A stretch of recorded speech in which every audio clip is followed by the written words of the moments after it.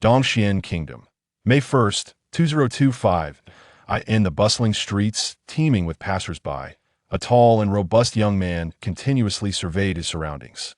He was clad in a black tactical jacket, paired with black cargo pants, and donned black hiking boots, exuding an aura of formidable strength. His name was Li Wenshan, hailing from the Blue Star. What on earth happened? I had a drink yesterday, and now I find myself here. Li Wenshan gazed towards the distant skyscraper screen, which proclaimed the celebration of the 80th anniversary of the Dongxian Kingdom's founding. I distinctly remember returning home after drinking last night. How did I end up standing here upon awakening? Ding dong. Host consciousness detected as restored. The civilization survival system is now officially online. Please claim your beginner's gift package. The sudden appearance of the system jolted him back to reality, prompting him to swiftly move to a quieter area to investigate. Li Wenshan, with an innate understanding, began to explore the system using his thoughts. The system interface was divided into three main sections: host panel, warehouse panel, and shop panel. Li Wenshan opened the host panel. Name: Li Wenshan. Gender: male. Strength: 12 average for adults is 10 agility. 10 average for adults is 10 stamina. 13 average for adults is 10 mental power. 12 average for adults is 10 skills. None influence. None. The warehouse panel was completely empty, devoid of any items. Shop panel points: 0 exchange rate. 1.1 gram of metal. Weapons not unlocked requires 1 ton of gold to activate. Skills not unlocked requires 1 ton of gold to activate. Resources not unlocked requires 1 ton of gold to activate. Personnel not unlocked requires 1 ton of gold to activate. Is the system even functional? Little AI, is this system devoid of artificial intelligence? Such a disappointment. Well, at least it's a golden finger. I shouldn't be too greedy, Li Wenshan mused. Suddenly, he noticed a system log in the upper right corner and promptly clicked on it. System log. System ID: ST1285751-3, developed by the high-dimensional civilization of Alawu. This system was originally intended as an auxiliary tool for civilization lords to cultivate barren lands, enabling them to establish the glory of their civilizations in harsh environments within a short time. Due to a malfunction in the Alawu civilization's system distribution, this system has inadvertently fallen into the hands of Li Wenshan from the Blue Star and erroneously activated a time-space traversal, transporting the host to the ancient desolate planet. Apocalyptic planet Ancient Star. In 5 years, the cosmic magnetic field perturbations will lead to global droughts, severe cold, abnormal air currents, polar days and nights, as well as the gigantism of insects. Hosts are advised to prepare adequately for the impending apocalypse. Having grasped the situation, Li Wenshan realized how he had come to be here. Well, since I'm here, I might as well make the best of it. After all, I was alone on the Blue Star with no aspirations. With this golden finger, I must endeavor to carve out a grand enterprise befitting my identity as a transmigrator. He then opened the beginner's gift package. Dongxian Kingdom Citizen ID: 10 million Dongxian coins in cash, property certificate for a lakeside villa in Yuhang City, Glock 17 pistol, and 100 rounds of 9mm ammunition. The relevant items have been allocated to the warehouse. Li Wenshan expressed great satisfaction with the beginner's gift package and promptly took a taxi to a mobile phone store to purchase a phone and computer. He also opened a bank account before returning to the lakeside villa provided by the system. Upon arriving at the villa, Li Wenshan opened his phone to search for information about the Dongxian Kingdom. This nation, ruled by a supreme leader, dominates the entire Asia-Pacific region and is regarded as one of the 3 superpowers alongside the Euro-Harmony Empire and the Eagle American Federation, while various smaller nations are subject to these 3 great powers. Currently, the international situation remains relatively stable, with no large-scale wars occurring, although minor localized military conflicts have arisen in a few areas. Overall, the global state is one of peace. In celebration of his future grand endeavors, Li Wenshan joyfully ventured to the market to buy ingredients for a celebratory meal. He visited a nearby fresh produce supermarket and purchased a grouper fish, a head of cabbage, and a bag of blue crabs. He also bought a case of premium beer from the beverage section and placed it in the refrigerator to chill. Taking to the kitchen, he prepared spicy cabbage, tofu grouper, and blue crab, pouring himself a beer to toast to a promising future. Li Wenshan did not have a high tolerance for alcohol, and after consuming a few bottles, he succumbed to unconsciousness. However, he was soon plunged into a nightmarish dream, where chaos reigned as people frantically sought refuge from an unseen terror. Suddenly, a massive insect the size of a small car seized a woman nearby and ascended into the sky. The following day, upon waking, the horrifying events of the previous night remained vivid in his mind, his body trembling involuntarily.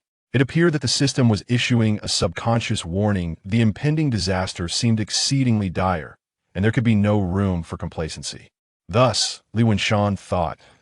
He promptly rose, washed up, and hurried to the villa's tea room to boil water and brew tea, lighting a cigarette. He pondered his next steps. Indeed, Li Wenshan felt utterly bewildered, for this was his first experience of transmigration.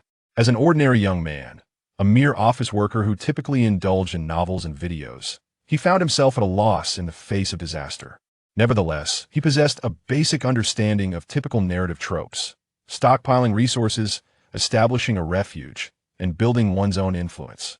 Yet with only just under 10 million Dongxian coins in hand, acquiring a solid refuge seemed a monumental challenge, let alone stockpiling sufficient resources to ensure his safety. With merely a handgun at his disposal, in a country where arms are prohibited, purchasing firearms was utterly impossible. He began to experiment with using his thoughts to store external items within the system's warehouse. But the warehouse remained unresponsive. Clearly, it was not designed for spatial storage. Attempting to acquire firearms from abroad, where they are not prohibited, seemed futile. At present, it appeared he was in dire need of assistance, and the system shop offered personnel exchange options. She needed to devise a plan to acquire 1 ton of gold to unlock these features. Now, how much does 1 gram of gold cost in the Dongxian Kingdom? He pulled out his phone and opened a search engine, discovering that 1 gram of gold costs 400 Dongxian coins, meaning that 1 ton would amount to 400 million coins. Where could he procure such gold? Robbing a bank seemed impractical, as banks might not hold such a vast quantity of gold. What to do? He found himself in a quandary. At that moment, a news alert popped up on his phone. In recent years, the Eastern superpower has been vigorously pursuing anti-corruption efforts, with various levels of disciplinary committees resolutely implementing central directives. They dare to tackle tough challenges and confront risks, continually intensifying the fight against corruption to stem its spread. In this context, several corruption cases have been exposed, demonstrating the determination to combat corruption and providing a stark warning to officials with dubious inclinations. On May 2nd, 2025, the Central High Court of the Dongxian Kingdom publicly announced the second trial verdict of the former district head of the Kyoto Technology Development Zone, Dong Jianhua, regarding charges of embezzlement, bribery, misappropriation of public funds, and collusion with organized crime. The court dismissed his appeal and upheld the death penalty. During his tenure, Dong Jianhua had embezzled over 1.637 billion Dongxian coins of state funds and accepted bribes exceeding 777 million coins, misappropriating 955 million coins and facilitating illegal activities for organized crime groups. The court deemed his crimes exceptionally severe, with a detrimental societal impact, warranting stringent punishment. Currently, the 2 tons of gold products embezzled by Dong Jianhua are on public display at the Kyoto High Court, highlighting the grievousness of corrupt officials. Thus reported the Dongxian Central News Agency. Upon reading this news, Li Wenshan conceived a bold idea. Chapter 2. The Golden Prize in the capital of Dongxian Kingdom. Within the Central High Court at precisely 1 o'clock in the afternoon, a multitude of exquisite gold artifacts was on display. Among them were commemorative coins featuring the 12 zodiac signs, golden steeds, and life-sized golden statues. Under the radiant sun, the entire scene shimmered with a resplendent golden glow. That corrupt official truly deserves condemnation. It would not be an exaggeration to say he merits a cannon aimed at him. Well, the corrupt official has already been apprehended. With the amount he embezzled, the death penalty is unavoidable without a pair of student-like visitors. 1 tall and 1 short expressed their indignation while touring the exhibition. Everyone remained vigilant, as it was imperative to ensure the utmost security during this mission. No visitor was to approach the gold. Understood? A commanding officer bellowed to the city defense troops preparing for a shift. Ensure the mission is accomplished. The ranks of soldiers responded in unison, their voices resonating powerfully. Subsequently, All soldiers marched in perfect synchrony to exchange posts with those stationed at various lookout points. However, at that moment, the gold vanished before the watchful eyes of the crowd. The sentinel immediately sounded the alarm, issuing a warning, while the soldiers on guard swiftly cordoned off the area where the gold had disappeared. Assuming a defensive stance, Sentinel, close the gates, enter combat mode. No one is to leave without my order. Squad leader, take your men and secure everyone in the court's parking lot, ensuring no one moves. The captain of the 1st Company of the 115th Regiment commanded loudly. Understood, replied the squad leader to Li Yang. Contact headquarters immediately, requesting reinforcements and asking the Kyoto Public Security Bureau to control the movement of personnel and vehicles within a 10-kilometer radius centered on the High Court. Yes, Captain. Headquarters, this is Li Yang, requesting a response. Headquarters received. Your unit is to maintain order at the scene. Support will arrive shortly, responded Wang Lei, the duty officer at the Kyoto headquarters. Yes. Immediately contact the nearby city defense troops to provide swift assistance and coordinate with the Kyoto Public Security Bureau to control traffic within a 10-kilometer radius centered on the High Court. Wang Lei instructed. Affirmative, Commander. This is the Kyoto City Defense Corps headquarters. A Level 3 operational order is hereby issued to the Kyoto City Nyen CI District City Defense Corps Subdivision, directing the 127th Regiment, 1st Battalion, 1st and 2nd Companies to proceed to the Kyoto High Court for support, under the full command of Battalion Commander Zhang Tao. Locate the missing gold and investigate the circumstances of its disappearance. Communication complete. Zhang Tao received. I guarantee the mission will be accomplished, the commander of the 127th Regiment responded. Upon receiving the operational orders from headquarters, Zhang Tao immediately transitioned into battle mode, retrieving his walkie-talkie from the communications section. Unit 1. Unit 1. Respond if you hear me, Zhang Tao said nervously. Unit 1 received. Came the reply over the walkie-talkie. Unit 1 leader, prepare your unit immediately to depart from the east gate of the base shortly. Your unit's defense duties will be temporarily transferred to Company 3. Did the Company 3 leader hear that? Reporting to the battalion commander, Company 3 received. Zhang Tao utilized the battalion's public communication channel, allowing all company leaders within the battalion to hear the conversation. Typically, the various company leaders and instructors within the 1st Battalion utilized this public channel for communication and to receive directives from Battalion Commander Zhang Tao. Each company also had its internal channels, which were generally inactive unless a special situation arose, prompting the distribution of communication devices to every soldier in a company. Unit 2. Unit 2. Respond if you hear me. Battalion Commander, Unit 2 received. Unit 2 received. Your unit is to prepare similarly to Unit 1, departing from the east gate of the base shortly, with defense duties also assigned to Company 3. Understood, Zhang Tao stated. Unit 1 leader and Unit 2 leader, you have 10 minutes to prepare for battle. After that, assemble in the parking lot. We will depart punctually from the east gate of the base towards the mission objective in 10 minutes. Unit 1 received. Unit 2 received. With that, the Unit 1 leader immediately sounded the alarm. Ding, ding, ding. The entire unit swiftly prepared for battle, and 10 minutes later, they would head to the troop transport parking lot. The Unit 1 leader commanded loudly. Received, replied the 1st squad leader. Received, echoed the 2nd squad leader. Received, affirmed the 3rd squad leader. Within the training ground, the voices of the squad leaders from Unit 1 rang out with determination. Soon, the soldiers of Unit 1 rushed to the armory, opening the door, methodically donning their gear, putting on camouflaged helmets, shouldering military backpacks, and carrying ammunition boxes as they assembled for the training ground. The entire unit advanced towards the troop transport parking lot at a brisk pace. Unit 1, move out, the leader commanded. As Unit 1 advanced, Unit 2 followed closely behind, with all soldiers quickly boarding the troop transport vehicles. Vroom, vroom, vroom. The diesel engines of the troop transport vehicles roared to life. As the convoy commenced its journey, the road leading from the base crunched beneath the tires, scattering the leaves that had accumulated on the ground in less than 30 minutes. The support from the Kyoto City Defense Corps headquarters and the control from the Kyoto Public Security Bureau were already in place.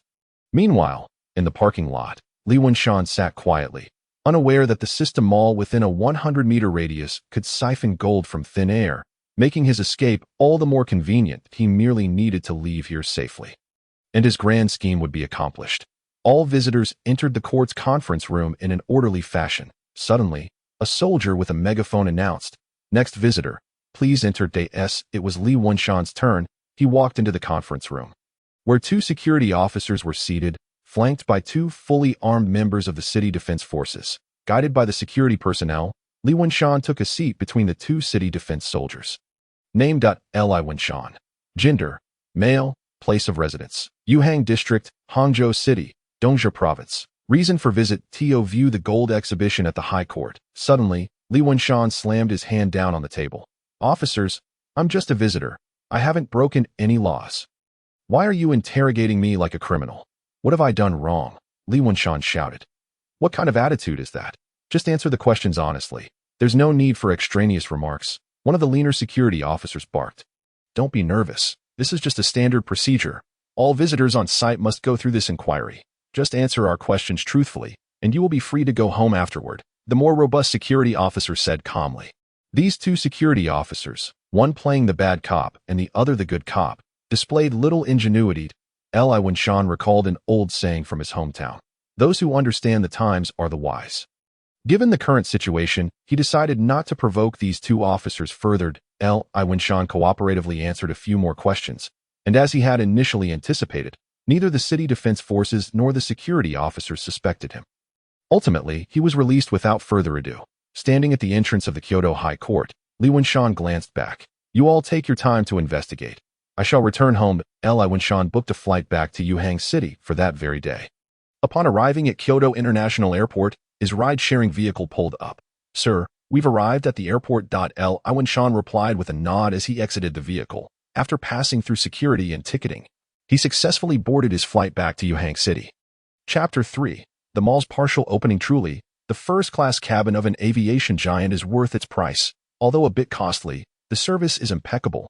Watching the enchanting flight attendant beside him, Li Wenshan reflected on the recent events. As soon as he boarded the plane, the sight of the flight attendant took his breath away. Several flight attendants in sleek black airline uniforms attended to the passengers, each one fair-skinned and beautiful. With finely chiseled features, they approached passengers with soft-spoken politeness, their smiles radiating warmth, showcasing their exceptional professionalism. After showing his boarding pass to one of the attendants, he followed her guidance towards the first-class section.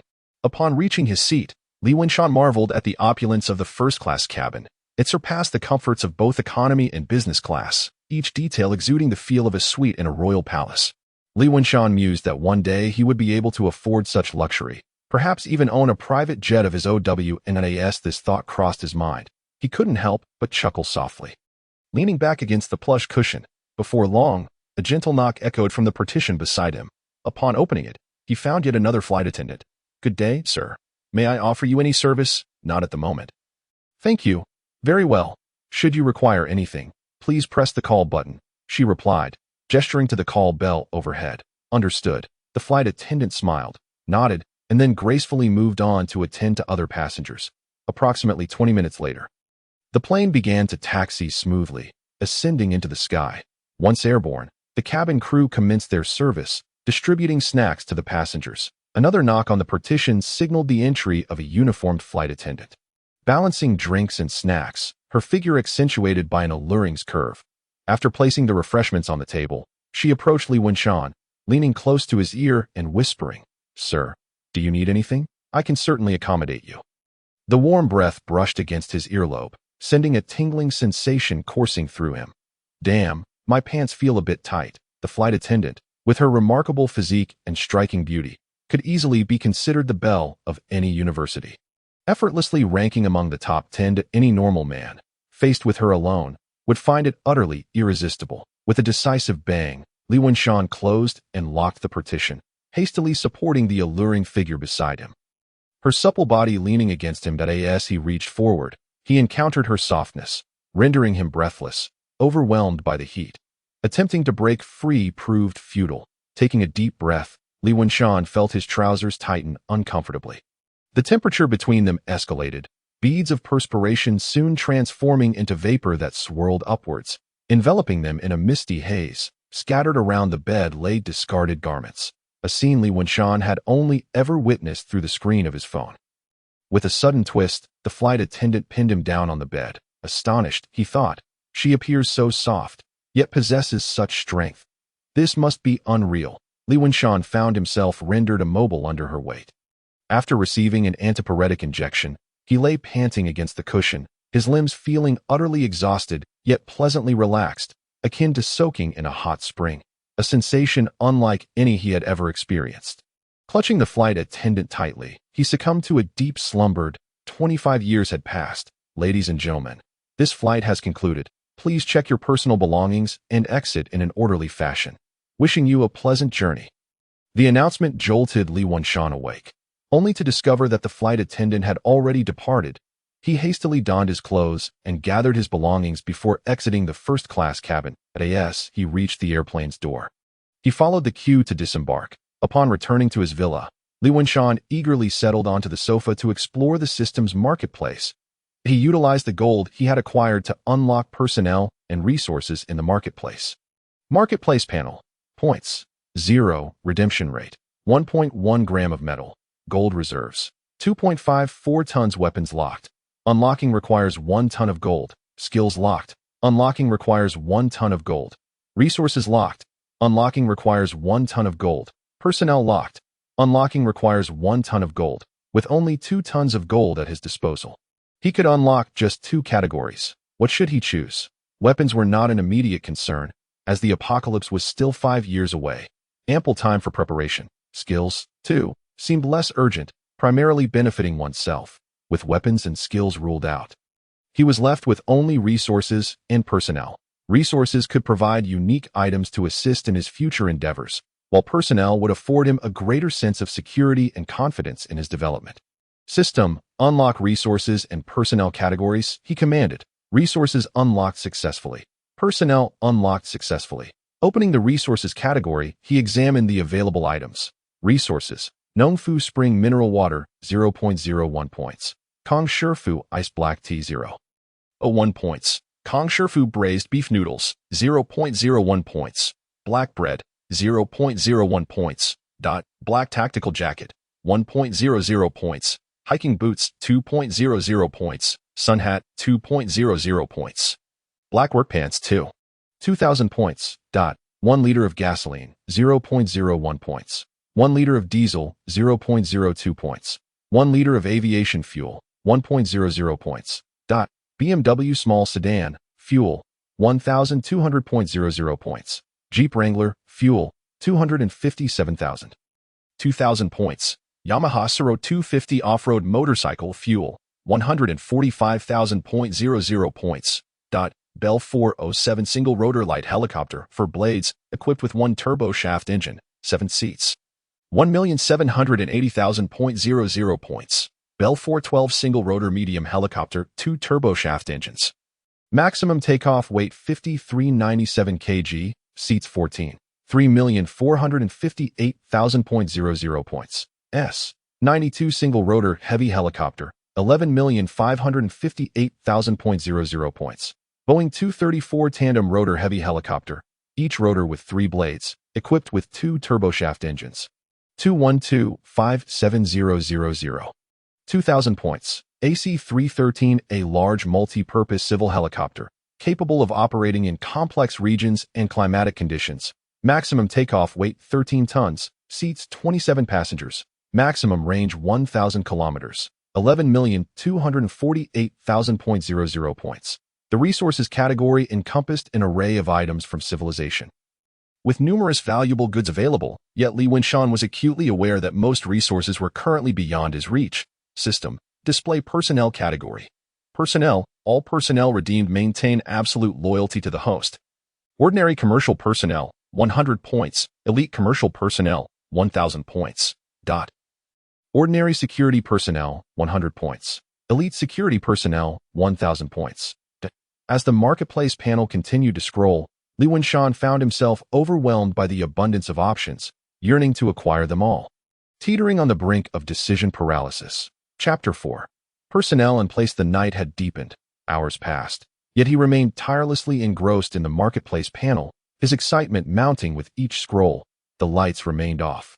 The moonlight filtering through the glass, casting a gentle glow on Li Wenshan's handsome visage. His eyes were shut, a faint smile gracing his lips, indicative of his contentment. Suddenly, he stood upright, captivated by a remarkable discovery.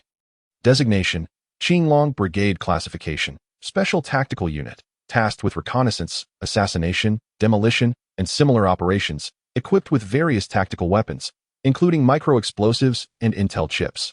Personnel, 1,000. 100 million.00 points. Designation: Zhuke Brigade Classification, Tactical Engineering Unit, a tactical engineering force providing air-to-ground fire support. Typically deploying assault wings for rapid battlefield entry, deploying tactical integrated mines, communication equipment, laser arrays, and other tactical weaponry. Personnel, 3,000. 100 million.00 points. Designation: Baihu Brigade Classification, Standing Army, Heavy Firepower Battlefield Suppression Unit. Designed for external skeletal enhancement and heavy firepower suppression, possessing high defensive capabilities. Personnel, 10,000. 100 million.00 points. Designation: Xuanwu Brigade Classification, Battlefield Long-Range Fire Support Unit, equipped with powerful railguns or energy weapons. Capable of deploying highly mobile vehicles to form rapid anti-infantry guerrilla units, with enhanced leg equipment to accelerate mobility. Personnel, 1,000. 100 million.00 points. These were treasures. Alas, they were currently beyond his financial means. He could only admire them from afar. At this moment, Li Wenshan was in dire need of talented individuals to help him establish a profitable company, for without funds and points, development would be impossible. With a thought, he initiated the system marketplace, redeeming 10 ordinary commercial personnel and 1 elite commercial personnel. 2,000 points deducted. Personnel redeemed successfully. As the system notification chimed, Li Wenshan stood up, glancing around the empty tea room. Realizing he was alone, the redeemed commercial personnel were not present. Where could they be? Just then, a knock echoed at the tea room door. Knock, knock, knock. Boss, we have arrived. Please enter. As the door swung open, 11 individuals stepped inside, an elite commercial personnel leading 5 men and 5 women. All ordinary commercial personnel. The elite among them stood tall at approximately 6 feet, clad in a black suit, his robust physique exuding an imposing presence, reminiscent of a well-tailored enforcer. Li Wenshan gazed at the business talents standing before him. Their posture as straight as a pine tree, satisfaction gleaming in his eyes. "What is your name?" he inquired, addressing the leader. "Boss, my name is Li Zixin," the leader replied, his voice resonating with confidence. "Li Zixin, what are your areas of expertise?" "Boss, we are well-versed in the commercial models and operations across various regions and industries worldwide." "Excellent. Very well." With that, Li Wenshan rose from his chair and approached Li Zixin. "I have a formidable task to entrust to you. Do you have the confidence to accomplish it?" "Boss, regardless of the task, we will face it with unwavering resolve and ensure its completion." "Good. I will provide you with 8 million. Your mission is to establish a company that can operate profitably within the shortest time possible." Li Wenshan fixed his intense gaze upon Li Zixin. "Understood. Boss, we will ensure the task is completed." After briefing Li Zixin, Li Wenshan sent them on their way, leaving the tea room in solitude, the only sound being the persistent bubbling of the kettle on the table. As dawn broke, the sun stretched lazily, casting its golden rays through the partially drawn curtains, warming the bedroom and bathing it in a golden hue.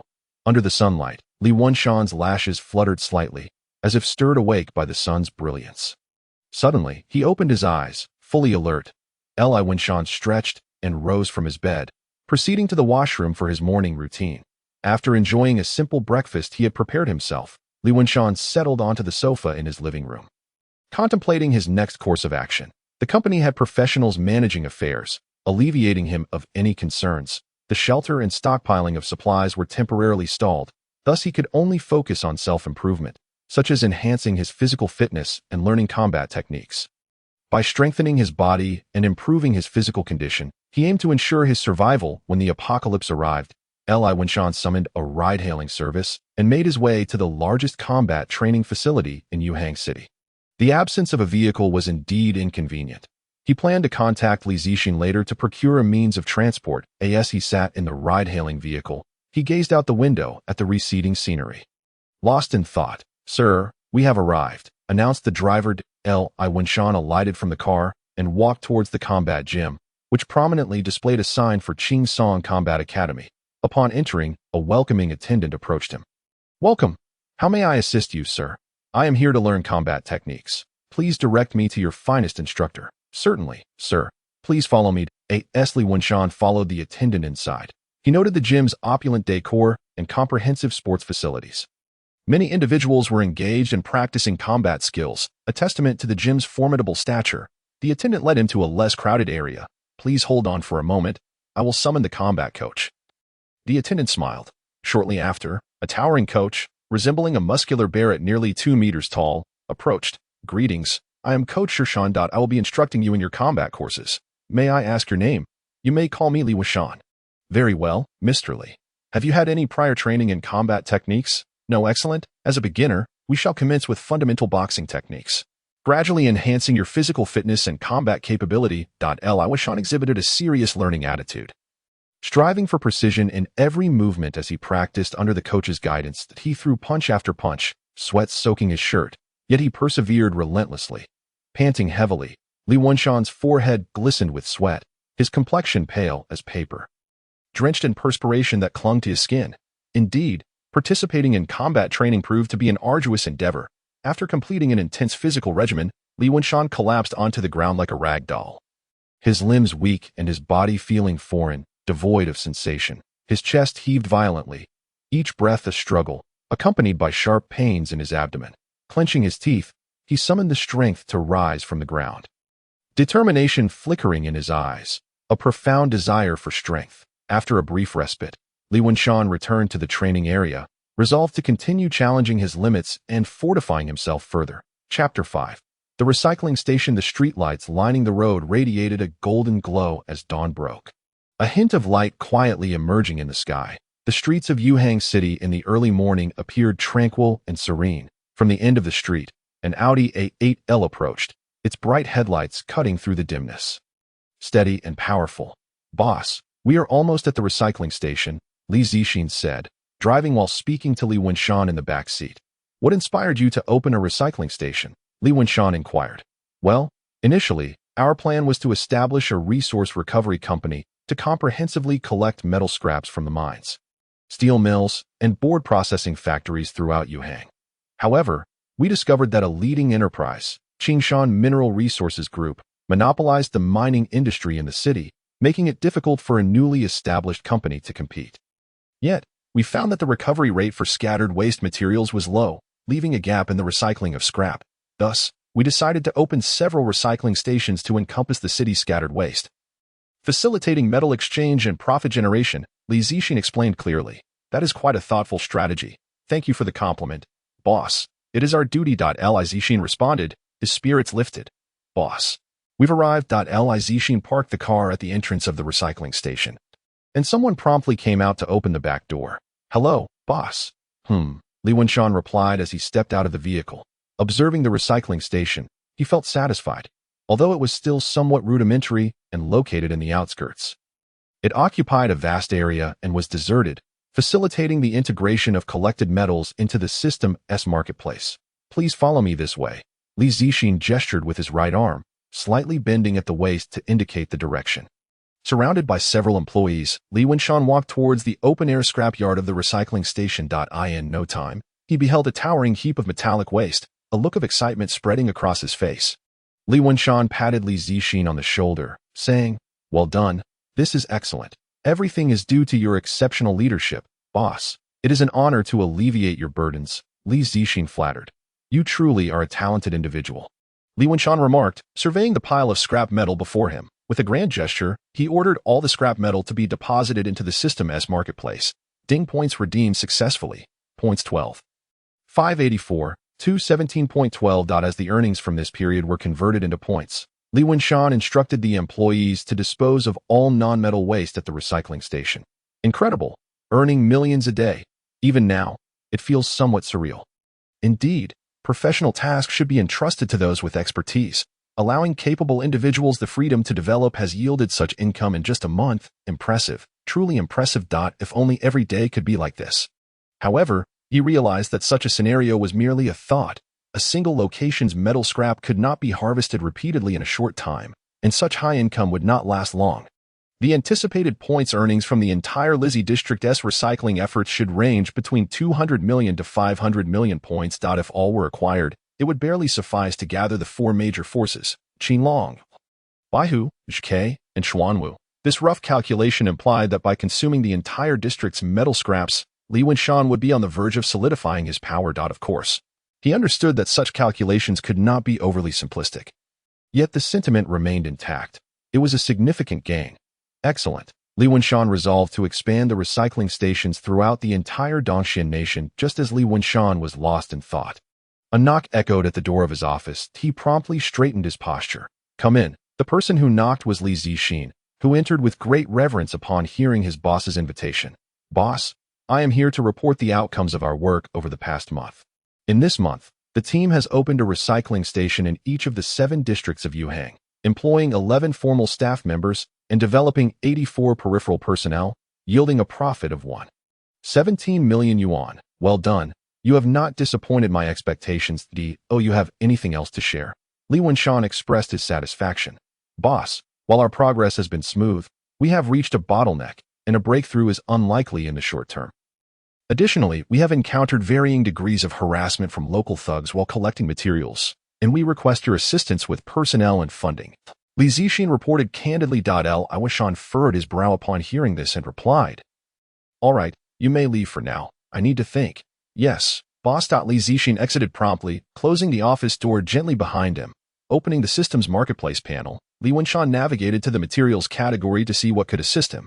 Skipping past daily necessities, he perused the high-tech products, noting several valuable items, though they were not yet feasible for their current situation, providing limited assistance. Suddenly, he stumbled upon the category for art, discovering not only modern artworks, but also ancient relics from the archaic star. All priced affordably, comparable to contemporary crafts. Materials: archaic star, De Chu Dynasty Chu Huaiwang, Sword of the King, 30.00 points, De Chu Painter Zhuang Baifan, Autumn Mountain Rainfall Painting 2,000 points.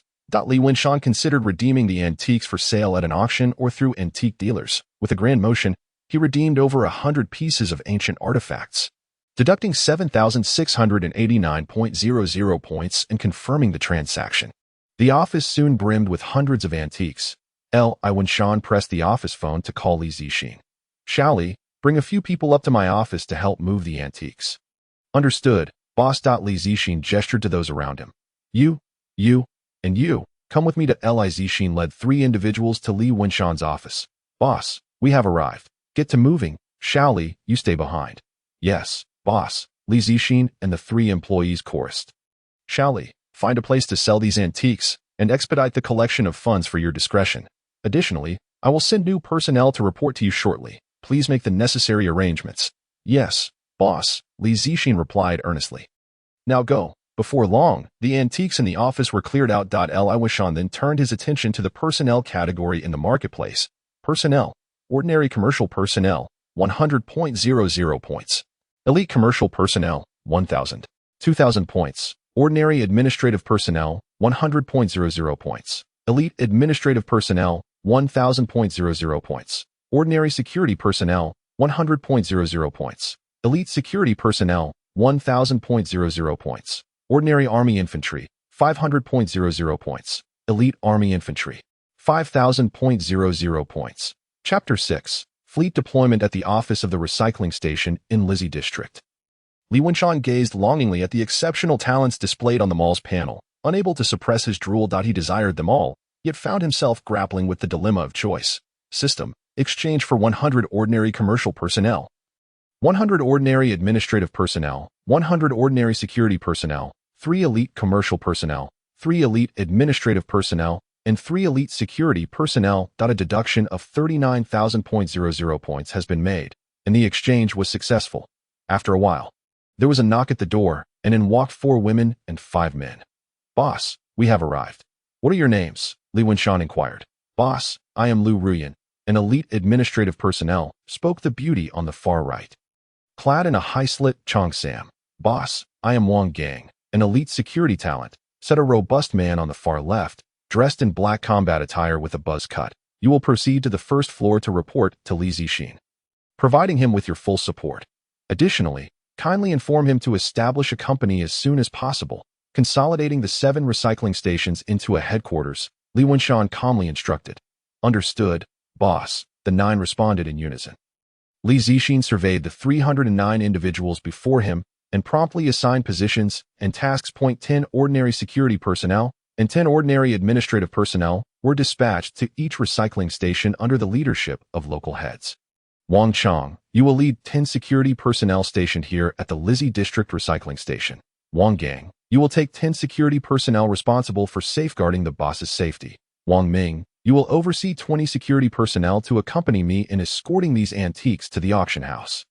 Li Ning, you will take 10 commercial personnel to scout for a building to serve as the headquarters. Lu Ruyan, you will take 5 commercial personnel and 5 administrative personnel to assist me with the antique auction matters. The rest will remain on standby. Understood? Li Zixin declared loudly. Understood. Everyone chorused. Very well, let us spring into action, Li Zixin commanded. Under Wang Ming's guidance, 20 security personnel meticulously placed the antiques into wooden boxes and transported them to the awaiting vehicle.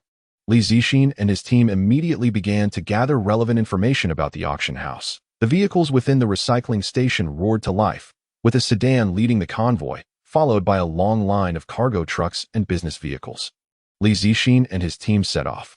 Observing this, the security personnel at the entrance hurriedly opened the iron gates of the recycling station, ensuring an unobstructed route for the convoy. A horn blared, announcing the departure of the fleet. Not long after the convoy set off, they overtook an elderly man riding a tricycle. Wow, where did all these vehicles come from? Is there some distinguished guest inspecting this place today? The old man queried with astonishment. As Li Zixin drove through the bustling morning rush hour, the road was filled with vehicles, and the pace was slowed. At that moment, Lu Ruyan inquired, Mr. Li, which auction house are we heading to?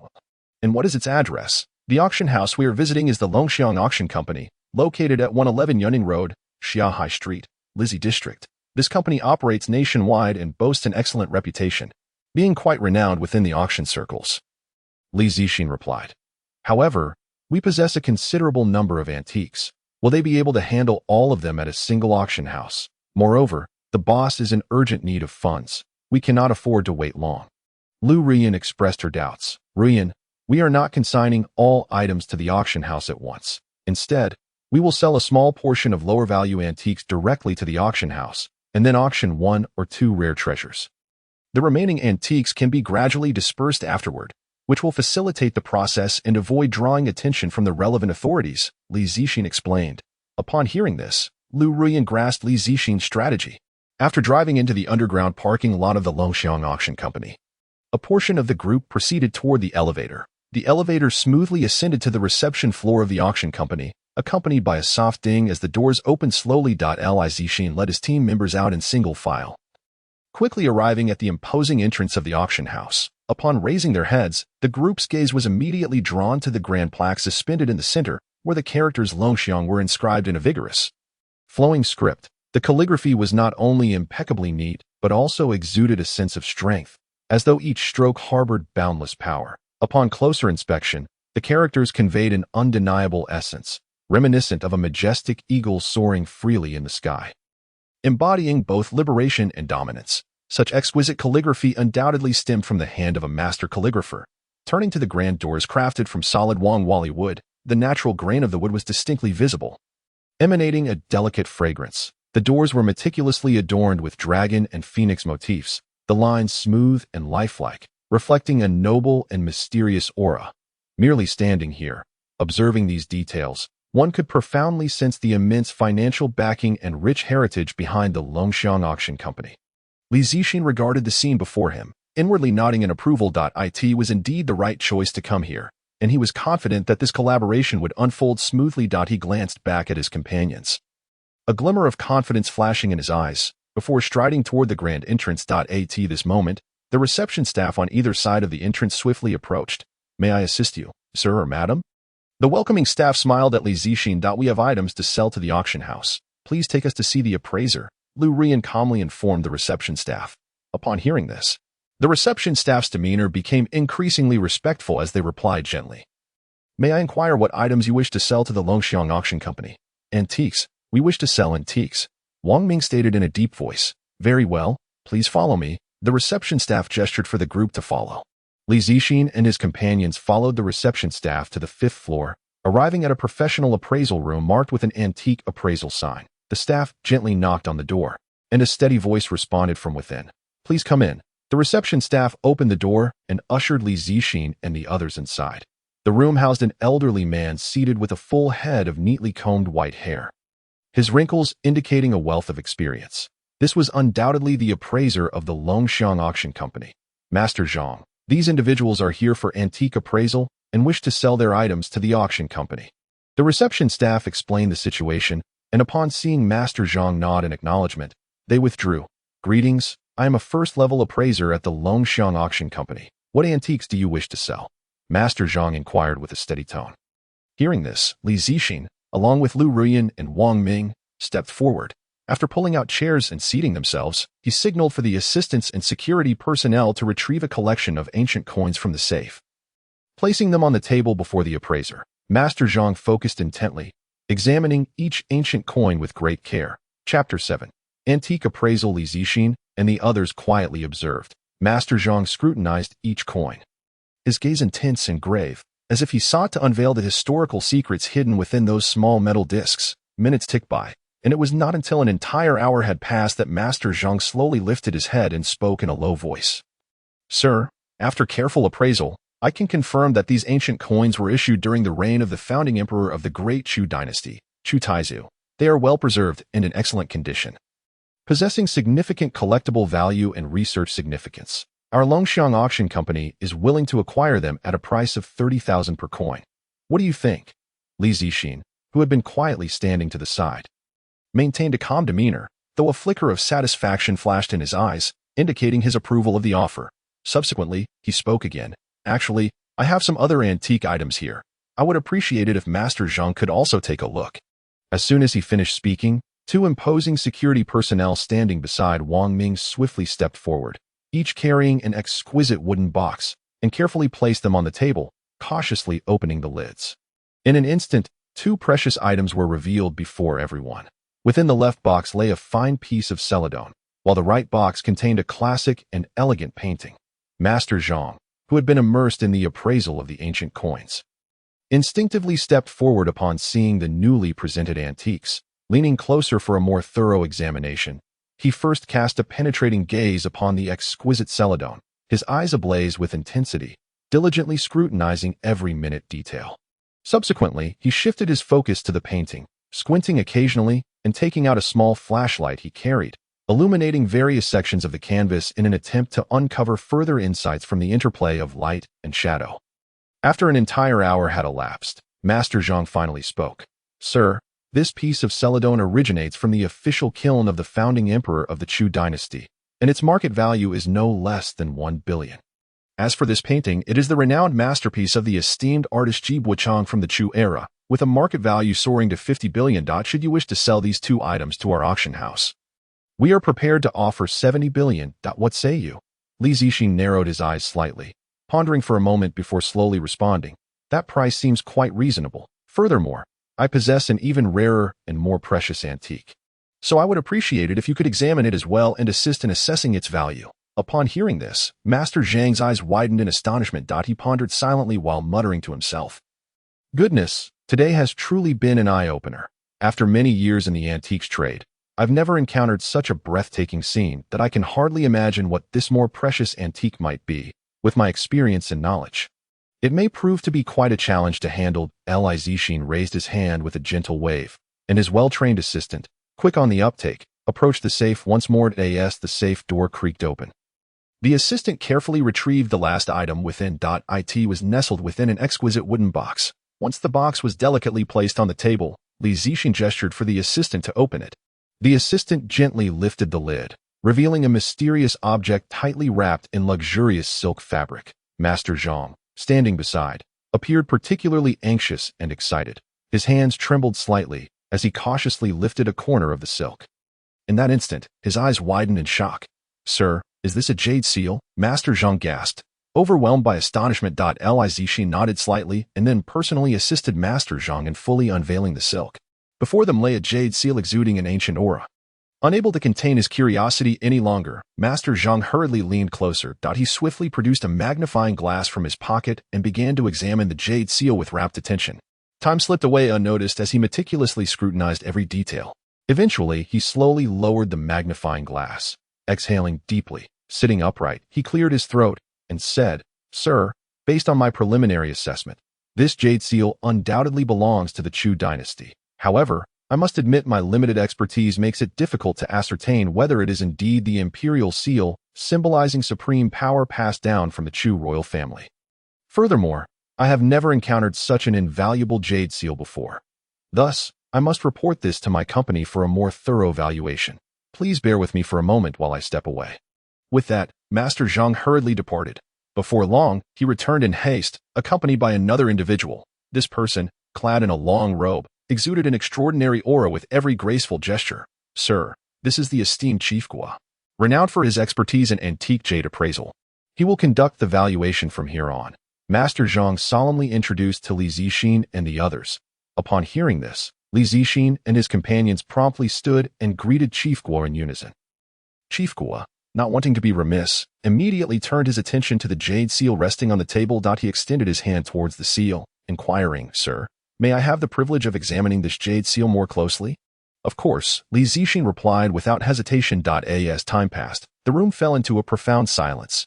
Chief Gua donned gloves and carefully lifted the jade seal, immersing himself in the appraisal process. He leaned closer, squinting to examine every intricate detail, occasionally brushing his fingers over the surface, and even inclining his ear as if listening for echoes of history from those delicate features. Thus, time quietly drifted by until Chief Gua finally set the jade seal down. Yet he did not conclude the appraisal there. He continued to meticulously observe the seal's texture and color, scanning it inch by inch with a magnifying glass, and then rigorously examining its shape and engravings, leaving no potential discrepancies unexamined. After a considerable duration, Chief Gua exhaled deeply and gradually returned to his seat. He adjusted his posture slightly, cleared his throat, and spoke softly, "Sir, this is undoubtedly the imperial jade seal of the great Chu dynasty. However, our auction house, Longxiang, lacks the capacity to purchase it outright. We can only auction it. How does that sound?" "That will suffice," Li Zixin replied with a steady tone. "In that case, the auction of your imperial jade seal will require half a year for preparation, with an anticipated auction price of no less than 200 billion. I can personally assure you that the auction fee will be set at 10%. If you agree, we can proceed to sign the auction contract. Additionally, for your previous antiques, our Longxiang auction house is willing to acquire them for a total of 71 billion. Are you satisfied with this?" "That sounds splendid." Shortly thereafter, Master Zhang returned with 8 checks and accompanying documents. Li Zixin carefully placed the checks and documents into his briefcase for safekeeping. "Now that this is settled, we should take our leave," Li Zixin stated. "Very well, I look forward to your next visit." Chief Gua replied, handing over his business card. Li Zixin accepted the card and, along with his entourage, returned to the vehicle convoy, exiting the underground parking lot. Upon arriving at the recycling station, Li Zixin promptly rushed to Li Wenshan's office with the checks in hand. "Boss, we have received 71 billion, and we anticipate an additional 200 billion in 6 months. Li Wenshan beamed as he regarded the check handed to him by Li Zixin. "Well done, Xiao Li. I never imagined we could sell for such a sum. Take this check to the bank for exchange, and then establish a company to transfer the funds into its account. Furthermore, inform Li Ning to purchase a building for our headquarters. We can certainly afford it. Not skimp on expenses. Ensure we acquire the best and most expensive for all company acquisitions. Understood?" "Yes, boss. I will attend to it immediately," Li Zixin replied firmly. "Go on and expedite the process." Li Wenshan instructed. Li Zixin carefully secured the checks and promptly exited. Chapter 8. 71 billion received. Li Zixin arrived at the renowned Huahua Bank in Lizhi District to exchange the checks. After the staff received the checks, they promptly summoned the bank president. "Good day, sir. May I ask your name?" "I am Ji Guanzhong, the president of this bank. Here is my business card for your perusal." The bespectacled Ji Guanzhong approached with a smile, bowing slightly as he extended his card to Li Zixin. Li Zixin stood tall and composed, adjusting his glasses as he accepted the card, raising an eyebrow as he addressed Ji Guanzhong. "I am Li. What brings you here, President Ji?" Under the illumination of the lights, Li Zixin exuded an air of authority. "Mr. Li, this is not the appropriate place for conversation. Please, allow me to escort you to my office where we can discuss matters in detail," Ji Guanzhong suggested, gesturing towards his office with an open palm. Li Zixin, noting the sycophantic demeanor of President Ji, refrained from further comment and proceeded in the direction indicated as they approached the office.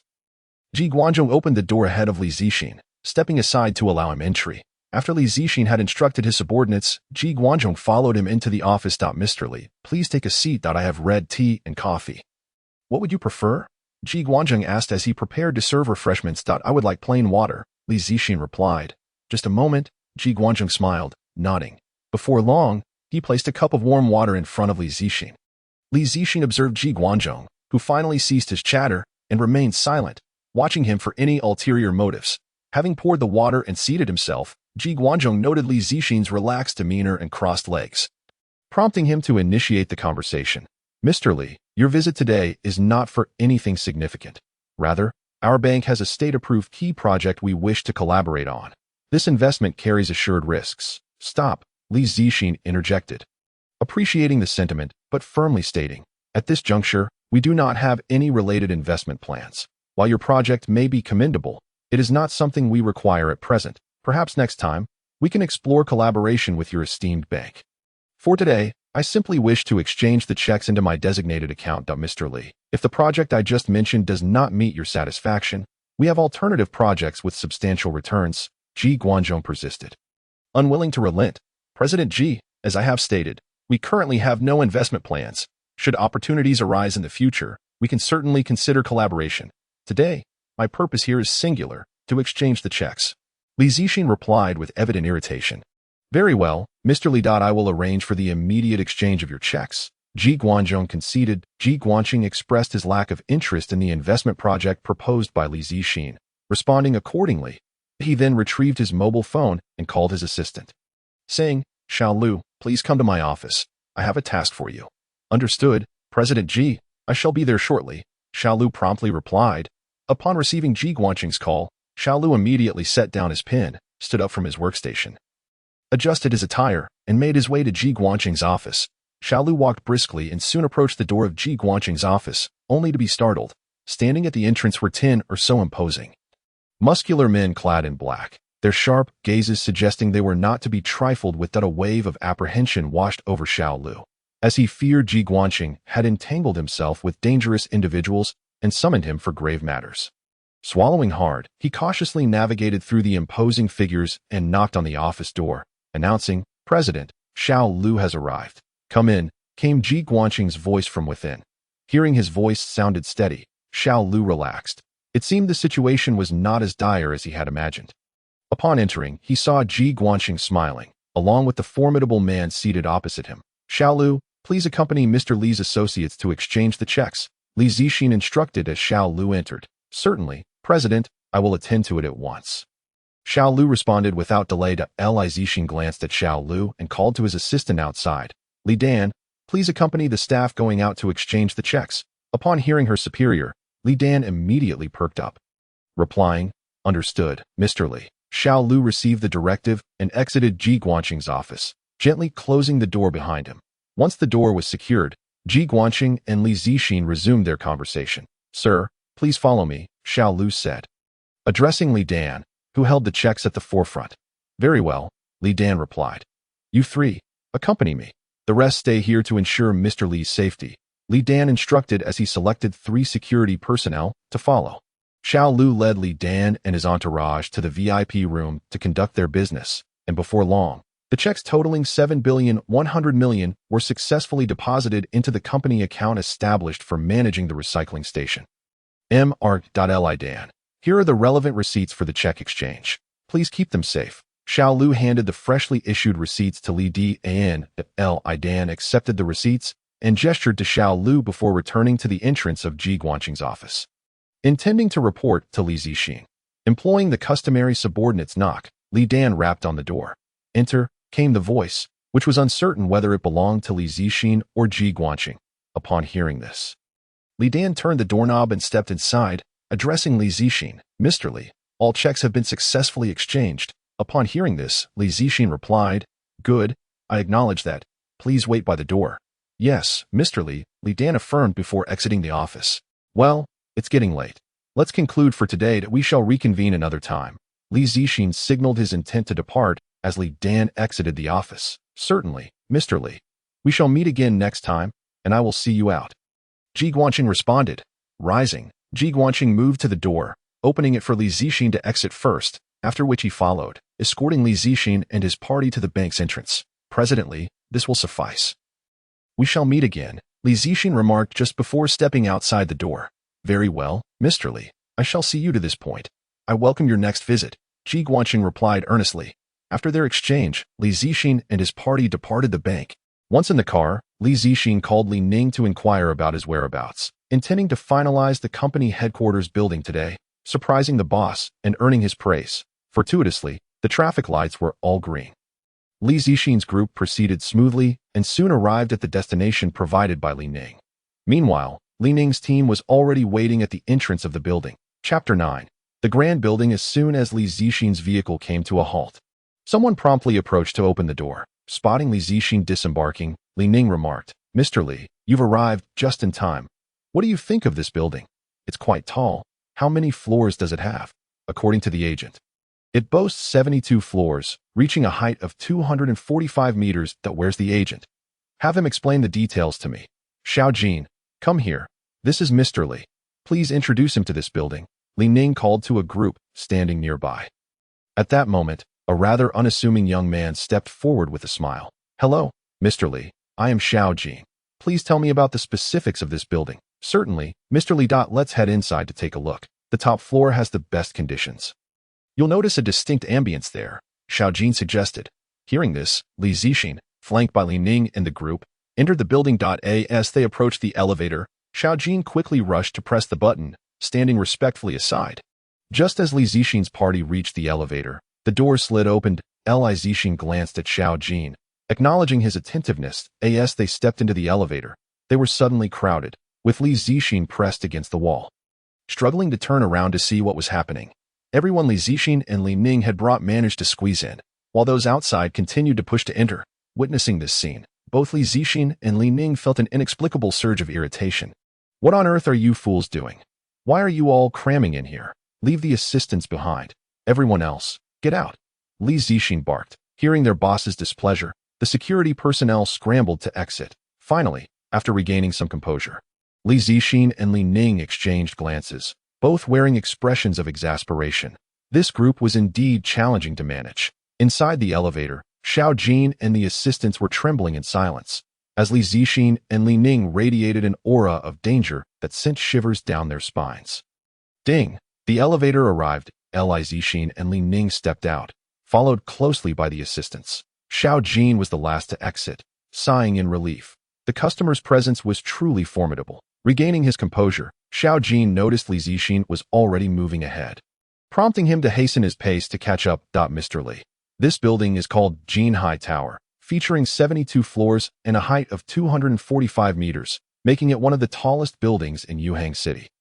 Xiao Jin explained as he led Li Zixin to a panoramic window to look down. What does the surrounding area look like? Li Zixin inquired, observing the bustling traffic below, akin to ants in motion. The vicinity is primarily occupied by corporate skyscrapers. 0.2 kilometers away lies Yuhang City's largest shopping mall, complemented by comprehensive transportation facilities, including a bus station and a subway station right at the entrance. Xiao Jin hurriedly replied, What is the internal situation of this building? Li Zixin continued his inquiry. Currently, Jinhai Tower, having just been constructed by Jinhai Group, has yet to host any tenants. Only a few security personnel and maintenance workers from Jinhai Group are present to oversee the building. Xiao Jin explained. Good, very good. By the way, how far is Jinhai Tower from the municipal government building? Li Zixin pondered, concerned that proximity to the government building might complicate matters. The municipal government building is 15 kilometers away. Since Mayor Wei Wei took office 3 years ago and initiated sweeping reforms to the business environment in Yuhang City, local enterprises have generally distanced themselves from the Wei Wei administration, resulting in corporate skyscrapers being situated further from government departments. Xiao Jin remarked. Xiao Jin, what is the asking price for this building? Li Zixin inquired. Jinhai Group has quoted 11 billion, but they are currently facing some issues and urgently need funds. So there is room for negotiation, Xiao Jin replied. All right, contact Jinhai Group now and have them send someone over to discuss the price. Instruct them to act swiftly. Time is of the essence. Li Zixin stated calmly. Understood, Mr. Li. I will contact them immediately, Xiao Jin responded before hastily moving to a quieter area. He pulled out his Apple 15 Pro Max and began reaching out to Jin Hai Group to expedite their arrival. After hanging up, Xiao Jin quickly returned to Li Zixin's side. Mr. Li. Jin Hai Group has dispatched personnel, expected to arrive in 10 minutes, Xiao Jin said, his tone obsequious. Once this transaction is completed, I shall not neglect your share. Li Zixin promised, gazing down at the bustling traffic below. Hearing of an additional potential benefit, Xiao Jin gratefully replied, Thank you, Mr. Li. A sudden screech of brakes echoed, and within 8 minutes, representatives from Jin Hai Group arrived at the entrance of Jin Hai Tower. Making their way to the top floor, ding, the elevator doors opened. 3 men and 3 women emerged, led by a striking woman clad in a black suit and a form-fitting black skirt, exuding professionalism. Which one of you is Mr. Li? The poised woman approached Li Zixin and inquired before even fully settling her stance. I am, Li Zixin replied, standing confidently at the center. Greetings, I am Jin Chanchan, the lead negotiator for Jin Hai Group. She introduced herself. Mr. Jin, let me be forthright. We are willing to offer 8 billion for the entirety of Jin Hai Tower, Li Zixin declared assertively. Mr. Li, business is not conducted in such a manner. You cannot simply come in and propose such a drastic cut. Moreover, this is not the appropriate venue for negotiations. Allow me to treat you to dinner at Jin Hai Grand Hotel, where we can discuss matters thoroughly, Jin Chanchan suggested. After Jin Chanchan finished speaking, she cast a flirtatious glance at Li Zixin, her eyes shimmering with allure. Li Zixin, however, remained resolute, undeterred by any distractions that could sway his commitment to serving his boss. Jin, this environment is quite pleasant. Let's discuss matters here, he suggested. Very well, but the 800 million you mentioned is utterly impossible, Jin Chanchan replied, furrowing her brow. Thus began a spirited debate over pricing between the Jin Hai Group and Li Zixin's team. Li, we simply cannot go any lower. The construction cost of this building exceeds 900 million, and the land itself is quite expensive. By acquiring it for 900 million, you would undoubtedly be profiting. Jin Chanchan insisted, her patience wearing thin under Li Zixin's relentless negotiation tactics. All right, to honor Mr. Jin today, we shall settle at 900 million for the Jin Hai building, Li Zixin conceded, unable to suppress a triumphant smile at having secured a good deal. Li, here is the purchase agreement. Please review it and sign if everything is in order. Jin Chanchan handed the contract to Li Zixin. After a careful examination, Li Zixin penned his name, having established a temporary resource recovery company not long ago. With himself as the legal representative, the purchase agreement was duly executed in duplicate, one for each party. A pleasant collaboration, Mr. Li, Jin Chanchan remarked. Indeed, a fruitful partnership, Li Zixin echoed. I will ensure that the subsequent formalities are handled by my team. I shall not intrude any further. Until next time. With that, Jin Chanchan gracefully departed, her heels clicking against the floor. With the building secured, Li Zixin contemplated reporting back to his boss and proceeding with the establishment plan for their group company. He waved his hand decisively, proclaiming, Homeward Bound. Chapter 10. Getting back on track. A splendid day began at dawn. Li Wenshan yawned, stretching languidly and exhaling a breath of stale tea. That moment, a fish-like leap propelled him from the confines of his blankets. Clad in white pajamas, Li Wenshan made his way to the bathroom to freshen up before swaggering out of his room. Descending the fragrant wooden staircase, he caught sight of a figure bustling about in the kitchen. He Jingjing, an elite administrative officer currently serving as his personal secretary, emerged from the kitchen carrying a plate of breakfast. Upon noticing her boss, He Jingjing smiled sweetly. Good morning, boss. Breakfast is ready. Please come and dine. Good morning, Secretary Li Wenshan replied calmly. He sauntered over to the dining table, pulling out a chair behind him. He Jingjing then set the breakfast before Li Wenshan. Upon seeing the dish, he raised an eyebrow. Why is it rice rolls? Rice rolls are rich in protein, starch, vitamins, and trace elements, and they aid digestion when consumed in the morning. Please enjoy, boss, He Jingjing playfully remarked. Very well, I shall give it a try. Li Wenshan responded, using his chopsticks to take a bite. Quite delectable, far superior to what I've had at restaurants before, he complimented He Jingjing. After savoring the rice rolls, Li Wenshan turned to her again. Xiao He, what is the current status of each group's plans? Boss, all teams have completed the preliminary plans, and the location for the company headquarters has been confirmed, He Jingjing reported. Please contact the group leaders. I want everyone to gather at the company headquarters for a meeting at noon, Li Wenshan instructed. Understood. Boss. I will make the arrangements immediately. As soon as Li Wenshan's vehicle came to a stop, his right-hand man, Li Wenshan, rushed forward to open the door. Li Wenshan stepped out with purpose, and the waiting band promptly began to play a welcoming tune. Welcome, boss, to inspect our work. Your presence honors us greatly. Li Wenshan flattered. Well done. Take me inside for a tour. Li Wenshan replied. At your service, please follow me, Li Wenshan responded. Surrounded by a throng of supporters, Li Wenshan entered the Jinhai building. After a brief tour, he made his way to the conference room. The boss has arrived. All rise. The assembled staff stood as Li Wenshan strode towards the head of the table. Adjusting himself, he began. Thank you all for your hard work. I have reviewed your progress reports, and I am pleased to announce that the Gene Viper Group is officially established, and the Jinhai building shall henceforth be known as Wenshan Building. Applause erupted from the leaders present. Now, I will assign the next phase of tasks. Li Wenshan, you will continue to oversee the antique trading and fund recovery. Yes, boss, Li Wenshan promptly affirmed. Li Ning, you are in charge of the militarized renovations of the building. Ensure that Wenshan Building is fortified like an impregnable fortress. I will guarantee its completion, Li Ning asserted confidently. Lu Ruyan, you are responsible for the procurement of essential supplies. It is imperative that the company is well stocked with survival resources for the impending apocalypse. Understood. Boss. He Jingjing, you will lead the acquisition of substantial quantities of gold. The more, the better. Got it, boss.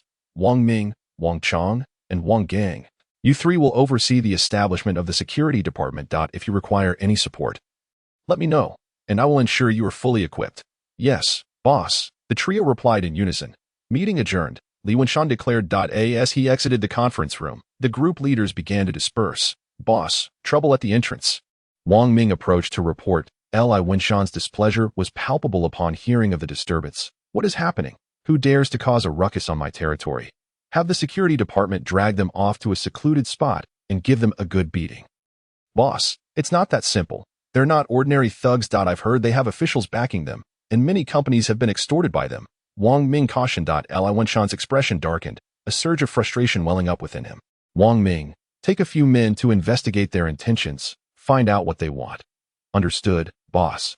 I will proceed at once. At the entrance of Wenshan Building, a crowd had gathered, with two factions facing off. One side comprised a dozen neatly dressed security personnel wielding batons, while the other consisted of around 50 disheveled thugs, decked out in bizarre attire and sporting colorful hair, brandishing various weapons. The leader of the thugs, with his bright yellow hair and an air of arrogance, bellowed, "Where is your boss? Come out and greet me. We came here for a drink of water, and you have the audacity to keep us outside. Do you want to die?" One security officer, attempting to defuse the situation, stepped forward. "Sir, please remain calm." The thug, angered by the interruption, swung his steel pipe and shouted, "Brothers, show these pathetic security guards our might." With that, the yellow-haired thug charged at the building's security, brandishing his weapon. The security personnel gripped their batons tightly, and as the thugs rushed in, they struck down with force. 10 officers formed a circle, continuously repelling the oncoming thugs, coordinating their movements to ensure one-on-one confrontations. They pushed back wave after wave of attackers, but their stamina began to wane, and the power behind their strikes diminished. The thugs, relentless in their assault, rained blows upon the security officers, who, despite their training, struggled to withstand the barrage. Finally, one security officer roared, "Damn you," and swung his baton at the red-haired thug, knocking him to the ground. However, he could not withstand the onslaught, as a green-haired thug struck him from behind, causing him to bleed profusely and collapse.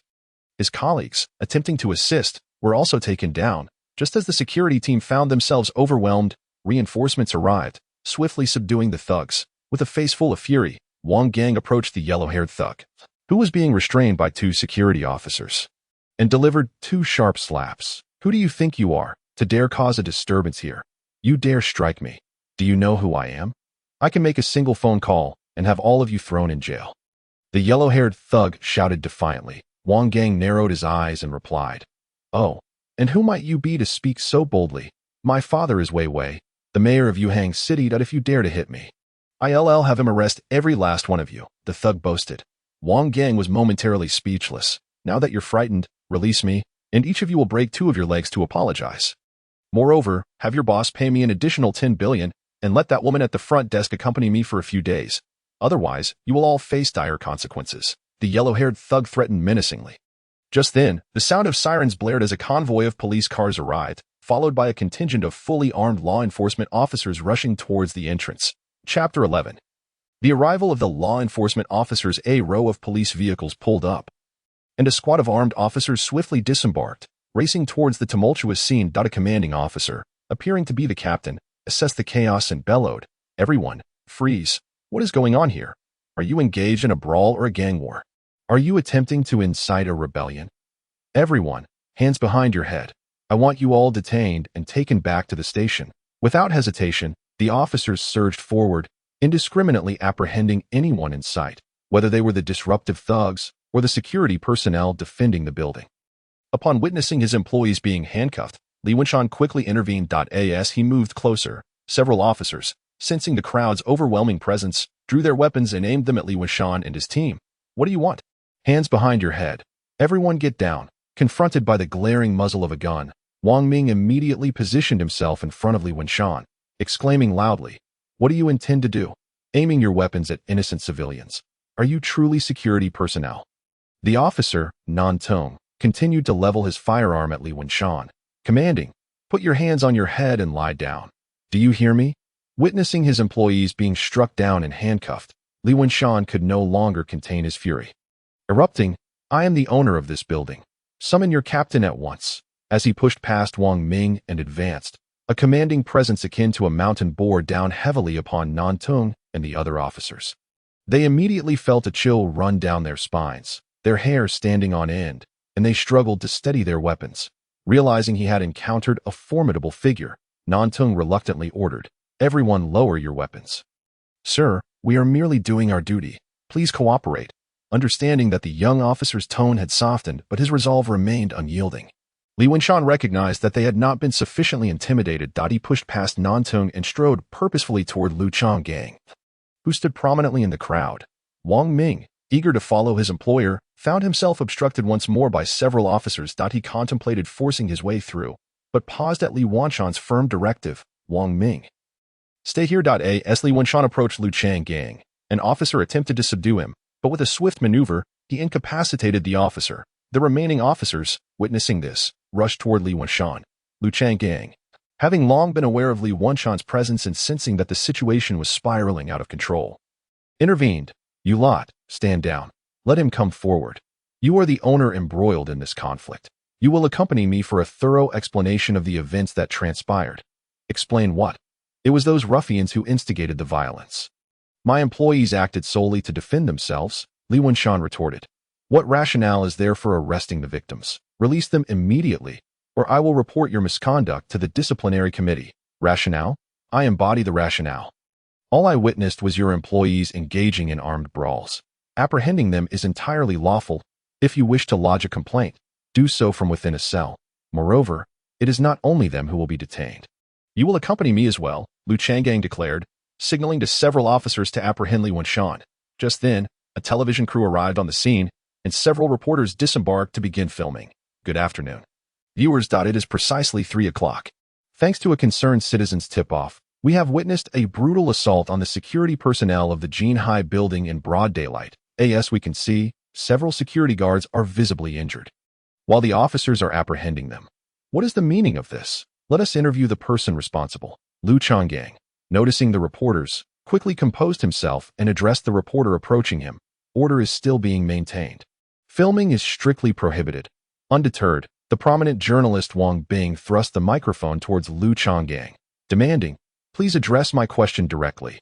Why are you arresting the security personnel?"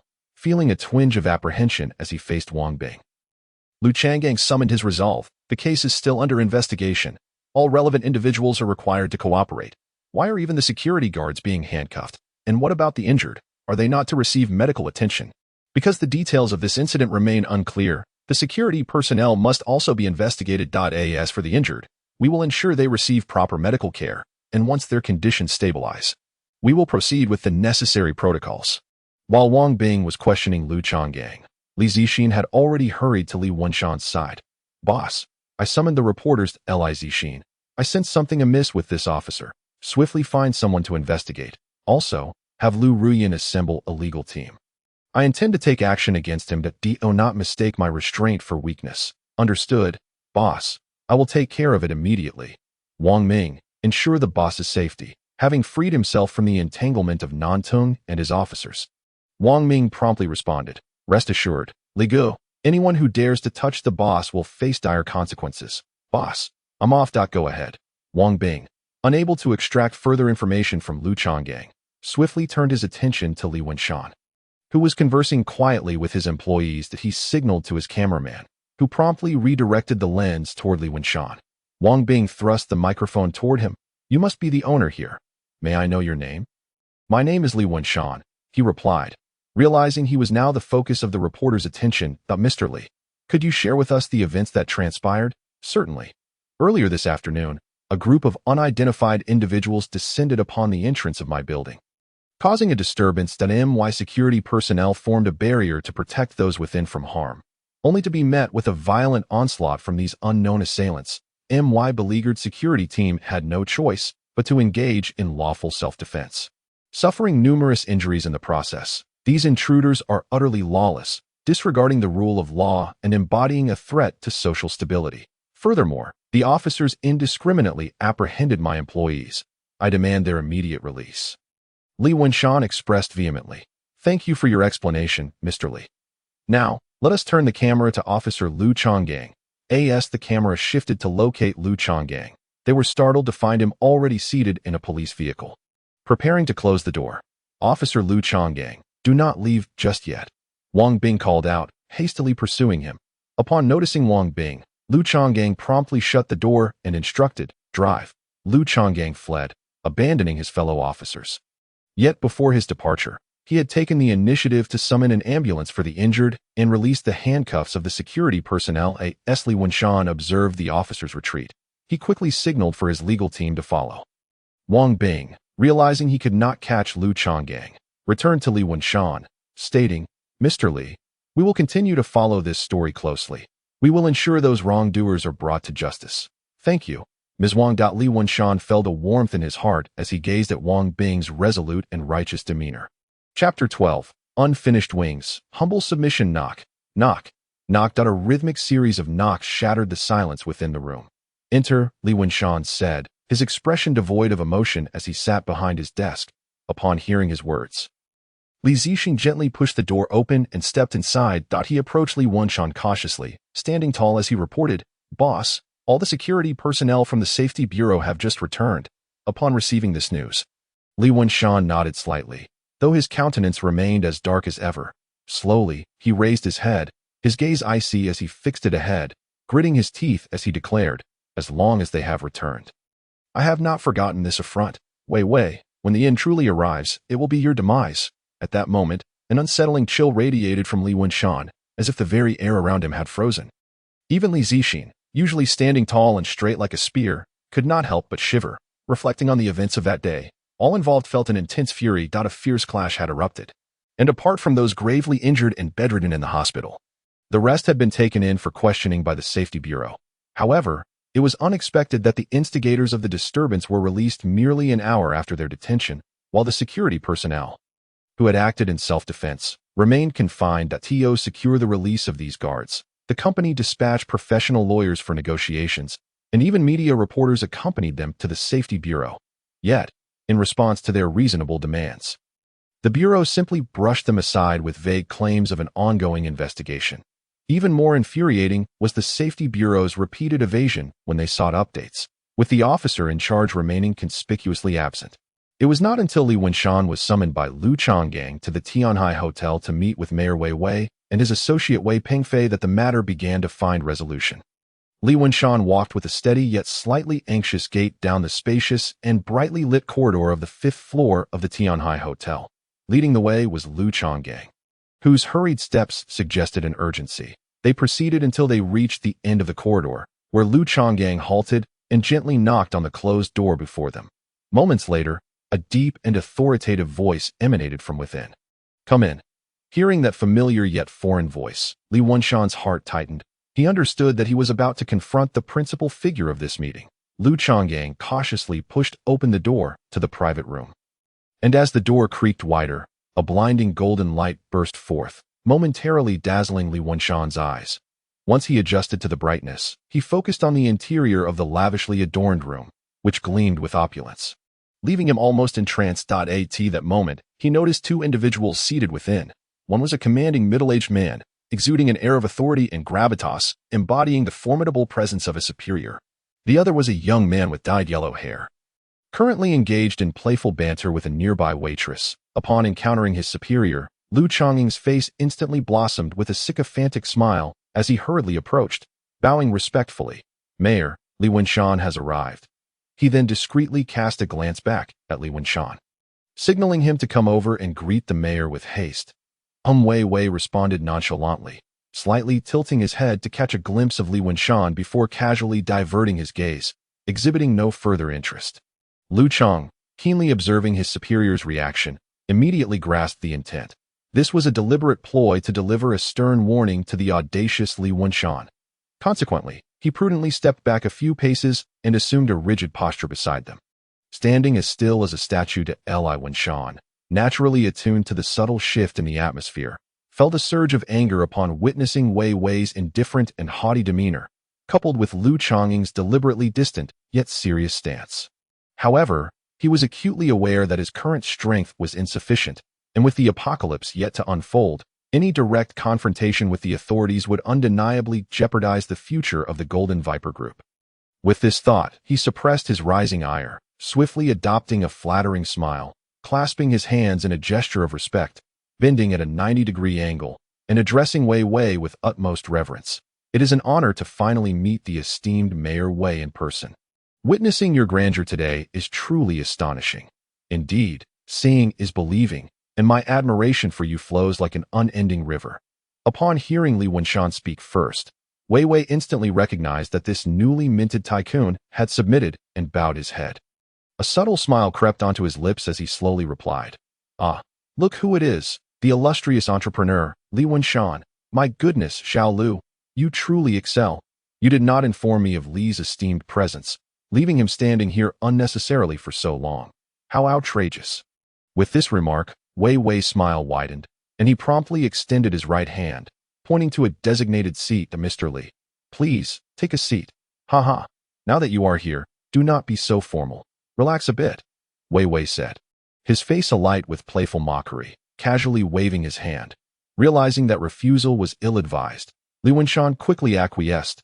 "Very well, since Mayor Wei has said so, I shall not be polite." He then approached the indicated seat and settled down.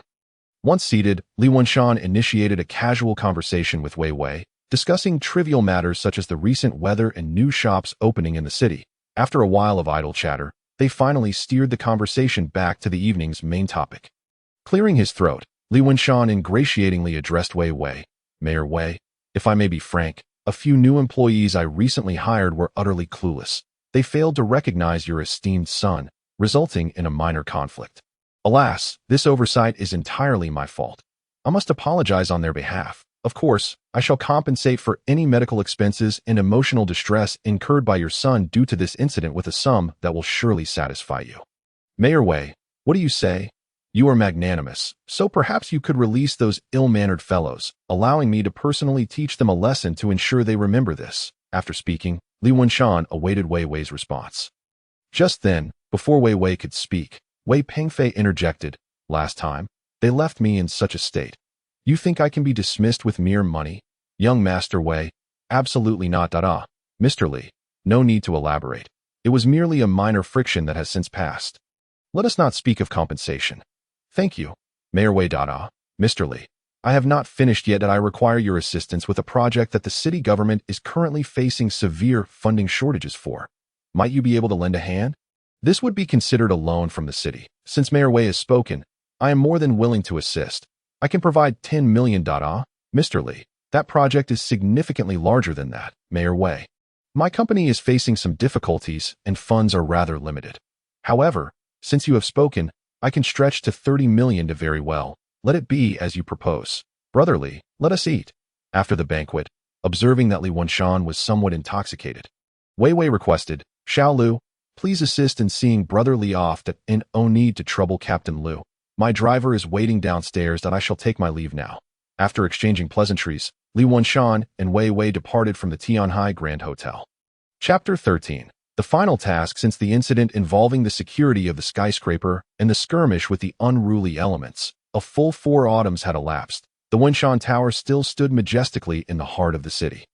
Towering into the clouds with grandeur, sunlight cascaded upon the building's glass facade, refracting dazzling rays. Suddenly, a steady and powerful knocking shattered the tranquility of the office. Knock, knock. Boss, the Golden Viper troops are fully assembled. Outside, Li Zixin's deep and serious voice resonated at this moment. Li Wenshan's resolute visage appeared particularly grave. Gazing through the panoramic window, he surveyed the bustling streets below, where vehicles flowed like a river and pedestrians hurried along. This scene of prosperity and tranquility stirred a sense of reflection within him. However, he was acutely aware that such serene days were soon to be challenged by monumental trials, that the storm of apocalypse was silently brewing. And they must be thoroughly prepared to confront it. Li Wenshan silently regarded the world outside, pondering, such days are truly numbered. Everyone must cherish them.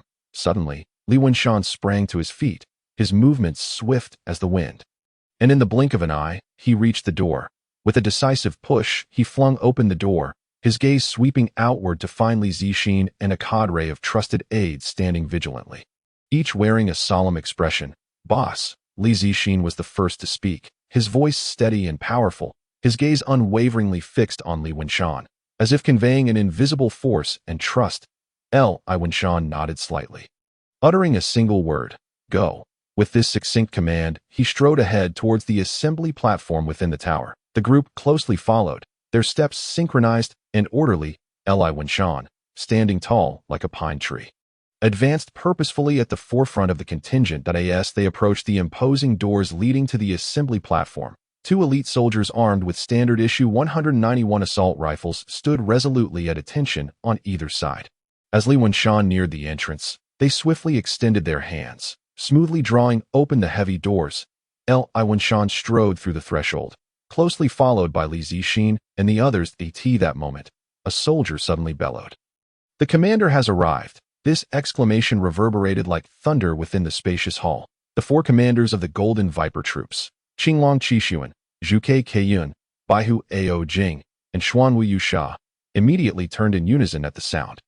In perfect synchrony, they saluted the newly arrived Li Wenshan, who steadily returned their salute as he ascended the platform. From his elevated position, he surveyed the formidable Golden Viper troops clad in advanced exoskeleton armor. The soldiers stood in immaculate formation, appearing as a perfectly straight line, as if measured with a ruler.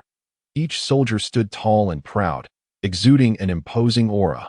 Witnessing this mighty army before him ignited a surge of valor within Li Wenshan, stirring his ambition and fervor.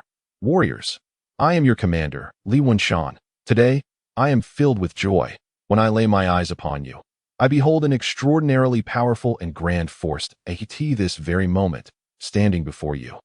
My heart swells with pride and honor. It is because of brave and disciplined warriors like you that we can safeguard the tranquility of our group and defend our dignity. Let us elevate the Golden Viper Group to greatness.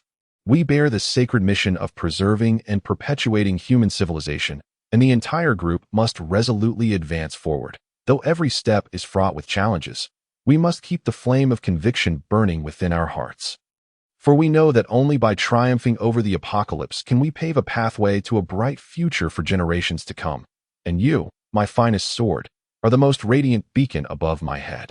You embody the pinnacle of technology, the essence of wisdom, and the strength of unity. With the advanced technology and exceptional talents possessed by the Golden Viper Group, we shall illuminate every corner of the earth, bathing all humanity in this light of hope. After delivering this impassioned address, Li Wenshan paused, his gaze sweeping over the fearless warriors before him. Li Wenshan took a deep breath and loudly inquired, "My dear warriors, do you possess confidence in the face of such a formidable task?" In an instant, a thunderous roar of affirmation surged forth, echoing like the sound of thunder, resonating through the heavens and stirring the soul. This was a cry that emerged from the depths of their spirits, an unwavering desire for victory. After the oath-taking ceremony concluded, the atmosphere gradually settled into tranquility, yet a palpable tension and anticipation lingered in the air.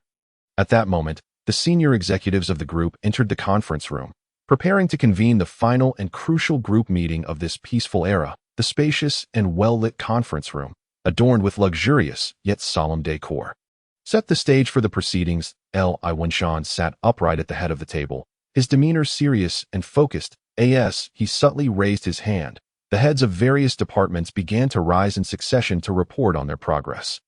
The first to speak was Li Wenshan, her voice clear and melodious as she articulated, "Boss, after our relentless efforts and meticulous preparations over the past few days, the supplies stored at our various locations have all been safely transferred to the designated warehouses, with dedicated personnel assigned for their management. Furthermore, all hospitals under the group have successfully completed the storage of medical resources to ensure swift deployment in times of crisis."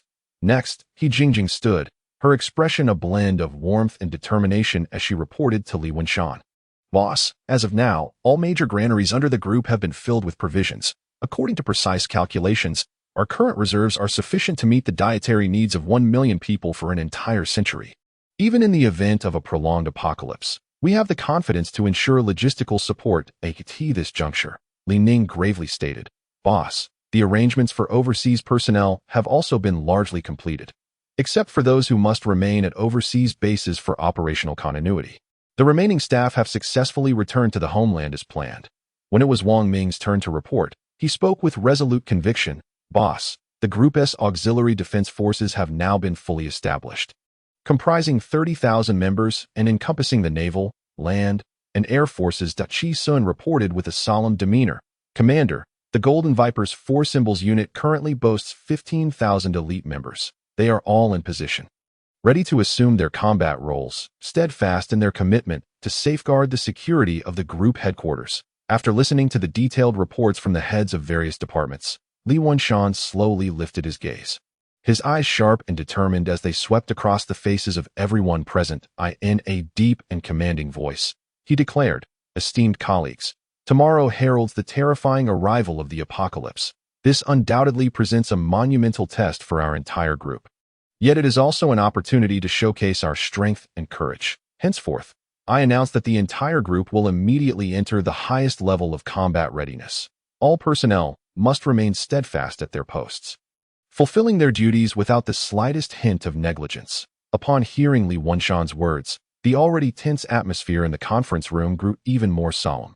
Almost in unison, everyone rose to their feet, responding in unison, "Yes." Their voices harmonized, echoing throughout the room, signifying a collective resolve as unyielding as rock against the impending apocalypse. Chapter 14. The Arrival of the Apocalypse, May 1, 2030. On the observation deck of the Wenshan building at the headquarters of the Golden Viper Group stood a group of individuals, led by the group's owner, Li Wenshan, along with his trusted confidants. They gazed intently into the distance, awaiting the arrival of a critical moment. Li Wenshan stood quietly, the rhythmic ticking of the clock on the wall resonating in his ears, each tick echoing in his heart. Simultaneously, his gaze traversed over the throng, focusing on the bustling, vibrant cityscape outside the window. However, at that moment, an unexpected disturbance shattered the tranquility. The previously serene sky suddenly became turbulent, with strange beams of light flashing and intertwining across the horizon. Following this, a powerful cosmic magnetic field erupted like a surging torrent, unleashing countless mysterious and lethal rays like raindrops cascading towards the ancient star. Before long, the entire ancient star was enveloped by these rays, plunging into chaos. Witnessing this spectacle, Li Wenshan's expression grew increasingly grave as he furrowed his brow tightly and solemnly commanded, "Activate the building's defense system immediately." Upon hearing the command, Chi Sun nodded without hesitation and swiftly turned to run towards the command center, accurately relaying Li Wenshan's highest directive to the relevant personnel. Almost simultaneously, a series of urgent and orderly command broadcasts echoed throughout the Wenshan building. The Wenshan building has entered defense mode. The operators, having received the command, immediately busied themselves at the intricately designed electronic panel. Their fingers flew across the keyboard, entering strings of codes and commands as various indicator lights and data flickered rapidly on the screens.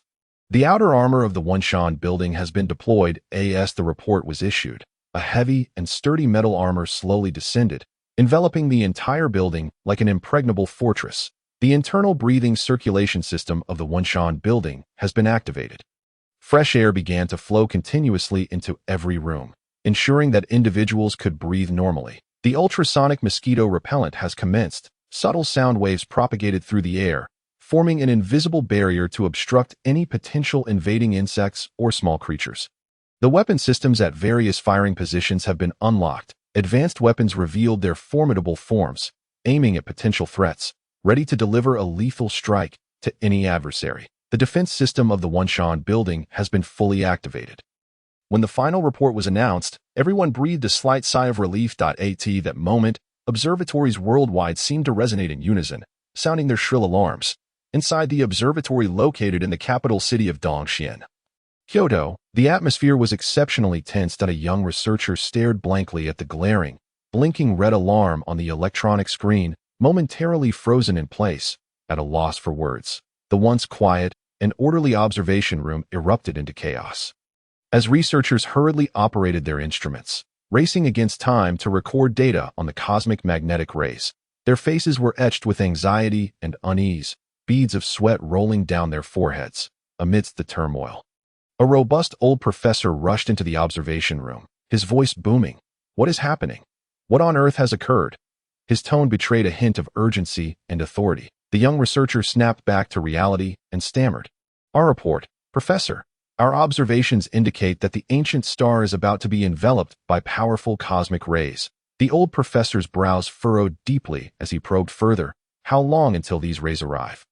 What kind of harm might they bring?" The researcher inhaled deeply, striving to calm his frayed nerves before responding. "According to our current calculations, there are approximately 3 minutes remaining. As for the specific harm, due to the rarity of these cosmic rays, we are currently unable to make a precise assessment." Upon hearing this news, the old professor's expression grew even more grave.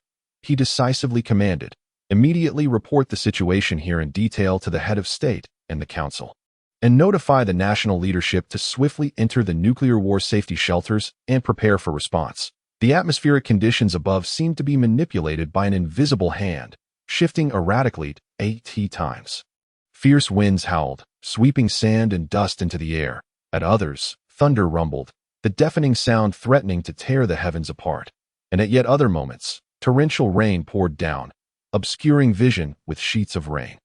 Such bizarre and terrifying weather changes left the onlookers trembling in fear. Filled with dread, people fled in a panic, rushing homeward.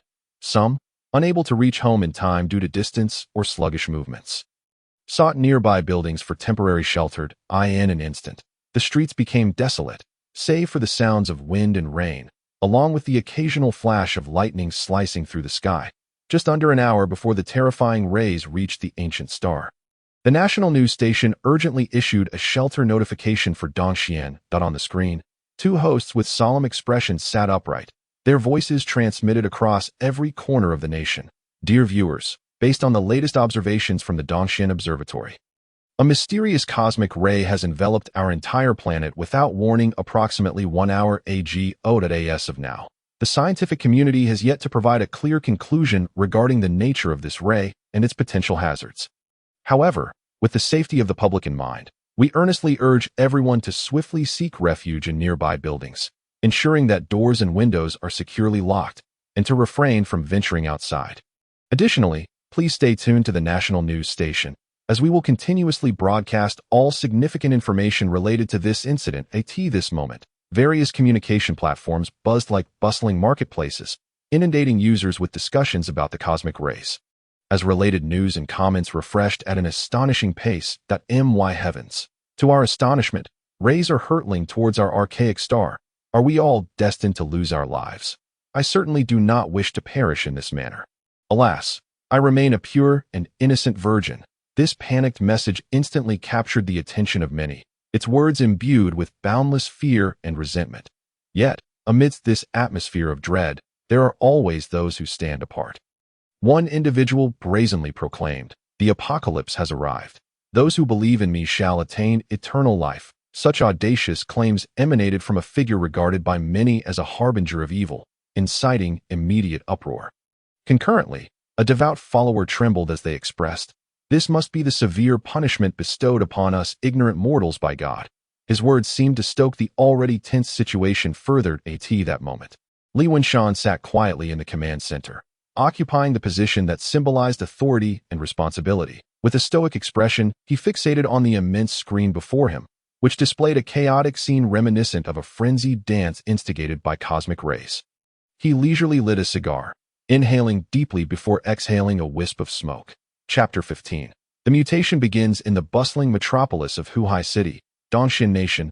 Vitality and exuberance permeated the in a corner of the city stood a grand and unique edifice, the Huhai Insect Museum.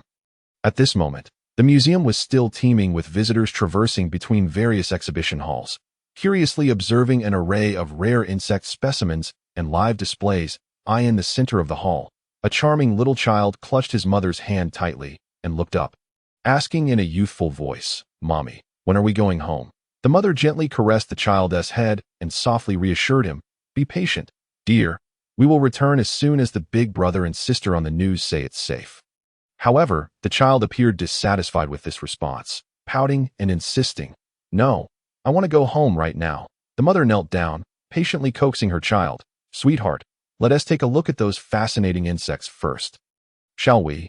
Don't you adore the stag beetles? Perhaps there are some for sale here. If you behave, Mommy will buy you one to take home." Upon hearing that he could acquire his beloved stag beetle, the child's eyes sparkled with delight, and a radiant smile broke across his face as he exclaimed, "Yay, I will listen to Mommy." Thus, the mother smiled and took her son's little hand, slowly departing the bustling insect museum hall. They proceeded along the corridor and soon arrived at the entrance of the insect exhibition room. As they pushed the door open, a refreshing scent of grass and foliage wafted towards them. Inside the exhibition room, the decor was exquisite and inviting, with display cases showcasing an array of vividly colored and uniquely shaped insect specimens, while the walls were adorned with beautiful insect images and informative displays. Despite the changes occurring outside, the visitors within remained blissfully unaffected by the external turmoil. The mother and son were equally captivated by this enchanting atmosphere and began to enthusiastically admire the wondrous little creatures. Just then, an astonishing transformation occurred with the insects lying quietly on the glass display. One insect's exterior began to swell, as if inflated like a balloon, small bulges rapidly rising on its surface. Within an incredibly short time, its body expanded at a visible rate, ultimately shattering the incredibly sturdy glass case. What is happening? A terrified scream shattered the silence of the exhibition hall, as a young woman clad in opulent attire paled at the horrifying sight before her. "Good heavens, the insect has mutated," another exclaimed. "How can this be? Such occurrences here as well." Panic quickly surged like a tidal wave. "Run! The monsters are breaking free!" Chaos erupted among the crowd. The mother, clutching her young son's hand, was equally horrified by the sudden turn of events, instinctively turning to flee towards the hall's exit. However, as they attempted to escape, gruesome scenes unfolded in rapid succession. Some unfortunate individuals were pounced upon by the monstrous insects, now towering over them, and within moments, they were bitten to death, blood splattering everywhere. Many others were trampled in the ensuing panic, leading to further injuries and fatalities. The exhibition room became a nightmarish tableau of severed limbs and mangled bodies, the stench of blood permeating the air, inducing nausea. The mother, with her son in tow, managed to escape the exhibition room filled with grotesque insect creatures. Several burly, muscular men swiftly and decisively rushed towards the iron door, and with a resounding metallic crash, they united in closing it tightly. This iron door, once a barrier against external dangers, had now become crucial for their survival. Meanwhile, two girls who had lagged behind were desperately sprinting. Yet they were too late. When they reached the door, it had already slammed shut. The two collapsed against the cold, hard surface of the iron door, their bodies thudding against it. Blood marred their faces, trickling down their cheeks and pooling on the ground like dark crimson flowers. They pounded on the door with trembling hands, crying out, "Please, open the door." Their voices were filled with terror and desperation. However, the men outside remained as unyielding as statues, steadfastly resisting any attempt to budge the door point. One of the girls cried out in a heart-wrenching tone, her voice growing hoarse, "Help us! The monsters are about to catch up." At that moment, those still in the hall who had not ventured to the exhibition room heard the chilling cries that a courageous young man stepped forward from the crowd, striding toward the entrance and demanding, What are you doing? Haven't you heard someone is trying to get out? In response to his inquiry, one of the men blocking the door replied expressionlessly, "There are monsters inside. If we let her out, the monsters will follow, and we will all perish." What monsters? Stop speaking nonsense. The young man clearly did not believe the man's words, countering as he reached for the iron door. Just then, the man blocking the door swung his fist without hesitation, striking the youth with a powerful blow. With a dull thud, the young man fell to the ground, groaning in pain. That instant, the girl's pleas ceased abruptly, replaced by piercing screams. In a heartbeat, blood splattered like blooming flowers, painting the glass of the iron door with horrific crimson streaks. This ghastly scene sent chills down the spines of those outside, instilling a profound sense of dread. The once raucous hall fell into an eerie silence, as if time itself had frozen. Even the young man, who had just been groaning in pain, seemed to be under a spell, staring blankly at the blood-stained iron door. Suddenly, the iron door began to shake violently, accompanied by the heavy sound of impacts echoing throughout the hall. Several burly men strained with all their might to hold the door shut, their faces flushed, veins bulging on their foreheads, beads of sweat trickling down their cheeks. Meanwhile, those who had witnessed such a horrific spectacle descended into chaos, surging towards the hall's exit like a tidal wave, consumed by a singular thought: escape this nightmare. However, as they barely crossed the threshold, a series of blood-curdling screams erupted. Those who had rushed outside quickly turned back in fright, frantically pulling the heavy glass door shut. "There are monsters out there," one terrified individual, panting heavily, shouted as he returned to the hall. Following his pointing finger, the crowd gazed outside to see enormous mosquitoes, each the size of basketballs, buzzing menacingly. Their wings produced a deafening hum as they relentlessly battered against the door, seemingly intent on breaking through to tear the people inside to shreds. Clearly, these newly mutated creatures had completely lost their rationality, driven solely by primal aggression and a thirst for blood. That moment, the individuals in the hall found themselves trapped like fish in a barrel, with no avenue for escape. Fear enveloped every heart, as despair swiftly spread among the crowd. Chapter 16. The battle at the city official's office. In the vicinity of the city official's office in Lizzie District, Yuhang City, the atmosphere was exceedingly tense. The officers of the public security team, clad in heavy gear, maintained a serious demeanor as they stood guard atop the walls of the city official's office, firmly gripping their firearms. They fired repeatedly at the onslaught of roaches, each the size of a compact car, surging towards them like a tide. One officer knelt on the hood of a police vehicle, firmly holding a Type 66 pistol. His gaze fixed intently on a colossal cockroach ahead. He pulled the trigger without a moment's hesitation, and the bullet whizzed forth. What on earth is happening? Where did these cockroaches come from? Someone could not contain their panic and shouted, "Enough with the nonsense. Shoot quickly. They are about to charge in." Another individual bellowed. That moment, a security chief anxiously turned to the young officer racing past him and inquired loudly, "Where is the support from the special security unit?" The young officer, panting heavily and gripping his pistol tightly, responded with a tense expression, "Chief Chun, they are currently obstructed by a massive swarm of mantises on Zhongshan Road and cannot come over for the time being." Chief Chun furrowed his brow and pressed further, "What about the city defense army? The situation is equally grim. They too are trapped on the road into the city and cannot advance," the young officer stammered. Just then, a piercing scream echoed through the air. The crowd turned in horror to see a security officer standing on the wall, unfortunate enough to be knocked to the ground by a gigantic cockroach. Despite having sustained 5 gunshot wounds, the wounded creature remained ferocious, opening its gaping maw to sink its teeth into the officer's neck. In an instant, blood splattered, and the scene was gruesome. Chief Chin watched in despair as the defensive line was breached, a wave of hopelessness washing over him. With urgency gripping his heart as he beheld the horrific scene, he knew accompanied by the deafening sound of alarms, he raised his voice to bellow, "All personnel of the 2nd Regiment. Attention, we are now entering a state of Level 1 combat readiness. Everyone, immediately prepare your personal equipment and assemble at the designated location with utmost urgency." Upon receiving the orders, the soldiers of the 2nd Regiment exhibited neither hesitation nor panic.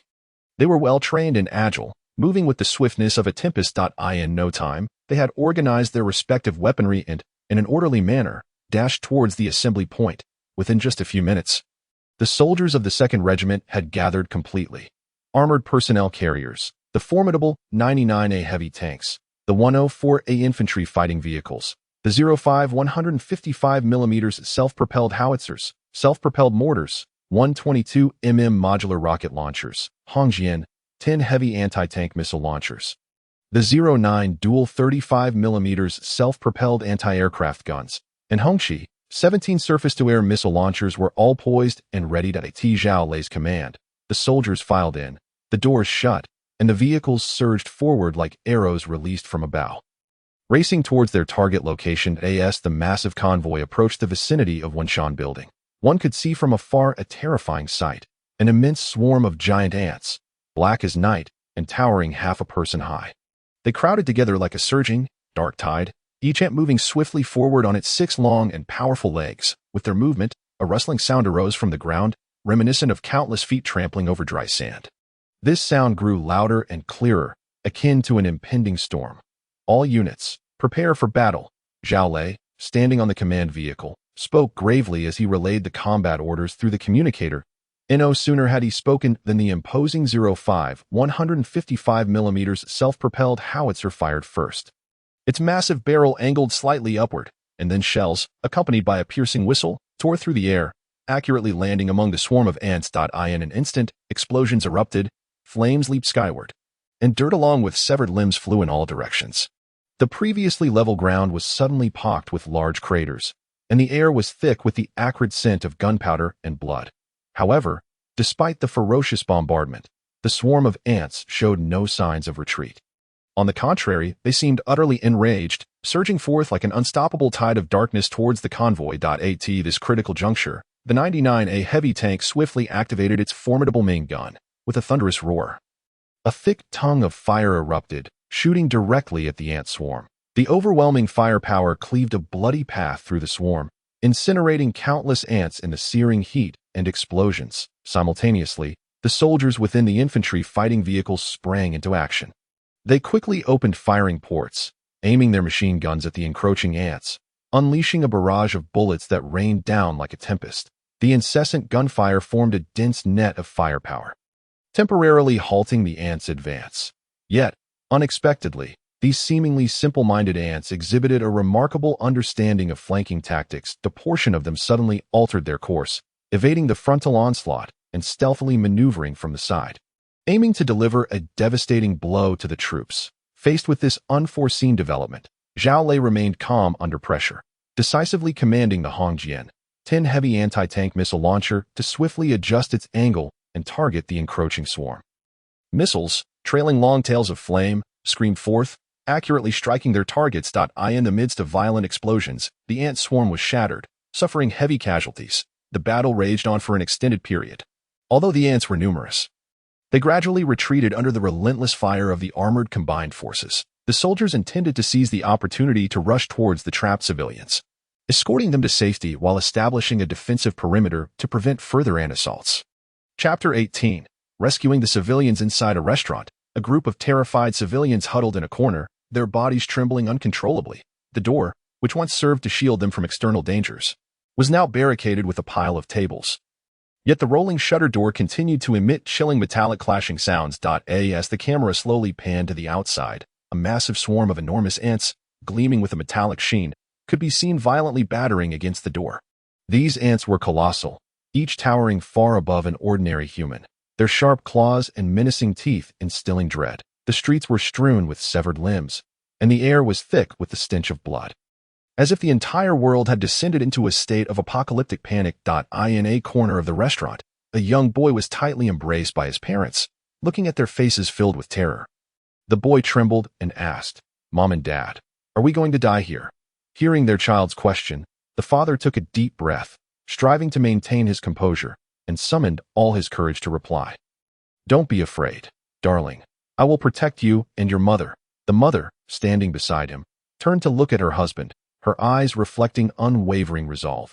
She understood that if the restaurant's door were ultimately breached, she and her husband would not hesitate to shield their son with their own bodies, even at the cost of their lives, ensuring that he suffered not a scratch. Meanwhile, in another corner, a plump girl anxiously spoke on the phone with her best friend. "Yuding, I can't get through to the Public Security Bureau. What should we do?" she said, her voice laced with tears. On the other end, her friend was equally frantic. I can't reach the fire department either.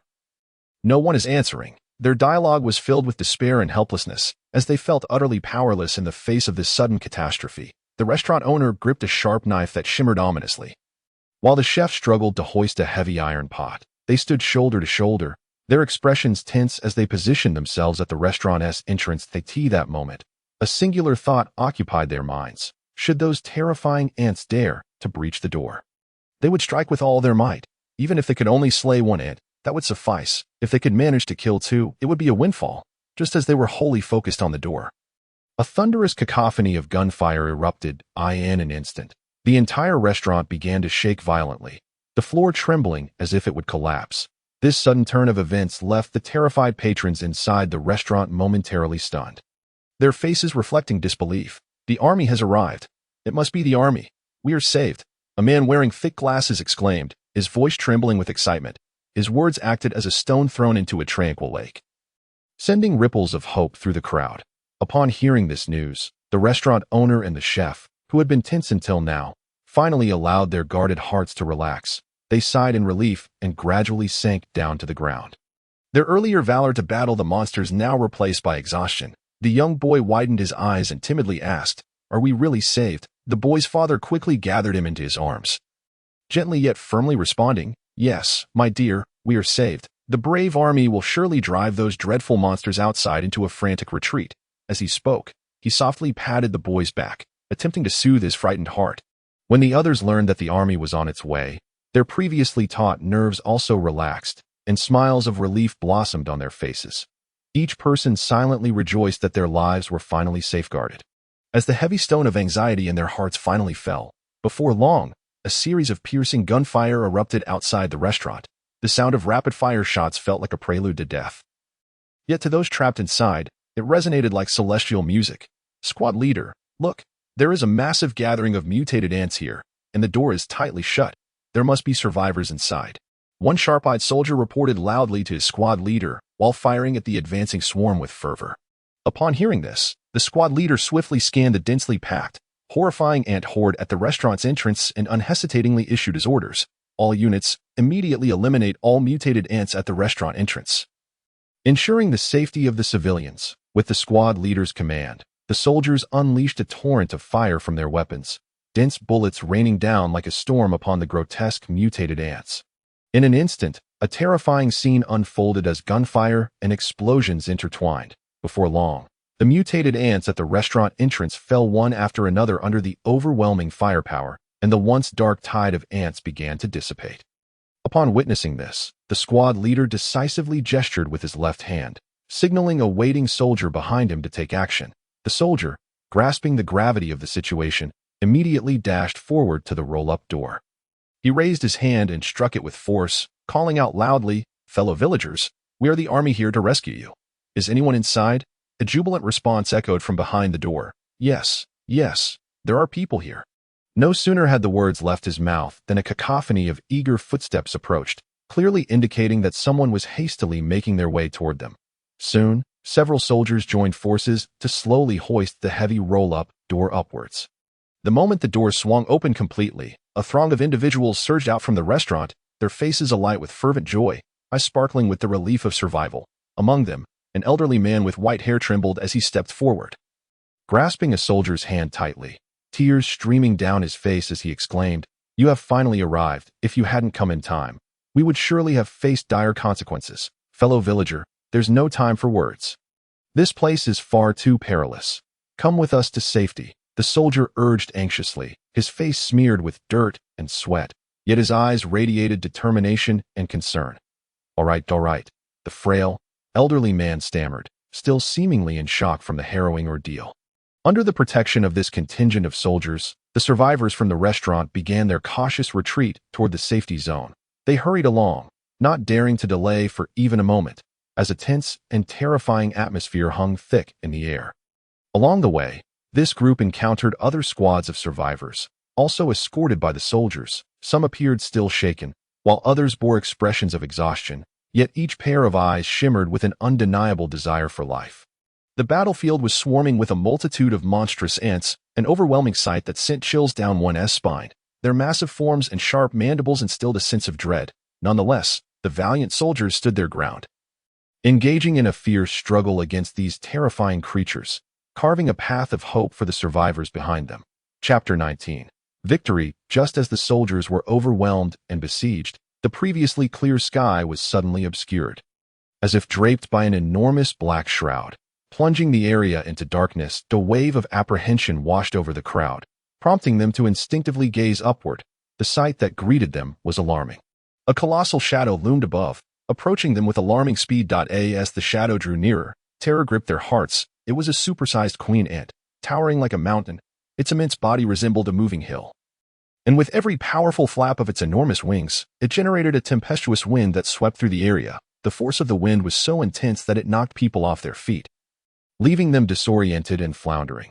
The appearance of the queen sent the already frenzied army of ants into a further frenzy, propelled by an unseen force, charging heedlessly toward the defensive line. In the face of such overwhelming aggression, the soldiers' resolve remained unshaken. They gritted their teeth, holding their ground without retreat. In an instant, a barrage of heavy weaponry was unleashed, the concentrated fire raining down upon the queen like a torrential downpour.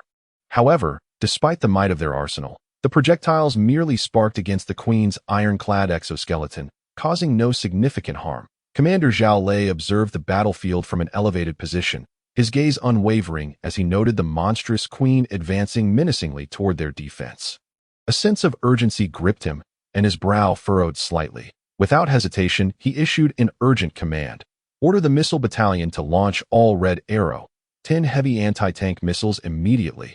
We must eliminate that queen before she reaches our lines. Understood, Commander. The communication officer swiftly acknowledged, promptly relaying the command via his military tactical computer to the distant missile battalion. Almost simultaneously, the battalion commander received the operational directive on his handheld device, his expression grave.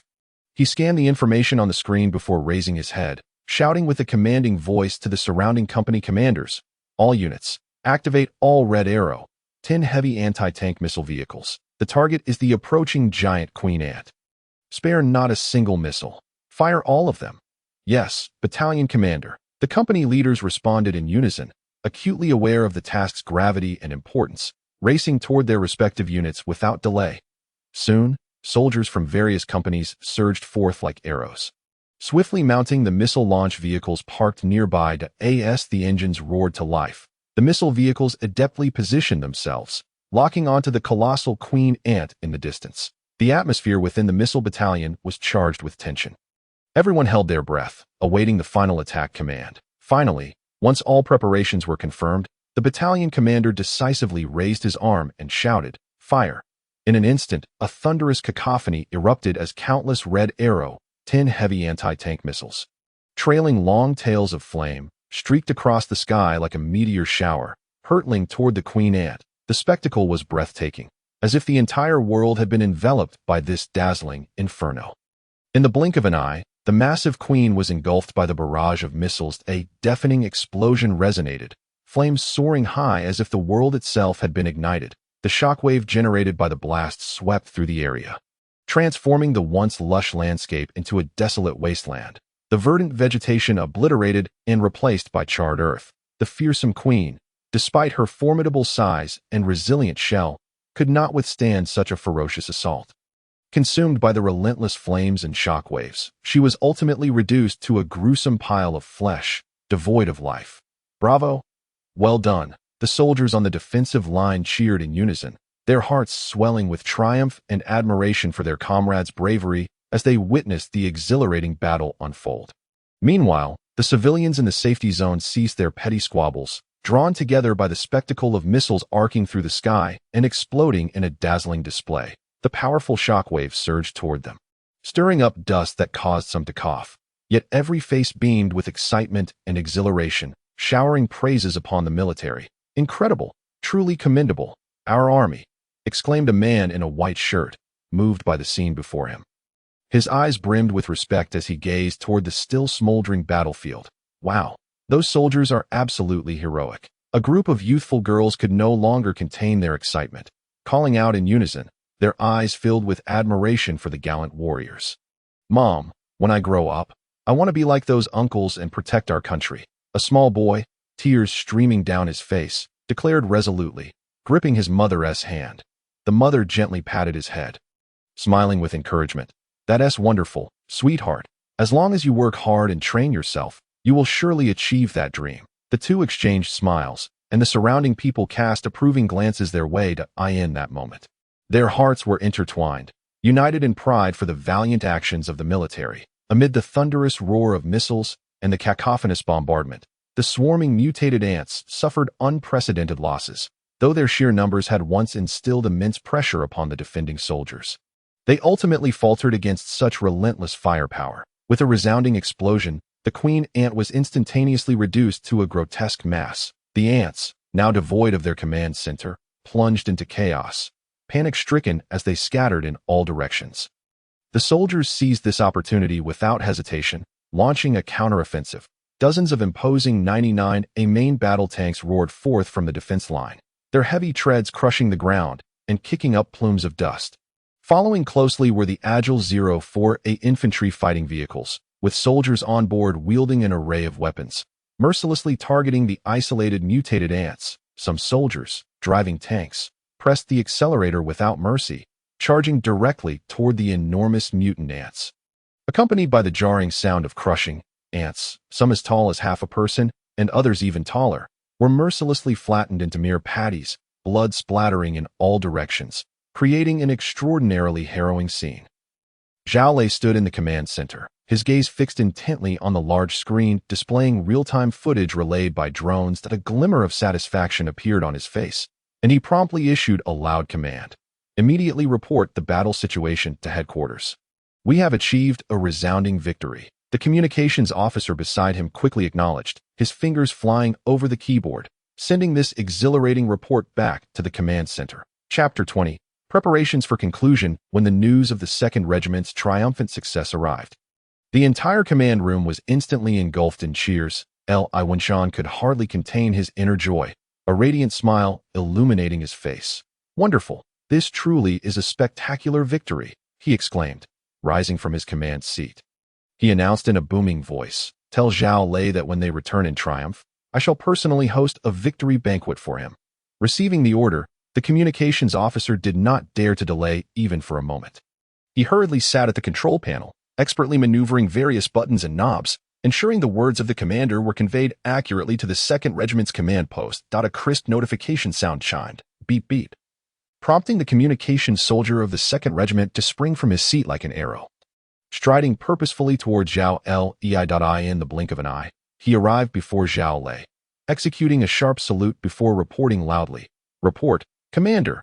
Headquarters has sent a message." Zhao Lei, wearing a smile, nodded and reached for the handheld computer presented by the communications officer.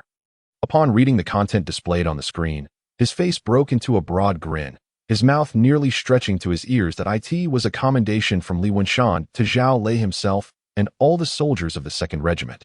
Filled with praise and affirmation for their valiant combat and bravery in battle. That moment, Deputy Commander Zhang Lijia, who was engrossed in studying a map nearby, overheard Zhao Lei's hearty laughter and could not help but feel curious. He set down his pencil, turned around, and asked with a puzzled expression, "Old Zhao, what exactly did headquarters say to make you so cheerful?" In response, Zhao Lei triumphantly waved the handheld computer, smiling as he replied, "Old Zhang, you should take a look for yourself." With that, he handed the device to Zhang Lijia. Taking the handheld computer, Zhang Lijia examined it closely, and the serious expression on his face began to morph into an uncontrollable smile. After perusing the commendation from headquarters, he quickly adjusted his collar, cleared his throat, and solemnly declared, "Congratulations, Commander, on achieving such remarkable military merit. You have clearly earned the favor of the Supreme Commander and have become one of his trusted aides. I dare say, it will not be long before you attain even higher positions and honors. Just remember to lift your little brother along the way." With that, Zhang Lijia bent slightly, adopting an exaggeratedly obsequious demeanor as he respectfully saluted Zhao Lei. However, faced with Zhang Lijia's flattery, Zhao Lei merely shook his head lightly and responded with a serious expression, "Oh, old Zhang, that statement is quite incorrect. This achievement was not solely mine. It is entirely the result of the collective efforts and blood, sweat, and tears of all our regiment's soldiers. How could I, Zhao, claim the credit for such a grand accomplishment alone? Therefore, Deputy Commander Zhang, you must elevate your awareness of this matter. As he spoke, Zhao Lei feigned a stern expression, playfully admonishing Zhang Lijie as their words trailed off. The two exchanged knowing glances and burst into uncontrollable laughter, filling the frontline command center with joyous sounds around them. The soldiers, though their hearts were already soaring with joy, some nearly unable to suppress their laughter, remained steadfast as trained professionals, standing like statues with no change in their expressions. Yet, from their slightly trembling shoulders and the occasional glimmer in their eyes, it was evident that they were struggling to contain their mirth. After sharing a hearty laugh, Zhao Lei and Zhang Lijie suddenly seemed to realize something, quickly regaining their composure, their expressions shifting to seriousness and focus. Without delay, they immediately delved into a fervent discussion regarding the next steps for the 2nd Regiment's mission. Gathered around a massive virtual map, their fingers pointed and gestured, sliding across its surface as they moved. The icons representing various companies on the virtual map flickered and shifted, detailing each company's specific location and current status. Furthermore, Zhao Lei occasionally brought up data panels to meticulously examine crucial parameters such as ammunition reserves for each company, engaging in serious analysis and discussion with Zhang Lijie. Throughout the process, they remained fully concentrated, leaving no detail overlooked, all in pursuit of formulating a sound and comprehensive action plan. Old Zhang, the large-scale mutated insects in this area have been defeated, yet what remains are the scattered mutants hiding within the buildings, darting about and occasionally launching surprise attacks. If we send soldiers directly inside to clear them out, it could lead to significant complications, not to mention potential casualties. However, we cannot leave them be, as numerous survivors are trapped inside the rooms. Simply calling them out is not feasible. Utilize that brilliant mind of yours. Old Zhang. Commander Zhao, feeling agitated, scratched his head. Old Zhao, it doesn't need to be that complicated. Just have the soldiers use a loudspeaker to call them out. Those who can make it to us are simply fortunate. Those who cannot, well, that's just fate. Deputy Commander Zhang took a sip of water and continued. The primary order from the Supreme Commander to the 2nd Regiment is to crush the ant swarm to prevent them from threatening headquarters' safety. As for the survivors, that is a secondary concern. Instead of searching for survivors, I believe it is more critical to tidy up the gold shops and banks on the street. Our group is currently in dire need of gold. He paused, watching Zhao Lei intently as Zhao Lei absorbed Zhang Lijie's words. Deep contemplation washed over him. So that is it, he murmured to himself, raising a hand to gently scratch his head, a look of enlightenment dawning upon his face. Indeed, I had been overly fixated on the surface and failed to recognize the underlying key to the situation. Without hesitation, Zhao Lei turned and gestured towards a nearby communications officer. The officer quickly jogged over, moving with agility and precision. Immediately relay my orders to all companies of the 2nd Regiment, Zhao Lei instructed, his gaze unwavering and his tone serious and decisive. This is the final task for this operation. Ensure that every detail is meticulously executed without a single error. The communications officer straightened, saluted crisply, and swiftly departed to carry out Zhao Lei's vital directive. Chapter 21. The conclusion of the operation. A squad was cautiously advancing through this perilous terrain. Each soldier donned jungle camouflage, exuding professionalism. Advanced tactical goggles rested upon their brows, the lenses reflecting a faint glow, emanating an aura of mystery and coldness. Their feet were shod in sturdy, durable boots, each step resonating with steadiness and strength. This small team demonstrated remarkable synergy and cooperation during their operation, seamlessly communicating complex information with mere glances and gestures. They maintained vigilance, progressing at a slow yet determined pace. However, the surrounding scene was chilling. The ground was littered with severed limbs and mangled bodies, some so bloodied and mangled that their original identities were nearly indistinguishable. The massive corpses of mutated ants lay scattered, exuding a putrid stench. As the soldiers stepped upon these remains, a disconcerting sound echoed, reminiscent of whispers from the depths of hell. Furthermore, the area was riddled with deep craters left by artillery bombardment and the mangled wrecks of vehicles. These obstacles greatly hindered the soldiers' advance, forcing them to navigate carefully, leaping over craters and sidestepping debris. lest they unwittingly stumble into unforeseen peril. Suddenly, a mutated ant lunged from the roadside foliage, charging towards a young soldier. Chun Wenhao, get down!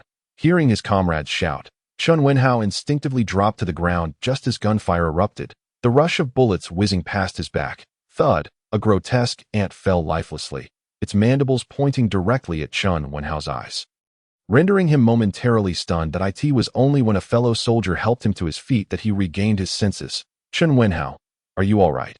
His comrade asked solemnly, just as Chun Wenhao was about to respond. The platoon leader approached with a grim expression, delivering a swift kick that sent Chun Wenhao sprawling to the ground. Seizing the moment before he could react, another hand grasped his collar firmly. Chun Wenhao, you are courting death. If you have no desire to live, others still do. Your gun is not aimed at the surrounding greenery, but rather forward. At whom? At your comrades? Chun Wenhao, collapsed on the ground, momentarily appeared dejected. Hesitant to utter further words, the squad leader, witnessing his subordinates' disarray, felt a surge of anger and raised his hand as if to strike him. But after a moment's contemplation, he lowered it, sternly commanding, get up, secure your weapon, and regroup. His gaze, sharp as a hawk's, swept across the surroundings, his serious and resolute countenance emanating an undeniable authority. That he narrowed his eyes slightly, meticulously observing the other soldiers who had already formed ranks. Then took a deep breath and issued a command in a low, powerful voice. Disperse, swiftly assume attack formation. The squad leader's words resonated like thunder in the ears of every soldier, without a moment's hesitation. They sprang into action. The entire squad moved like a well-trained pack of wolves, agile and orderly, scattering in all directions. Each soldier quickly increased the distance between themselves and their comrades, as if a vast net was unfurling. Amidst this tense and orderly formation, Chun Wenhao, too, showed no signs of weakness. After a brief moment of adjustment, he had shaken off his earlier blunder and regained his fighting spirit, standing firm in his designated position. He resembled a tall pine, his gaze resolutely fixed ahead. Concurrently, he urged himself internally, vowing not to repeat the same mistake. At this moment, the entire battlefield was enveloped in silence, yet charged with an imminent sense of tension. Each soldier stood ready, anticipating the moment the enemy would appear to deliver a decisive blow. Advance, the squad leader commanded, and the soldiers swiftly moved into action. They cautiously advanced in a loose formation, each maintaining a heightened state of alertness, their weapons trained on areas where the enemy might be lurking. On this path fraught with unknown dangers, the atmosphere was exceptionally tense. The soldiers at the front, acting as scouts, treaded carefully, their nerves taut to the breaking point. Suddenly, one scout spotted several mutated ants, bloodied and mangled from explosions, struggling in agony not far away.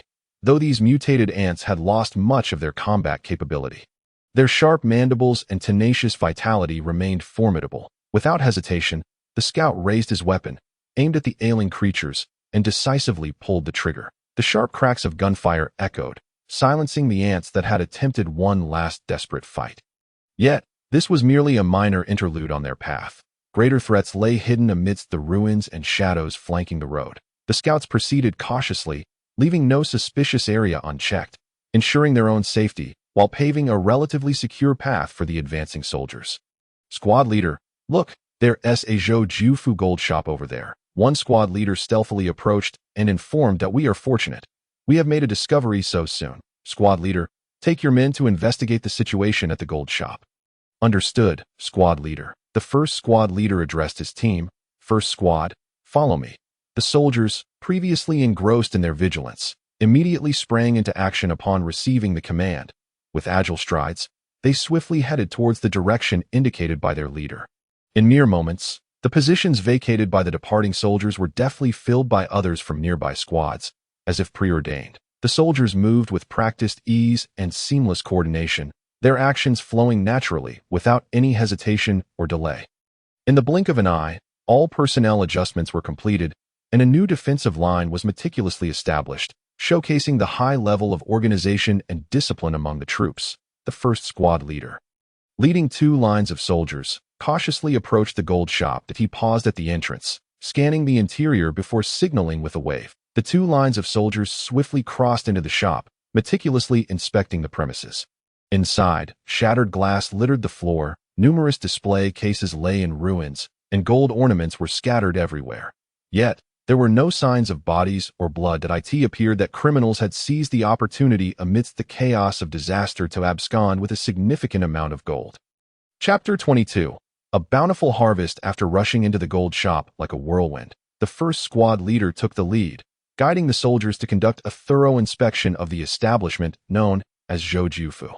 The scene inside was chaotic. Several glass display cases had shattered, their crystalline fragments glinting faintly on the ground. Additionally, there were a few alarming bloodstains, although they appeared to be somewhat aged, suggesting the incident had occurred some time ago. However, aside from that, there were no other irregularities within the shop. Squad leader, after a careful search, everything here seems normal, reported Deputy Squad Leader Yao Chun, hastening to the first squad leader with a serious expression. The squad leader nodded slightly, his piercing gaze surveying the surroundings as he spoke in a low voice. Good, but everyone must remain vigilant. We cannot afford to let our guard down. Subsequently, the first squad leader Zhou Shun retrieved a walkie-talkie from his waist and spoke in a steady, authoritative tone. Squad leader, this is first squad leader Zhou Shin. Everything is normal at the gold shop. You can proceed with confidence. Over. Meanwhile, not far from the gold shop, the squad leader, who had been intently monitoring every movement within, finally exhaled a sigh of relief upon hearing the report over the walkie-talkie. He grasped the device firmly, responding, "Copy that. First squad leader, we will head over now." No sooner had he finished speaking than the squad leader raised his arm decisively, signaling the remaining two squads to advance. Dozens of soldiers lifted their weapons, moving with steady strides toward the gold shop with utmost caution. Upon entering, a murky atmosphere enveloped them. The interior was dimly lit, dust swirling in the air as if narrating tales of past splendor and commotion. The squad leader's sharp eyes swept across the room, finally resting on Zhou Shun, who was striding towards him. He approached, gently patting Zhou Shun's shoulder, his tone filled with concern. "You've worked hard, comrade Zhou Shun." Zhou Shun returned the gaze with a determined smile, responding without hesitation, "It's no trouble at all. Squad leader, this is our duty as soldiers." His voice was resolute, conveying an indomitable spirit and sense of mission. The squad leader nodded in satisfaction, a glimmer of appreciation in his eyes, then issued new orders to the squads. First and second squads, you are responsible for clearing out all the gold in this shop. Move swiftly, but remain cautious. Third squad, take positions at the entrance. If you spot any mutated insects approaching, open fire immediately. We cannot allow them to disrupt our operations. Yes, squad leader. The first squad leader responded with erect posture. Yes, squad leader. The second squad leader echoed without hesitation. Yes, squad leader. The third squad leader boomed, then led 11 soldiers like a tempest to the entrance, swiftly establishing a tight perimeter. Each soldier wore a serious expression, weapon in hand, vigilantly watching for any movement, ensuring that no reckless mutated insect dared to intrude upon the area and disturb their comrades executing their mission. Simultaneously, the first and second squads wasted no time. They quickly scoured the shop, locating various bags suitable for gathering items. Thereafter, they methodically commenced their scavenging, placing shimmering gold and glistening silver objects into the bags one after another. The scene, though bustling, exhibited remarkable orderliness. Observing the diligent soldiers, the squad leader leaned against a wall to take a brief respite. Meanwhile, the third squad leader, with sharp eyes, scrutinized the surroundings. Not long after, a scream erupted from the 2 o'clock direction, startling the third squad soldiers. The squad leader immediately commanded, "All units, adjust your combat positions." The third squad swiftly oriented their defensive formation towards the 2 o'clock direction, with 2 soldiers setting up a general-purpose machine gun and 9 others standing in a loose formation with QBZ 191 rifles, while 1 soldier with a Type 09 shotgun stationed himself near the machine gunners. Just then, the commotion ahead intensified, drawing nearer. Suddenly, 5 men and 3 women burst forth from the street corner, appearing terrified and disheveled. As they ran towards the third squad, they shouted for help. "Help! There are monsters like mantises behind us!" cried a girl in work attire, who was the last to run. "Save me!" At that moment, a mantis leaped out, first landing on the wall before pouncing on the slowest girl. In an instant, she was gruesomely torn apart. The third squad leader, witnessing this, cursed inwardly and immediately shouted, "Open fire!" The remaining survivors, seeing the gunfire ahead, all dropped to the ground, paralyzed with fear. "Quick, move to the side. Hurry over here," the third squad leader urged loudly. Upon hearing the words of the third squad leader, several individuals trembled as they rose, supporting one another as they hastened toward the defensive line of the third squad. Bullets whizzed past, striking the mantis's formidable exoskeleton, sending sparks flying in all directions. Yet, this mantis appeared to be merely momentarily hindered. After a slight deceleration, it charged toward the third squad once more. At that moment, two machine guns erupted, and the once resilient exoskeleton was rapidly perforated with a series of bullet holes, collapsing to the ground with a thud. The third squad leader finally breathed a slight sigh of relief.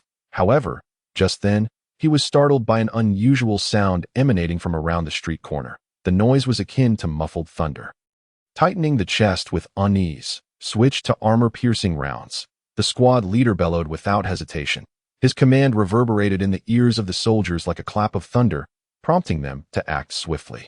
Fumbling as they reloaded their weapons and prepared for another round of fire, in the blink of an eye, a dozen massive mutated mantises appeared at the corner, each as colossal as a sedan. These grotesque creatures brandished their razor-sharp forelimbs, glinting ominously as if poised to pounce upon the soldiers of the third squad at any moment. "Open fire," with the squad leader's command, the soldiers squeezed their triggers, unleashing a torrential downpour of bullets upon the advancing mutated mantises. This time, the foremost few mantises were caught off guard, accurately struck and plummeting to the ground. Witnessing the efficacy of the armor-piercing rounds, the squad leader felt a wave of relief wash over him. However, before he could fully relax, he noticed that the remaining mantises had become even more enraged and frenzied due to the injuries sustained by their comrades. Their wings thrashed violently, producing a piercing, deafening buzz, the frequency of which was astonishing to in an instant. These furious mantises surged toward the third squad's defensive line with breathtaking speed, confronted with such agile foes. The squad leader's expression changed dramatically. He knew that ordinary weaponry could scarcely impede these ferocious mutated mantises, and thus he decisively issued the command: "Deploy individual cloud explosives." No sooner had he spoken than two well-trained soldiers swiftly hoisted two 93mm individual cloud explosives, expertly adjusting their angles and targeting their objectives. Without delay, they pressed the launch buttons that a pair of thunderous booms resounded, and two brilliant sparks momentarily illuminated the sky. The powerful explosion generated shockwaves akin to surging tsunamis, sweeping forward with billowing smoke and debris. The defensive line of the third squad trembled slightly under the force of this might. Once the shockwave subsided, the soldiers of the third squad lifted their heads. Chapter 23. Sudden incident. Every soldier in the third squad fixated intently on the two enormous craters created by the successful explosions, their eyes shimmering with unmistakable joy. These craters stood as symbols of victory, deeply etched into the earth beneath them. Some soldiers could not contain their exuberance, their cheers resounding through the air. Others embraced one another excitedly, vigorously patting each other's backs, sharing in this hard-won delight. At that moment, all weariness and pressure seemed to dissipate, replaced by an overwhelming sense of accomplishment and confidence in the future. They believed that as long as they maintained such courage and determination, they could overcome any obstacle, fulfill their mission, and uphold the dignity of their group and the safety of the populace. The squad leader's eyes widened as he gazed at the remnants of the mutated mantises strewn across the ground, a surge of elation swelling within him. However, he quickly suppressed this emotion, decisively commanding, "You two, proceed forward and conduct a thorough inspection. Ensure that these damned mutated mantises are indeed dead, if any of them are still alive. Make sure to pump a few more rounds into them. They must not be allowed a moment's respite." "Yes, squad leader." In response to the command, the two soldiers replied in unison, then raised their weapons, cautiously and attentively advancing toward the front. Their steps were slow yet steady, each footfall seemingly treading upon the precipice of life and death. They maintained a heightened vigilance, their guns always trained on the mutated mantises that appeared relatively intact. Should they detect even the slightest movement, they would not hesitate to pull the trigger, unleashing a torrent of bullets. The sharp reports of gunfire echoed through the desolate street, occasionally accompanied by the agonized cries of the mutated mantises. Thus, the two soldiers inched closer to the site of the cloud explosive detonation. Upon their arrival, the sight before them was astonishing. A pair of enormous, unfathomable craters lay at the center of the street. As if struck by the hammer of a deity, these immense pits, bottomless and surrounded by shattered earth, had nearly severed the entire roadway in twain. Wow, this thing is incredible. The mutated mantises at the explosion's epicenter were utterly obliterated. One soldier exclaimed, running to the edge of the crater and peering inside. Indeed, next time, I must request to bring a cloud explosive with me. The older soldier replied with a chuckle. All right, once we've completed the inspection, let's withdraw. With that, the older soldier led the younger one back. The two soldiers swiftly returned to the defensive line of the third squad. Weapons at the ready, squad leader. The mutated mantises have all been taken care of. Upon hearing this, the squad leader's taut nerves relaxed, and he promptly commanded, "Good. Regroup quickly." Understood, the two soldiers responded. After successfully dealing with the fierce and aggressively mutated mantises, the squad leader exhaled gently, his previously tense nerves finally beginning to ease. However, at that moment, his keen gaze shifted to a group of survivors under tight watch by other soldiers not far away. The squad leader approached the group of survivors with steady and purposeful strides, his eyes sharp and resolute, as if capable of discerning all. Upon reaching them, he inquired in a deep and authoritative tone, "Where are you from?" This simple question struck each person present like a hammer. As the leader of the soldiers spoke, a brief silence fell over the crowd, and then a tall man, dressed in a suit and exuding an air of business acumen, slowly rose. He slightly bowed, a sycophantic smile gracing his face as he said, "Greetings, sir. We are merely ordinary employees from the nearby office buildings. We were going about our usual business when, unexpectedly, we encountered this terrifying ordeal.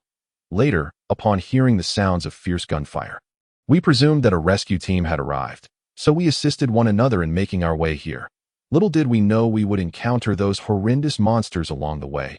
Had it not been for your timely intervention, we would have surely become their prey, unable to preserve our very lives." As he spoke, the man continued to bow and express his gratitude toward the squad leader, appearing exceedingly respectful and humble.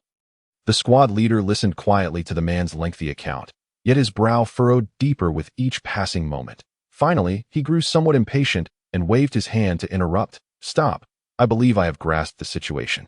After speaking, he turned to a soldier beside him and whispered a few instructions. The previously loquacious man quickly nodded and bowed, saying, "Very well, sir. We are immensely grateful to you and your comrades. Should you require our assistance in the future, do not hesitate to ask." At that moment, a shrill and utterly inappropriate voice suddenly rang out that a somewhat attractive woman, head held high and brimming with arrogance and disdain, shouted at the squad leader. "Hey, you there, soldier, arrange for me to be taken to the city government immediately. Do you hear me? I must inform you that my uncle is the esteemed Mayor Wei. If anything were to happen to me on the way, will you be able to bear the consequences?" Humph. The squad leader turned his head upon hearing her voice, coldly fixing his gaze on the woman. Moments ago, she had trembled in fear before the mutated mantises, but now she dared to act so brazenly before him. A surge of anger surged within the squad leader, and the veins on his forehead throbbed with indignation. The other survivors around them regarded the woman as if she were a grand joke, their expressions mirroring disbelief. They shook their heads and quickly turned away, fearful of being implicated by this oblivious woman and inviting trouble upon themselves. The first man to speak now wore a look of shock and helplessness, beads of cold sweat beginning to form on his brow as he inwardly cursed. Where on earth did this ridiculous person come from? Does she not comprehend the gravity of the situation? Even if she has connections, must she not speak respectfully? If she angers these soldiers, they could very well execute her on the spot, and she would find no recourse for redress. Truly an exceedingly foolish woman. The squad leader did not indulge her insolence. He approached and delivered a resounding slap, sending her crashing to the ground, followed by a flurry of kicks, her screams echoing in the air. "How dare you strike me? I will have my uncle execute you." Before she could finish her threat, the squad leader delivered a heavy punch, rendering her a pitiful sight. Only able to whimper, the squad leader was at a loss for words, having never encountered someone so foolish. Just then, a squad leader, sent to report, approached the scene. Chapter 24. Return. The squad leader emerged slowly from the jewelry store, his gaze immediately drawn to a figure nearby who was incessantly wailing. The so-called whimpering creature lay there, flailing its arms while emitting a series of irksome whimpering sounds. The squad leader furrowed his brow, filled with perplexity, and turned to the third squad leader, inquiring with a serious tone. What on earth is going on here? Seeing the squad leader approach, the third squad leader quickly straightened up and saluted, then promptly recounted the events leading to the current situation. Squad leader, here's the situation. We were on patrol when we suddenly spotted a group of people rushing towards us in a panic. Right behind them was a horde of grotesque, massive mutated mantises. It was truly a heart-stopping scene. Fortunately, our comrades are well-trained, and after a fierce and arduous battle, we managed to rescue those individuals to this point. The third squad leader paused briefly before continuing. But who would have thought that just as everyone was catching their breath, this woman had the audacity to adopt a haughty demeanor and demand that we escort her to the city government. She even claimed that Mayor Wei of the city government is her uncle, using that as leverage against us, her attitude being exceedingly arrogant and disrespectful. Upon hearing the third squad leader's account, the squad leader found himself at a loss for words. He gazed at the woman before him, battered and bruised, resembling a pig, and shook his head in resignation, thinking, what an absurd character she is. Now that he understood the situation, the squad leader decided not to waste any more time on this oblivious woman and turned to leave. Just then, the pitiful whimpering creature, lying on the cold ground, fixed its resentful and furious gaze upon the officer who had just exited. Her dismay and anger, the officer completely ignored her, treating her as if she were nothing but a wisp of transparent air. How could the whimpering creature endure such an affront? Despite the excruciating pain from her previous injuries, she gritted her teeth and summoned every ounce of strength to laboriously rise from the ground. Each movement was accompanied by intense pain, yet the fire of rage within her burned ever more fiercely. Finally, she managed to steady herself. Although still somewhat unsteady, she defiantly locked eyes with the indifferent officer and shouted a deafening rebuke. You dare to disregard me? Just wait until I recover. You'll regret it. Upon witnessing this scene, the squad leader immediately gestured vigorously to the surrounding soldiers. That moment, the third squad leader, who had been standing by, instantly grasped the situation and, like an arrow released from a bow, dashed forward, taking the lead towards the target. Simultaneously, several other soldiers followed suit, charging towards the detestable whimpering creature with the ferocity of descending tigers. The sounds of fists and feet striking could be heard incessantly, each blow infused with the boundless strength and fury of the soldiers. Meanwhile, the squad leader remained remarkably composed, merely turning slightly, without even glancing back at the fierce skirmish behind him as he strode purposefully towards the jewelry store.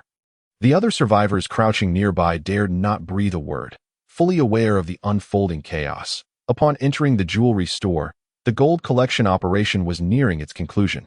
The soldiers were conducting their final sweep of the safe. A group of soldiers aimed their rifles at the lock, hoping to shoot it open. Bang!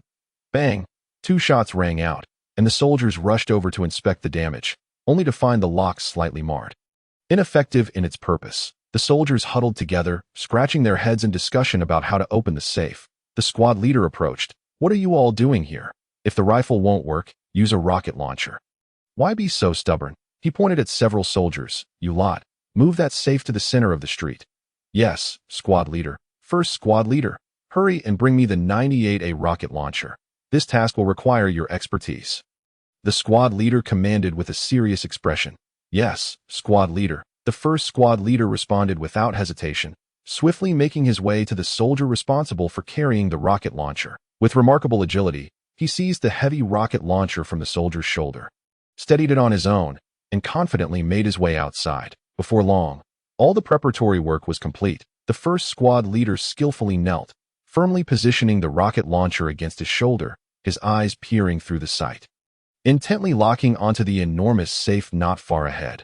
Fire! With the squad leader's command, the first squad leader decisively pulled the trigger. In an instant, a deep, thunderous roar erupted. The sound of the launch. A rocket shot forth from the rear of the launcher like a bolt of lightning, trailing a long flame as it sped towards its target. In the blink of an eye, the rocket struck the safe with pinpoint accuracy, accompanied by an earth-shattering explosion. Boom! The safe was instantly reduced to a mass of shattered fragments, metal debris scattering everywhere as thick smoke billowed into the air. The soldiers who had been standing by, ready for action, immediately sprang into action, darting forward like arrows released from bows. They bent low, deftly scooping up the gleaming gold bars scattered across the ground.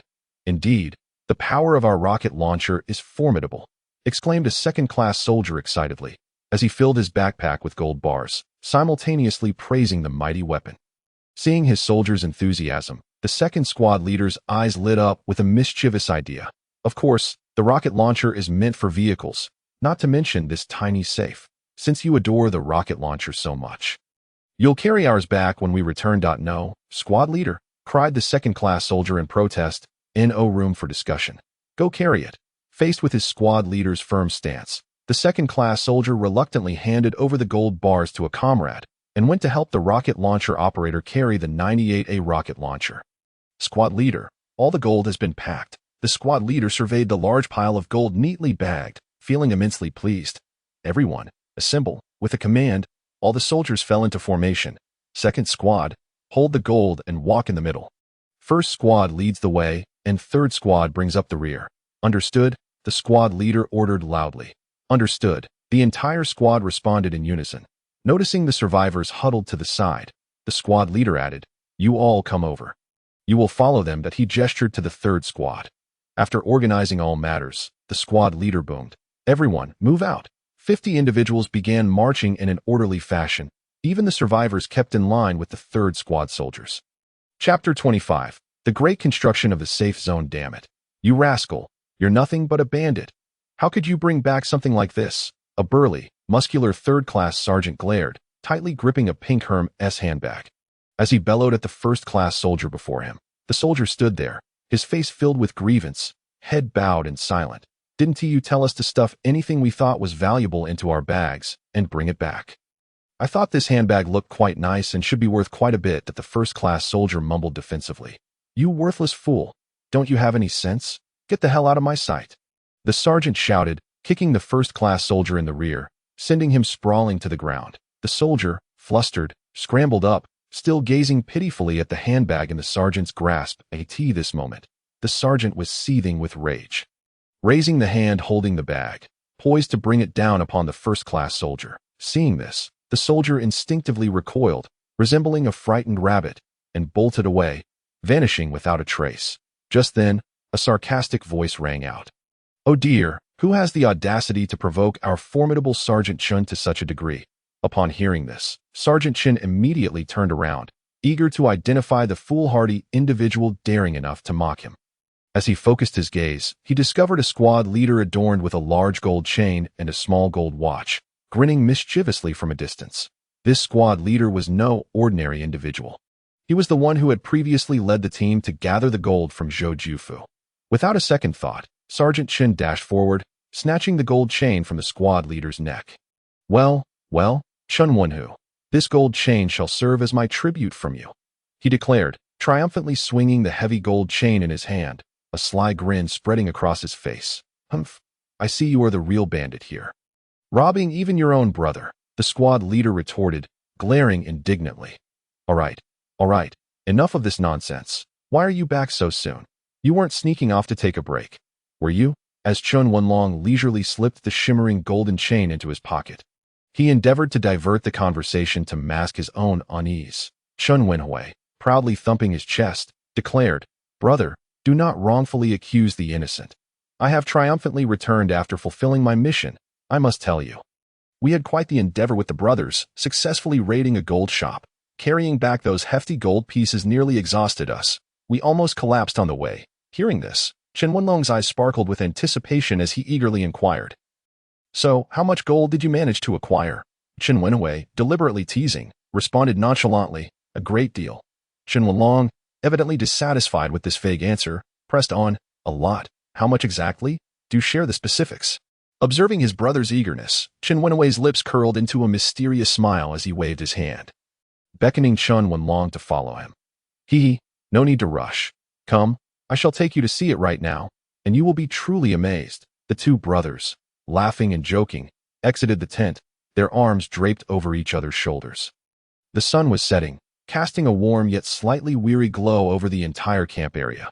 Everywhere one looked, soldiers who had just concluded their missions were scattered about, some gathered in small groups, chatting and laughing, Others puffed on cigarettes, seemingly dispelling their fatigue with the swirling smoke, while some were diligently polishing their cherished firearms, treating them with the utmost reverence.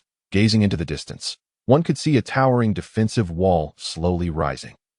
This formidable structure was commissioned by the Golden Viper Group and constructed by the 2nd Regiment on site.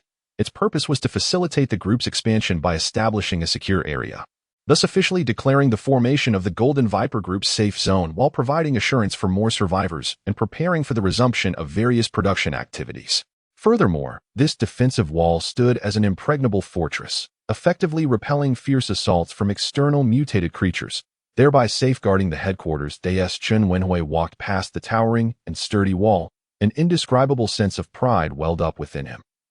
He marveled at how, in less than a day, this wall had risen to such heights, becoming an unassailable barrier protecting lives and hopes. Looking up, he noticed numerous busy figures laboring atop the wall, sweat trickling down their cheeks, yet their eyes gleamed with determination and focus. "Brother, where did all these laborers come from?"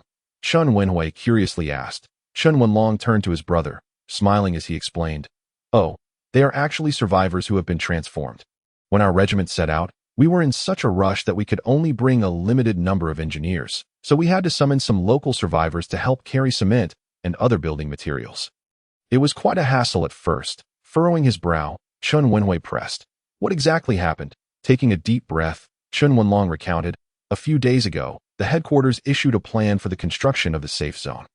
When we began to call upon survivors, the situation was not as smooth as we had imagined.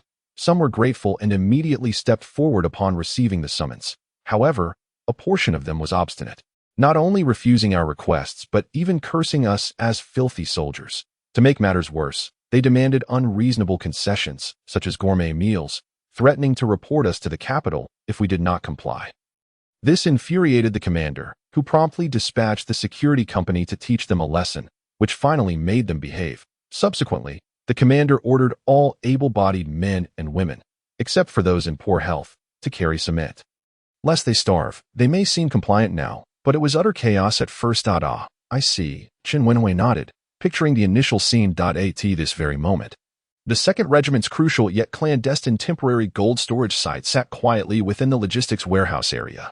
This location was particularly noteworthy, as it housed a significant amount of precious gold along with a concentration of military equipment and supplies. One could see rows of awe-inspiring 99A main battle tanks neatly lined up in the logistics warehouse area.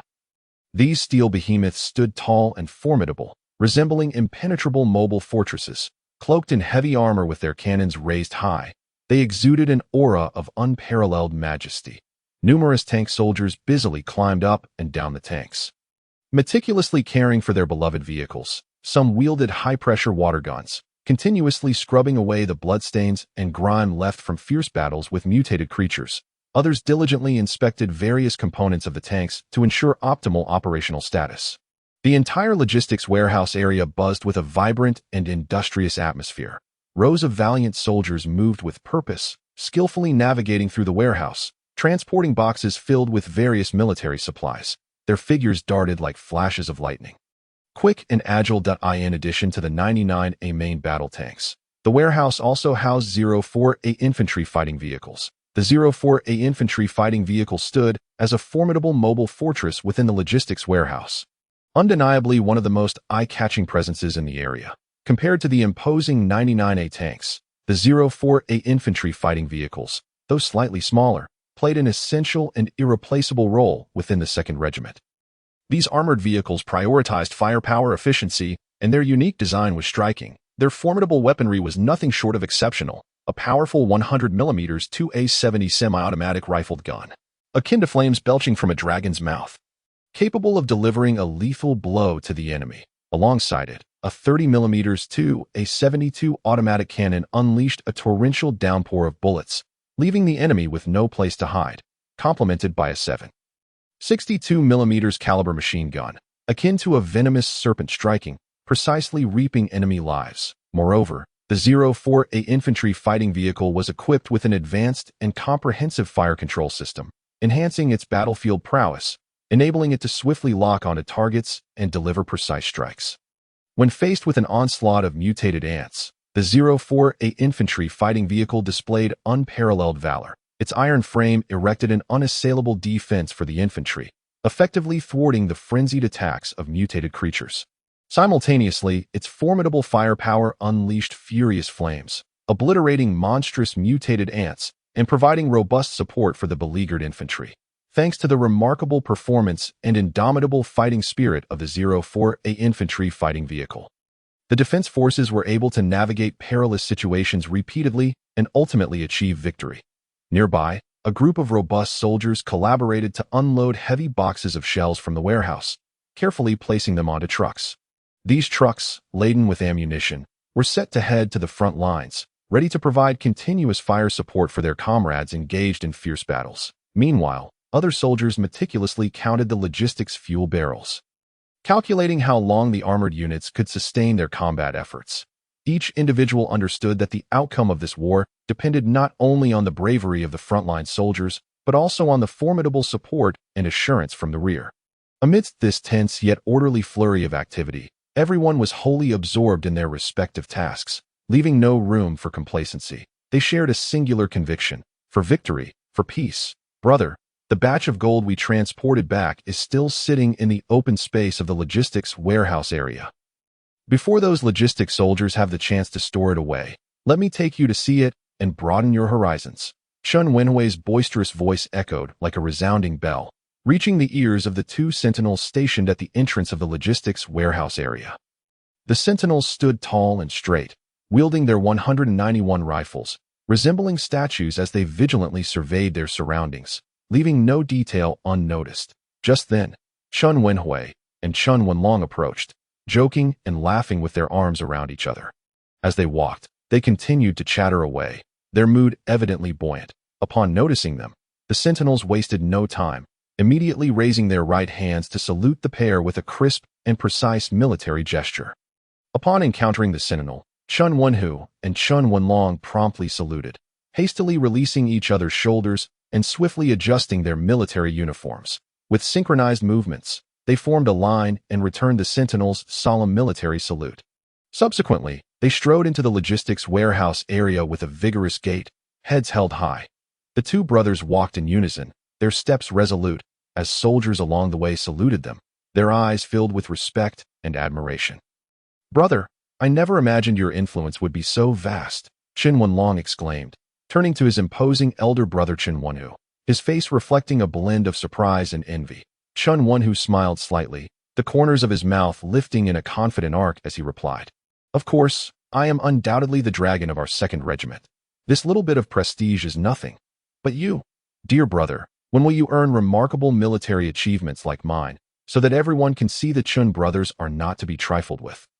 At that time, your title of Tiger of the Army will be firmly established." Upon hearing this, Chen Wenlong scratched his head, a hint of bashfulness creeping into his smile. "Though, brother, so you already know that I am privately referred to as the Tiger of the Army?" Chen Wenhu chuckled at his brother's shy demeanor and patted his shoulder. "Humph, with your little antics, how could I be unaware? That title has already reached even the nearby companies. However, merely having a title is insufficient. One must also demonstrate true skill." After saying this, he returned a formal military salute to an approaching company commander with grave respect. As the Chun brothers continued their conversation, they arrived at the temporary gold storage point brought back by Chen Wenhu, where soldiers from his squad were busy inspecting the gold ornaments. Chen Wenhu gave a swift kick to the soldier who was blocking the way. "Ouch! Who dares to kick me? Don't you know I'm protected by Chen Wenhu?" "Oh, what a temper! Are you trying to scold me?" The soldier turned around and, upon recognizing his squad leader, quickly regained his composure. "I wouldn't dare." Chen Wenhu pushed aside the soldier in front and stepped into the clearing. Lifting the waterproof cover that concealed the gold, under the brilliant sunlight, the mound of gold shimmered like dazzling stars, its intense reflection making it difficult for the surrounding soldiers to keep their eyes open. Chen Wenhu turned to Chen Wenlong, his face brimming with pride as he grinned. "Brother, come quickly and see the bountiful results our squad has achieved." Chen Wenlong gazed intently, astonished by the mountain of gold gleaming under the sun. Such a vast quantity was indeed astonishing. It was worth noting that no other company had ever attained such remarkable results. The soldiers surrounding them, though witnessing the sergeant's shocked expression, pretended to remain oblivious. They stood rigidly, awaiting the gold record keeper to inspect this precious treasure. Yet, the smiles that occasionally flickered in their eyes betrayed the pride swelling within each of them. Chen Wenlong observed his brother, who appeared to be presenting a treasure, and suddenly recalled the soldier under his command who had taken so long to retrieve a pink bag. A surge of unnamed frustration welled up within him, and he wished to return and land a punch on that soldier.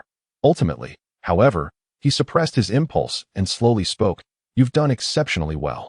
I dare say the amount of gold here rivals that of a large bank. If the total gold collected by the other companies pales in comparison, your squad might just earn a commendation."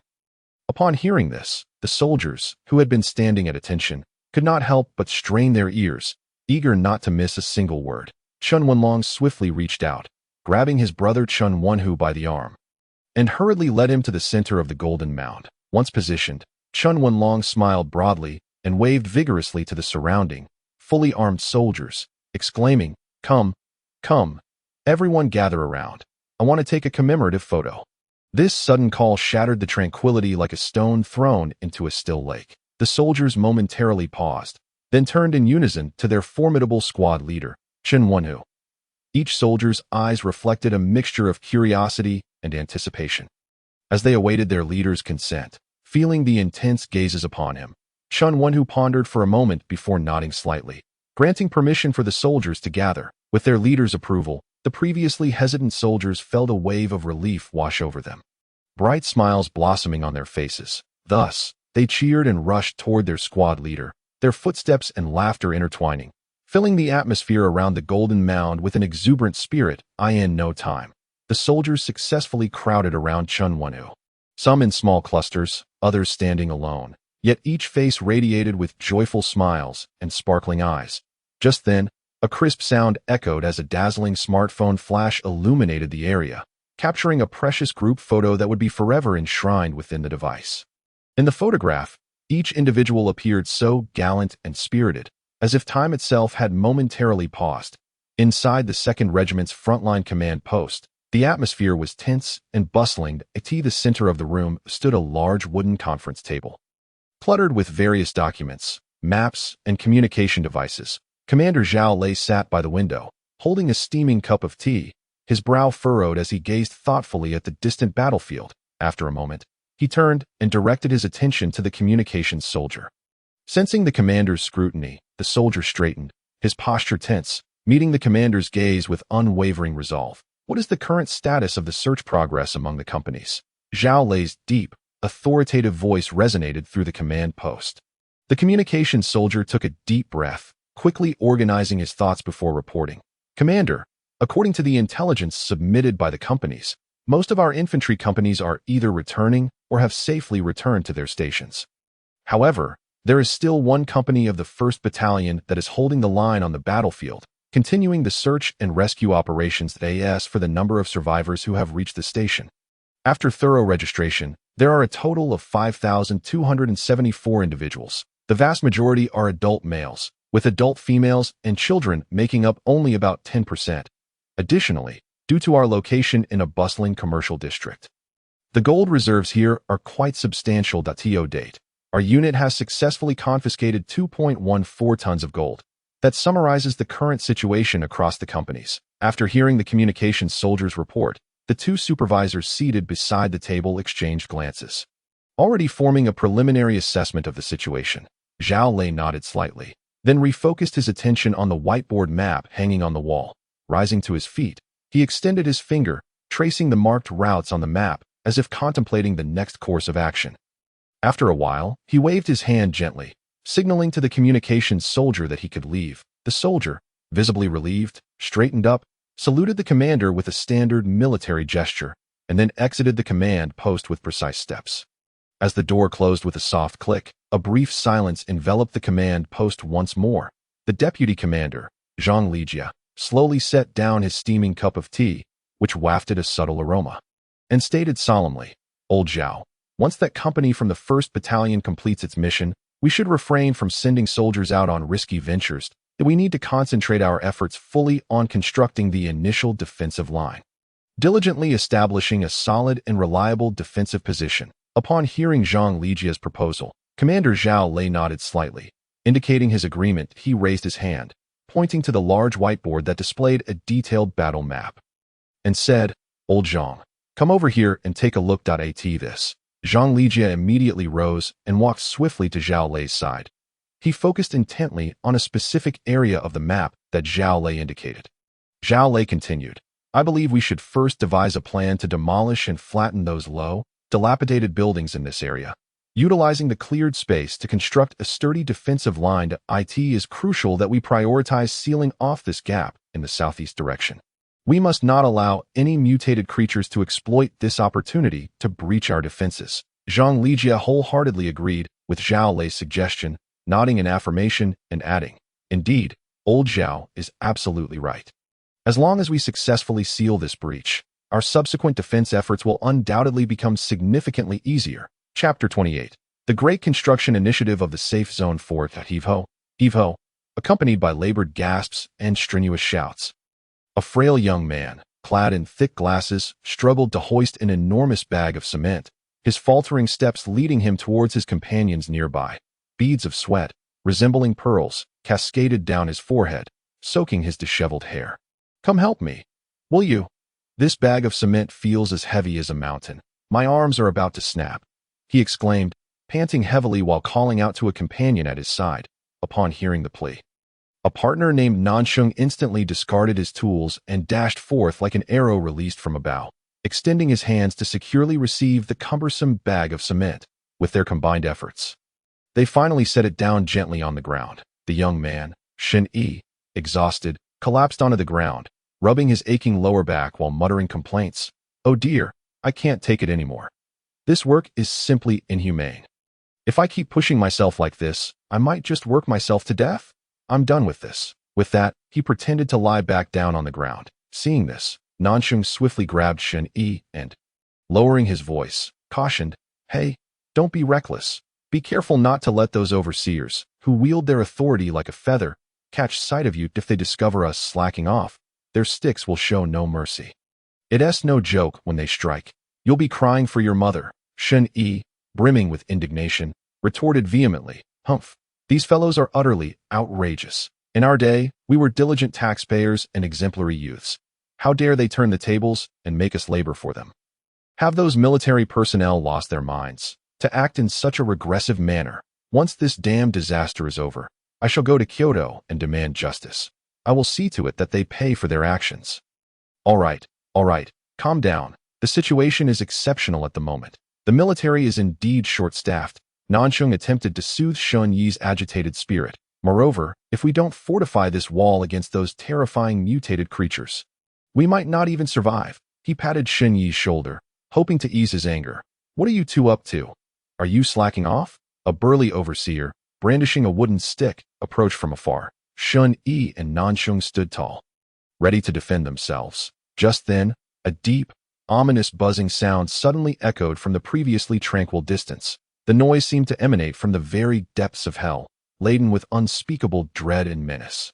Upon hearing this sound, the once aggressive overseer and the faces of Shen Yi and Nansheng turned as pale as sheets, for their recent experiences had etched the lessons of battle deep into their bones. This heralded an impending crisis. Nansheng jerked his head up, gazing intently in the direction of the sound. There, in the distant sky, he discerned a vast, dark shadow hurtling towards them with astonishing speed. As it drew nearer, he finally recognized it. A horde of grotesque, oversized mutated mosquitoes. These creatures exuded a foul stench, their sharp proboscises glinting ominously, sending chills down one's spine. Woo-woo. The piercing sound of an air raid siren erupted, akin to a furious beast roaring to the heavens, resonating through the skies and shaking the hearts of all present. At the forefront of the wall, a makeshift defensive line had been hastily established, where a band of brave and fearless soldiers stood ready. Their faces were grave, their gazes unwavering as they focused on the approaching swarm of mosquitoes. Confronting this ferocious and relentless onslaught, the soldiers exhibited no signs of fear or retreat. They swiftly transitioned into a state of intense combat readiness. The frontline soldier gripped his 191 model rifle tightly, unhesitatingly pulling the trigger. In an instant, flames erupted from the barrel, and bullets shot forth like lightning, streaking through the dark sky like meteors, aimed directly at the menacing swarm of mutated mosquitoes. However, these aberrant creatures moved with astonishing speed, darting through the air with an uncanny agility, making them elusive as phantoms. The majority of the bullets merely whizzed past them, with only a few striking their intended targets, which amounted to little more than a drop in the bucket against the vast horde. At that moment, the 201 class machine gun, positioned nearby, could no longer contain its fury, resolutely joining the fray. It roared like a crazed beast, spewing forth fiery tongues of destruction, the sound of gunfire intertwining in a deafening symphony, attempting to envelop the vile mutated mosquitoes within a relentless barrage. Yet, these mutated mosquitoes not only moved with incredible swiftness, but also came in numbers that defied imagination, resembling an unstoppable black whirlwind as they surged toward the defensive line. Just as the line appeared on the verge of collapse, the anti-aircraft gun mounted on the adjacent building finally unleashed its fury. Its robust barrel belched forth scorching flames, weaving a dense net of death with its overwhelming firepower. Bullets whistled through the air, colliding violently with the mutated mosquitoes, erupting in splashes of crimson on the battlefield. Shell casings rained down like droplets of rain, clattering against the ground with a sharp sound. The acrid scent of gunpowder filled the air, causing an intense sting in the nostrils of those present. Survivors scurried to the base of the wall, seeking refuge in the safety of cover, anxiously watching the heart-stopping battle unfold. Some clenched their fists, palms soaked with sweat. Others silently closed their eyes, fervently praying for victory. Amidst the crowd, Shun Yi and Nansheng stood wide-eyed, fixated on the unfolding chaos. Their hearts raced with trepidation, fearful that the soldiers might be overwhelmed by the mutated mosquitoes, for if the line were breached, the consequences would be dire. At that moment, all they could do was silently pray for the soldiers to withstand the terrifying onslaught of mutated mosquitoes. After an intense and harrowing battle, the colossal and ferocious mutated mosquito was finally struck with precision. Accompanied by a shrill buzzing sound, it plummeted to the ground like a fallen star. In an instant, the cheers of the survivors erupted like a surging tide, echoing through the skies. As the soldiers' taut nerves relaxed, releasing long-held breaths, their once solemn expressions gradually softened into relief, though fatigue and the joy of completing their mission were unmistakable. Standing amidst the crowd, Shun Yi scratched his head, a hint of worry in his voice as he remarked, "Hey, it seems we really must fortify this wall. Otherwise, we might truly find ourselves without a way to live." With this, he couldn't help but chuckle lightly. Nansheng, upon hearing this, offered a slight smile and gently patted Shun Yi's back, as if to provide silent encouragement and support. Then, exchanging knowing glances, the two nodded in unison and resolutely turned back to immerse themselves once more in the urgent and busy task of constructing the wall. Chapter 29. The Great Construction Initiative of the Safe Zone 5. Commander. All armed forces under the group have fully committed themselves to the construction of the defensive lines at each base, reported the secretary, He Jingjing, with utmost respect to Li Wenshan. Upon hearing this, Li Wenshan nodded slightly, signaling her to continue. Thus, He Jingjing gracefully advanced, her delicate high heels clicking softly on the floor as she approached the electronic sand table situated at the center of Li Wenshan's private study. With elegance, she extended her finger and lightly tapped on the compact computer in her hand, instantly revealing a detailed topographic map of Yuhang City. Shortly thereafter, a lifelike virtual terrain image projected from above the electronic sand table.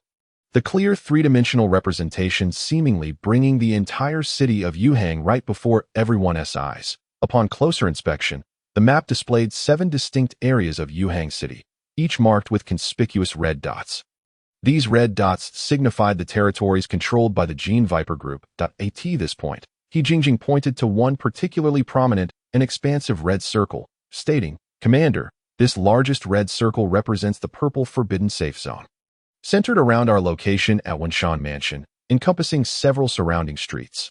Currently, in the construction of the temporary defensive line within the inner city, Commander Qixuan of the Green Dragon and Commander Aojing of the White Tiger are personally leading their troops and have already made preliminary progress." As she spoke, He Jingjing's tone took on a more serious note. Furthermore, the White Tiger forces have swiftly mobilized, completing defensive deployments at various traffic junctions 5 kilometers from here. Simultaneously, The engineering core of the Cooperative Defense Army has extensively summoned all surviving personnel to fully engage in constructing the defensive wall 5 kilometers away. The engineering team has meticulously planned to implement demolitions on buildings along the route of the forthcoming wall to clear obstacles and create sufficient space. Additionally, the winding paths leading to the inner city will be entirely obliterated, retaining only the 4 major thoroughfares that run east, west, north, and south. Moreover, extensive renovations of the underground drainage system in the inner city are also underway, aside from specific waterways that will be secured with robust iron grills.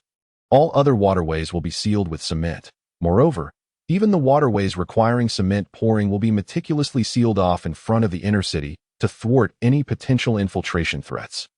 Within the inner city, each towering edifice has been meticulously outfitted with the latest insect-repelling devices invented by the consortium. These contraptions serve as an invisible barrier, effectively preventing various small mutated creatures from stealthily breaching the inner city, thereby ensuring the safety of its inhabitants. Simultaneously, significant progress has been made in delineating the various sectors of the inner city. The industrial, residential, and critically important military zones have all been preliminarily defined, with foundational infrastructure being constructed in an orderly manner. Notably, the construction of air defense positions is advancing with fervor. Once completed, it will become a pivotal component of the inner city's defense system. As for the outer city's construction boundaries, they have finally been clearly delineated following extensive surveying and research. This future outer city will rise within 5 kilometers surrounding the inner city, forming a formidable outer defense line.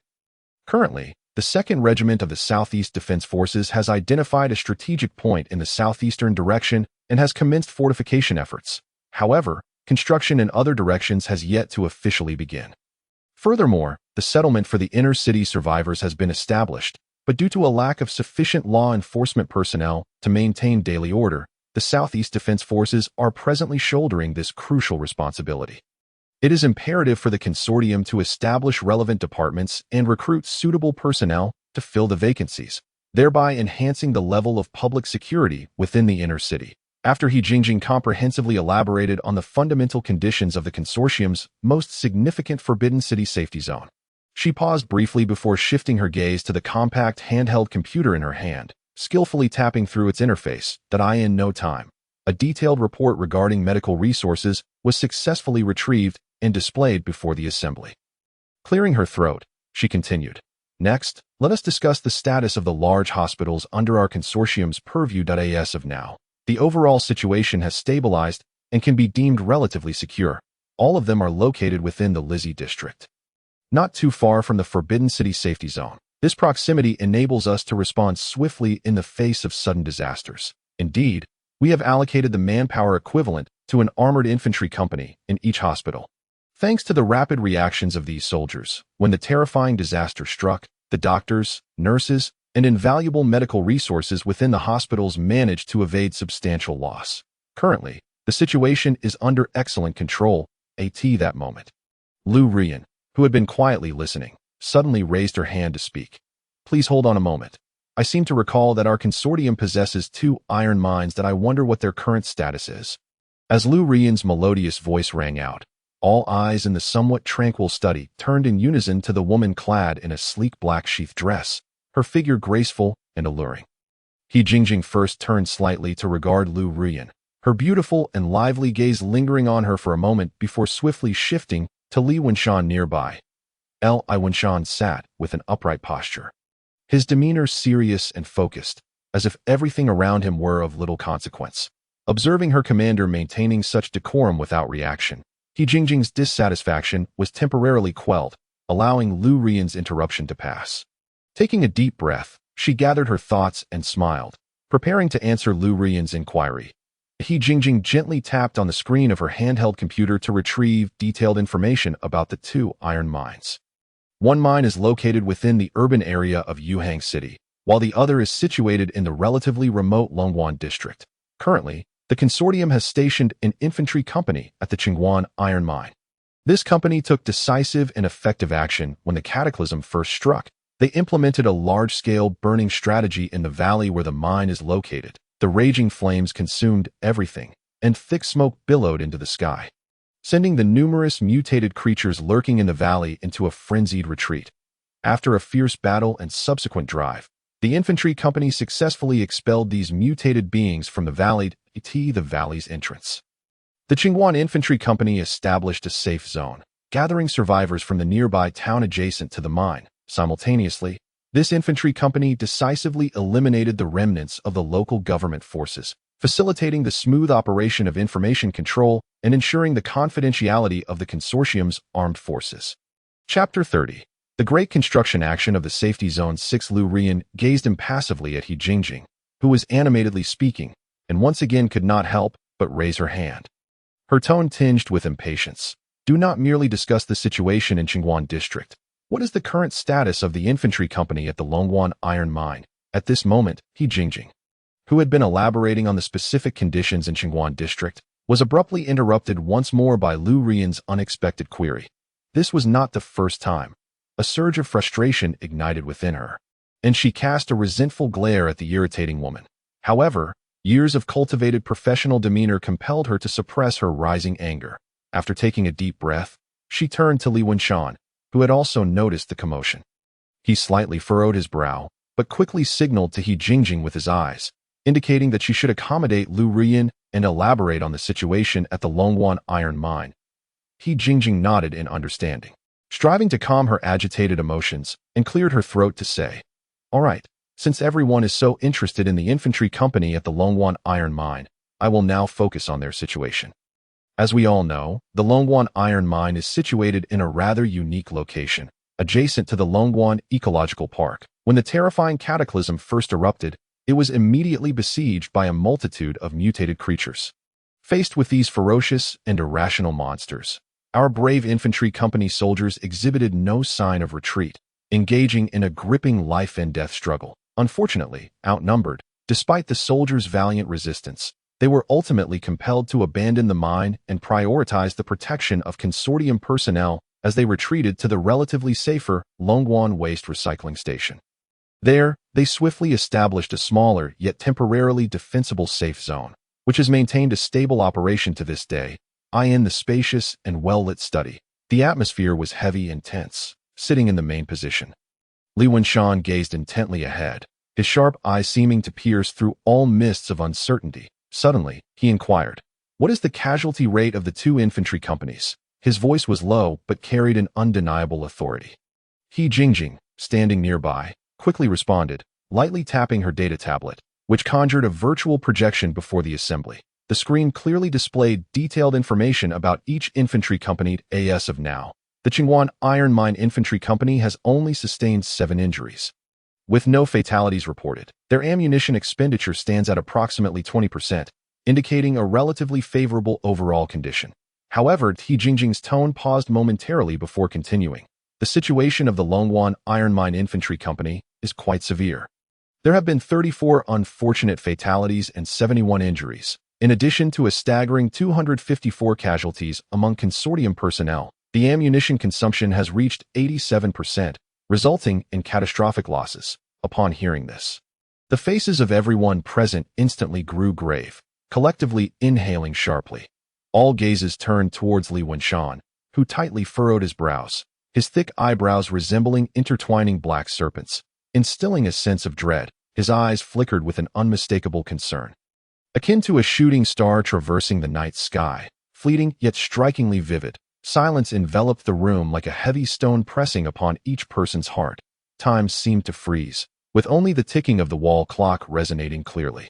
Finally, after a moment of deep contemplation, Li Wenshan abruptly lifted his head, his gaze resolute and determined, as if he had reached a crucial decision. Immediately deploy the Qinglong First Squadron. His voice was low and powerful, akin to thunder reverberating through the air. Have them carry ample rescue supplies and swiftly transport to the Longguan Waste Recycling Station aboard transport vessels.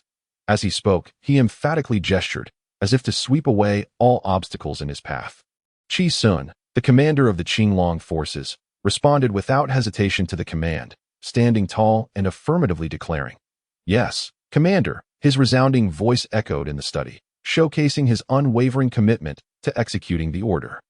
Without missing a beat, he turned and hastily exited the command room, His figure gradually receded, yet the hurried sound of his footsteps remained clear in everyone's ears. Before long, Chi Sun strode back into the command room with purpose.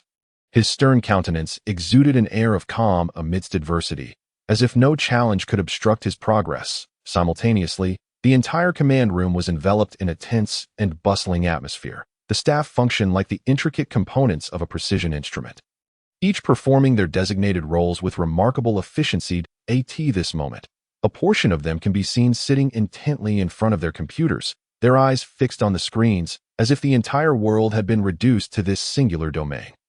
Their nimble fingers dance across the keyboards with the dexterity of a piano maestro, leaping and twirling in a flurry of motion. Each keystroke produces a crisp sound, akin to the notes of a rousing symphony, heralding the overture that binds them closely to the Qinglong 1st Brigade. As these individuals operate, information is transmitted with astonishing speed. They convey specific combat instructions to the Qinglong 1st Brigade at the base using clear, concise, yet impeccably precise language. This efficient mode of communication acts as an invisible tether, tightly connecting individuals situated in disparate locations. Others move methodically between the shelves, carefully selecting and allocating various rescue supplies, meticulously verifying the quantity and quality of each item to ensure absolute reliability. In an instant, the sharp sound of keyboards resonates throughout the room, reminiscent of a rapid drumbeat, urging everyone to quicken their pace. The rising din of conversation echoes like a fervent debate, and the hurried footsteps resemble the clarion call of a battlefield, urging each individual to press forward with courage. These sounds intertwine and merge, collectively composing a stirring and impassioned anthem of battle, igniting fervor and excitement within the hearts of all present. With the departure of Qixuan, the serene reporting voice once again fills Li Wenshan's private study, providing a detailed elucidation of the group's various forces to the upper echelons of the organization. Chapter 31. The Grand Construction Operation of the Safe Zone. Chao. Hurry up and fire. Do not let those damned creatures come any closer. A squad leader shouted hoarsely. I've run out of bullets. Where on earth are the supplies? A soldier exclaimed anxiously, searching frantically for ammunition. At this moment, hundreds of soldiers stood resolutely atop the sturdy blast wall, gripping their Type 191 rifles, unleashing a torrent of fire upon the approaching enemy. The onslaught consisted of mutated termites towering to adult height, swarming in dense waves like a terrifying tsunami, descending upon Longguan base. Amidst this surging tide of ants, massive centipedes, as large as trains, slithered forward, their fearsome appearance sending shivers down the spine at just a glance. The soldiers fired 5.8mm armor-piercing incendiary rounds, raining down upon their targets, each bullet creating a smoldering hole in the mutated termites and centipedes, inflicting severe wounds upon these monsters. However, the sheer number of enemies was overwhelming, continuously pouring in from the distance. Prepare the rocket launchers. With a command, a dozen robust soldiers swiftly shouldered the PF-98 120mm rocket launchers, aiming at the most concentrated areas of the ant swarm, and without hesitation, they pulled the triggers. With thunderous roars, rockets screamed forth, accurately striking the enemy ranks. The explosions created shockwaves that momentarily cleared swathes of the ant swarm, yet before long, the irrational mutated creatures rapidly filled the voids once more. The fierce battle had raged for several hours. The barrels of the soldiers' rifles and machine guns glowed red-hot from continuous fire, accompanied by the sharp sounds of gunfire. Spent shells cascaded from the chambers like a waterfall, clattering to the ground, soon forming a thick layer of casings. The battlefield was thick with the acrid scent of gunpowder, irritating the nostrils and throats of all present. Nevertheless, not a single soldier showed any inclination to retreat. Many soldiers bore varying degrees of injury from the powerful recoil of their firearms. Some had their arms numbed and devoid of feeling, while others had shoulders swollen and bruised, yet they gritted their teeth, expending their last ounce of strength to steadfastly hold the line. The soldiers, weapons in hand, fired furiously at the relentless tide of mutated termites and centipedes. However, the numbers of these mutated creatures were staggering, seemingly endless, flooding in from all directions. Moreover, their vitality was remarkably resilient. Even when riddled with bullet holes, they continued to advance, imposing significant psychological pressure on the soldiers to more effectively combat these troublesome foes. The soldiers switched their standard ammunition for more powerful armor-piercing incendiary rounds. While these munitions were devastatingly lethal, they also placed immense strain on logistical support. After all, such high-intensity consumption posed unprecedented challenges for resupply. At this juncture, the mutated termites and centipedes had approached within a mere 50 meters of the base. The soldiers fought with every ounce of strength, yet still struggled to halt their advance. Just as it appeared the mutated termites and centipedes were about to pounce, the 3-9 type double-barreled 35mm self-propelled anti-aircraft guns, which had remained silent at the base entrance, finally roared to life. Accompanied by deafening cannon fire, all 3 guns opened fire simultaneously, unleashing a torrential downpour of 35mm ahead rounds upon the mutated swarm. In an instant, flames erupted skyward, and the sound of explosions reverberated. Whether the large mutated termites or the agile centipedes, any that were struck by the shells were instantly obliterated into countless fragments. Shattered limbs and splattered blood painted the ground a vivid crimson. Creating a scene reminiscent of hellish horror, the once formidable advance of the mutated termite and centipede army faltered under the relentless assault of the self-propelled guns, having recently pressed forward with such vigor. They now suffered heavy losses, their lines forced back by a full 200 meters. The infantry company commander, Wang Debiao, observing the real-time footage transmitted from the aerial reconnaissance drone, witnessed this awe-inspiring scene unfold. As he saw the mutated creatures successfully repelled, the long-suppressed emotions within him finally found release. Overwhelmed with excitement, he raised his fist and pounded it onto the table before him, exclaiming, "Excellent! That was powerful enough. Captain Zhang, you've also kept your composure. Why did we wait until now to deploy such a valuable asset? If we had used it earlier, it could have alleviated some pressure on the soldiers." Captain Zhang, standing nearby, retorted with a hint of irritation, "We don't have many shells left, and using them too soon is to ensure that our limited ammunition has maximum effect." Captain Zhang shot Wang Debiao a glare. "You talk too much. Have I complained about the trouble you've brought upon us? Longwan Base is merely an observation post with limited personnel, primarily tasked with monitoring various situations in the Longwan area, and typically doesn't require firearms. Unlike you, who brought a throng of people to my territory. It's one thing to bring personnel, but why did you attract the riffraff from the nearby park? Our battalion was already understrength with only 300 personnel, half of whom were logistics staff. The only combat-ready troops left were that infantry company and half an air defense company. Now, I've even had to deploy logistics personnel to the blast wall. Family doesn't speak of such matters. Once we get through this ordeal, I'll treat you to a drink." As Wang Debiao spoke, he reached to rest his arm on Captain Zhang's shoulder, only to have Zhang swatted away. Wang Debiao rubbed his reddened hand, muttering about the strength of Zhang's slap. "Furthermore, have you figured out how to handle the ordinary employees you brought back?" Captain Zhang inquired, glancing at the screen. Wang Debiao scratched his head. "I haven't decided yet. Perhaps I should request further instructions from headquarters." The 2 men then turned their attention to Monitor 3, where the ordinary employees who had been withdrawn from the mine were now crowded in the warehouse. Suddenly, a communications soldier stood up and approached. "Commander, urgent message from headquarters." "Read it. Your situation is known to headquarters. By order of the highest commander, the Qinglong 1st Brigade is to carry weapons, ammunition, and supplies to your location for rescue. Until the 1st Brigade arrives, please ensure the safety of the ordinary employees. Please be advised." Captain Zhang waved his hand dismissively, allowing the communications soldier to withdraw. "All right, no need for further deliberation. Headquarters has already made the decision for us. Headquarters truly thinks ahead. Long live the commander. Long live the Golden Viper." Chapter 32. The grand construction operation of the safe zone. Captain Zhang, wearing a serious expression, called out to a nearby communications soldier, "Bring me the communicator." The soldier, who had been diligently working at his computer, sprang into action without a moment's delay. He quickly rose, retrieved the communicator that maintained close contact with the entire battalion from the shelf, and briskly approached Captain Zhang, respectfully handing it over. Captain Zhang accepted the communicator, took a deep breath, and spoke in a steady, authoritative voice. "This is Battalion Commander Zhang Guiqing. Can the Air Defense Company hear me?" No sooner had he finished speaking than a voice responded from the other end. "Commander, this is Air Defense Company Commander Huang Jing.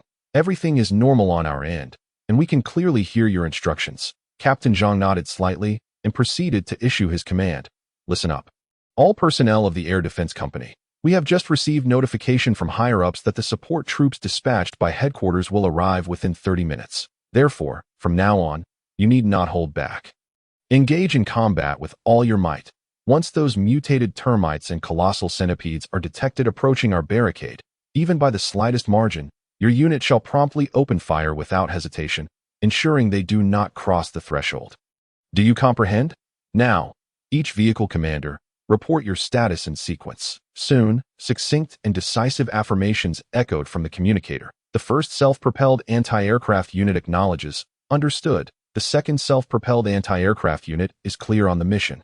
Understood. The third self-propelled anti-aircraft unit comprehends. We shall resolutely fulfill our task. After all commanders had reported, Captain Zhang paused momentarily before continuing with his instructions. Huang Jing, there is one critical aspect you must pay special attention to: the ammunition reserves and consumption rate. Do not exhaust all the shells recklessly. Ensure a judicious allocation to guarantee sufficient firepower support in the ensuing combat. Do you understand? Understood, Captain. Rest assured, I will meticulously oversee the usage of the shells, replied Huang Jing, the resolute commander of the Air Defense Unit. Good. Let us commence the mission. With a command, Zhang Guoqing gently set down the communicator he had firmly grasped on the somewhat antiquated wooden desk beside him. His piercing gaze remained fixated on the screen ahead, scrutinizing the fierce battle surrounding the base. In that instant of command, Huang Jing acted without hesitation. He swiftly approached a computer in the logistics warehouse, his fingers flying across the keyboard as the data on the screen flickered and shifted. He was wholly engrossed in tallying the remaining ammunition for the self-propelled anti-aircraft units. All commanders of the self-propelled anti-aircraft units, report your ammunition reserves immediately. Huang Jing called into the communicator. Responses quickly emerged. Commander, the first self-propelled anti-aircraft unit has 80% of ammunition remaining. Following that, another voice chimed in. Commander, the second self-propelled anti-aircraft unit has 82% of ammunition left. Finally, the third voice clearly reached Huang Jing's ears. Commander, the third self-propelled anti-aircraft unit has 78% of ammunition remaining. After hearing the reports from each unit, Huang Jing felt a slight relief. After all, the ammunition for the three self-propelled anti-aircraft units was still adequate, and there remained a sufficient supply in the base's logistics warehouse. Given the current ammunition reserves, sustaining combat for several more hours should pose no significant issue. At this moment, the battlefield situation began to clarify. High-altitude drone reconnaissance revealed that the fearsome, mutated termites and gigantic centipedes were primarily concentrated to the east of Longwan Base. Other directions only saw sporadic appearances of a few monsters, easily managed by the few soldiers stationed along the barricades. Thus, the main battlefield undoubtedly lay to the east of the base, which meant a relatively reduced pressure on the air defense unit. However, Huang Jing was acutely aware that the nature of war is ever-changing, where even the slightest negligence could lead to catastrophic consequences. Therefore, despite the seemingly favorable situation, he dared not let his guard down. At present, the utmost priority for the air defense unit was to concentrate their efforts on the combat situation emerging from the east. They need not exhaust themselves like firefighters racing against time. Instead, they could allocate their limited forces and resources more effectively to the defense of critical areas. Attention, all air defense unit personnel, Huang Jing commanded. From this moment on, should those mutated termites and centipedes approach within 100 meters of our barricade, fire immediately. No mistakes allowed. Is that clear? The self-propelled anti-aircraft units quickly responded in unison. First came the steady and assertive voice of the commander of the first unit. The first self-propelled anti-aircraft unit understands. Next, the commander of the second unit echoed without hesitation. The second self-propelled anti-aircraft unit understands. Finally, the commander of the third unit affirmed with equal resolve. The third self-propelled anti-aircraft unit understands. These crisp and decisive replies showcase the high level of discipline and collaborative combat capability within the entire air defense unit. Huang Jing felt satisfied with the operational proficiency of his troops. As the battlefield was engulfed in smoke and chaos, the air defense unit plunged into combat with fervor. Should those spine-chilling mutated termites and massive centipedes dare to approach within 100 meters of the barricade, they would swiftly be met with a barrage of thunderous artillery fire from the air defense unit stationed at Longwan Base. Shells of 35 millimeters screamed through the sky, propelled by boundless rage and strength. Crashing down upon these aberrant creatures, in an instant, the cannon fire roared deafeningly, flames soaring into the heavens, as if the entire battlefield had been consumed by this terrifying explosion. The once arrogant and unassailable mutated termites and centipedes found themselves utterly defenseless against such overwhelming firepower. Easily torn into countless tiny fragments by the relentless shells that as time progressed, this lethal onslaught repeatedly unfolded, causing the offensive momentum of the mutated termites and centipedes to noticeably wane. They no longer charged forward with the same reckless fervor as before, now appearing hesitant and reluctant to advance. Meanwhile, the density of these mutated creatures began to diminish, their once densely packed ranks resembling a receding tide. For the soldiers stationed at the barricades, the lessening enemy aggression undoubtedly alleviated the weight upon their shoulders. The previously suffocating atmosphere of tension gradually dissipated, replaced by an ambience filled with hope and confidence. Huang Jing occasionally glanced at his watch, gauging the time and how long until the reinforcements would arrive. After a fierce barrage, the termites did not retreat, despite sustaining severe damage. They swiftly regrouped, forming massive clusters that advanced towards the barricade like a surging tide. This time, the ant swarm exhibited a more sophisticated tactical strategy. Dividing into three formidable forces to simultaneously assault Longwan Base from the northeast, southeast, and directly east at that moment, Captain Zhang, who had been engaged in light-hearted conversation with Wang Debiao, suddenly shifted his gaze to a corner of the screen. His expression turned grave, and without hesitation, he called out loudly, "Quick! Zoom in on the aerial reconnaissance images from the north and south." Responding swiftly to the captain's command, the third communicator adeptly manipulated the mouse, double-clicking to enlarge the images transmitted from drones 2 and 3 to fill the entire screen. Within the images, a vast mass of densely packed white dots surged toward the barricade of Longwan Base like torrential raindrops. Although the scale of these two ant swarms was somewhat smaller than that from the east, their formidable presence still instilled a sense of trepidation. Wang Debiao, who had been tallying the ammunition reserves nearby, keenly noticed the sudden shift in Captain Zhang's demeanor from relaxed to tensed. An ominous premonition gripped his heart. He quickly inquired, "Captain Zhang, what is happening?" Captain Zhang furrowed his brow, pointing at the screen, and replied, "Old Wang, come see for yourself. These damned termites have learned to divide their forces." Upon hearing the term divide, a chill ran down Wang Debiao's spine. Penetrating to his core, he wasted no time and rushed to the screen. Upon witnessing the unfolding scene, he silently cursed his luck. This was indeed a significant predicament. "Captain, we have deployed an infantry platoon to both the north and south. However, it is crucial to note that while these two ant swarms are smaller than those from the east, their attack power remains formidable and cannot be held back by merely 2 infantry platoons." Wang Debiao stated gravely, "The situation is extremely urgent. We must quickly reinforce our troops." Upon hearing this, Captain Zhang's brow furrowed further. His expression clouded with concern. "Old Wang, I am well aware of the need for reinforcements. However, the pressure faced on the Eastern Front is substantial. The 300 personnel we initially deployed are only holding on due to the suppression provided by the 3 self-propelled anti-aircraft units." He continued, "It would be incredibly challenging to withdraw troops from there to support other directions." Captain Zhang elaborated, "Let us consider the personnel within the base. Aside from those injured and unable to continue fighting, we have fewer than 50 individuals left who can be mobilized. Among these few, the majority are technical, logistical, and medical personnel whose combat capabilities are relatively weak. Forcing them into combat raises significant concerns about their effectiveness." He concluded with a resigned shake of his head. For a moment, Wang Debiao found himself at a loss for words, unsure of how to respond. Observing this, Captain Zhang slightly furrowed his brow and turned to the first communicator standing nearby. Issuing a command, "Immediately contact the Qinglong 1st Squad and inquire how long it will take for them to arrive at Longwan Base." "Understood." The communications soldier responded without hesitation, swiftly initiating contact with the Qinglong 1st Squadron. "This is the Longwan Base." Before his words had fully dissipated, a figure darted towards him with the speed of a lightning bolt. None other than Captain Zhang, who had just been across from him. With a sweeping motion of his hand, like a tempestuous storm, he snatched the microphone from the communications soldier's grasp. "I am Zhang Wuqing. How much longer until your reinforcements arrive? Captain Zhang's voice thundered, reverberating through the ears of those nearby like a clap of thunder. Meanwhile, far away in the cockpit of a bird-type transport ship, a pilot clad in a pressure suit heard the urgent inquiry and responded without a moment's delay. This is the Qinglong 1st Squadron. We are currently en route to support you and expect to arrive in 10 minutes. Please hold on. Hearing this, Captain Zhang felt a slight relief, yet he remained vigilant, continuing to shout into the microphone. I implore you all, please hurry.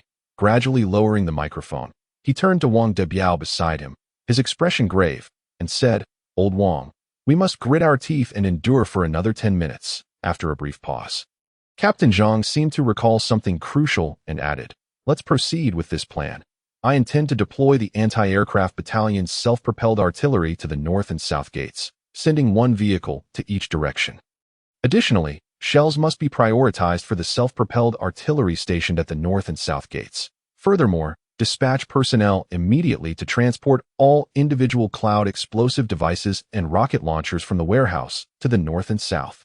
Wang Dabiao nodded slightly in agreement with Captain Zhang's proposal. Indeed, that's a sound idea. Moreover, we can arrange for a few soldiers to organize the remaining survivors who still have the ability to move to assist in transporting the supplies. As for the logistics personnel who become available, they can accompany me to support the north and south walls. Captain Zhang wholeheartedly endorsed Wang Debiao's thoughts, responding without hesitation, agreed. Let us proceed as you suggest. Time is of the essence. We must act swiftly. With Captain Zhang's approval, Wang Debiao immediately turned to several guards within the command post, gesturing with his hand. You lot, follow me. At Wang Debiao's command, the guards hastily fell into step behind him, dashing out of the command post like arrows released from a bow. Meanwhile, Captain Zhang remained at the original spot, observing as they vanished from sight that he soon regained his focus, turning to the communications soldier and decisively ordering, connect me to Huang Jing immediately. The communications soldier, not daring to delay, quickly operated the communication equipment that a series of short beeps sounded, and soon contact was successfully established that a clear voice came through the headset. This is Huang Jing. What are the orders from the command? Taking a deep breath, Captain Zhang quickly replied, Huang Lianchang, the situation is urgent. Immediately reallocate one self-propelled artillery piece from both the north and south gates for support. Act swiftly. Also, send personnel to transport the remaining 80% of the shells to the rear of the north and south gates, allocating 40% to each. Do you understand? Without hesitation, Huang Jing responded from the other end. Understood. Rest assured, Captain, we will accomplish the task. Upon receiving the order, Huang Jing's eyes sharpened, akin to a leopard poised to pounce. Without a hint of hesitation in a flash, he swiftly reached for the slightly outdated, yet fully functional communicator resting on the arm's locker. His long, powerful fingers danced over the buttons with the precision of a pianist, quickly pressing the call button. A steady and resolute voice then emanated from the communicator, echoing clearly in the ears of every soldier. All personnel, listen up. I am about to convey the latest orders from the regiment. This is a formidable battle, and we must give it our all. Self-propelled artillery 1, you are responsible for the safety of the eastern battlefield. Continue to hold your position without retreating. Self-propelled artillery 2, the northern front is currently under immense pressure. You are needed for immediate reinforcement. There is no time to waste. Self-propelled artillery 3, the southern front urgently requires support. Proceed there at full speed to provide robust firepower for our allies. Remember, act swiftly. Time is of the essence, and the enemy will not grant us a moment's respite. Almost simultaneously with Huang Jing's command, the communication channel was filled with the crisp and decisive responses of the various crews. Self-propelled artillery 1 acknowledges. Rest assured, Commander, we will defend the eastern battlefield with our lives and fulfill our mission. Self-propelled artillery 2 understands. We have started the engine and are speeding towards the north. We will reach the battlefield shortly. Self-propelled artillery 3 has received the instructions and will hasten to the south for support without delay. We shall not allow the enemy to succeed. The two formidable self-propelled artillery units roared forth like steel behemoths, racing towards the north and south. Their bodies glinted coldly, and their massive cannons pointed skyward, as if ready to unleash deadly fire at any moment. That very moment, the situation on the eastern battlefield grew increasingly tense. The terrifying white termites surged forth once more, launching a fierce assault, toward the eastern barricade. Just as the crisis reached its peak, the first self-propelled artillery of the anti-aircraft battalion reacted like an awakened giant, moving with astonishing speed, accompanied by the roar of the engine and the rapid whirring of the tracks. The entire vehicle exuded a chilling aura. Suddenly, its massive cannon quivered violently before erupting in a deafening roar that seemed to pierce the heavens, causing the surrounding air to tremble in an instant. A dazzling array of flames erupted from the barrel, resembling a fire dragon soaring through the sky. The shells, propelled at breakneck speed, rained down upon the termite swarm with relentless force.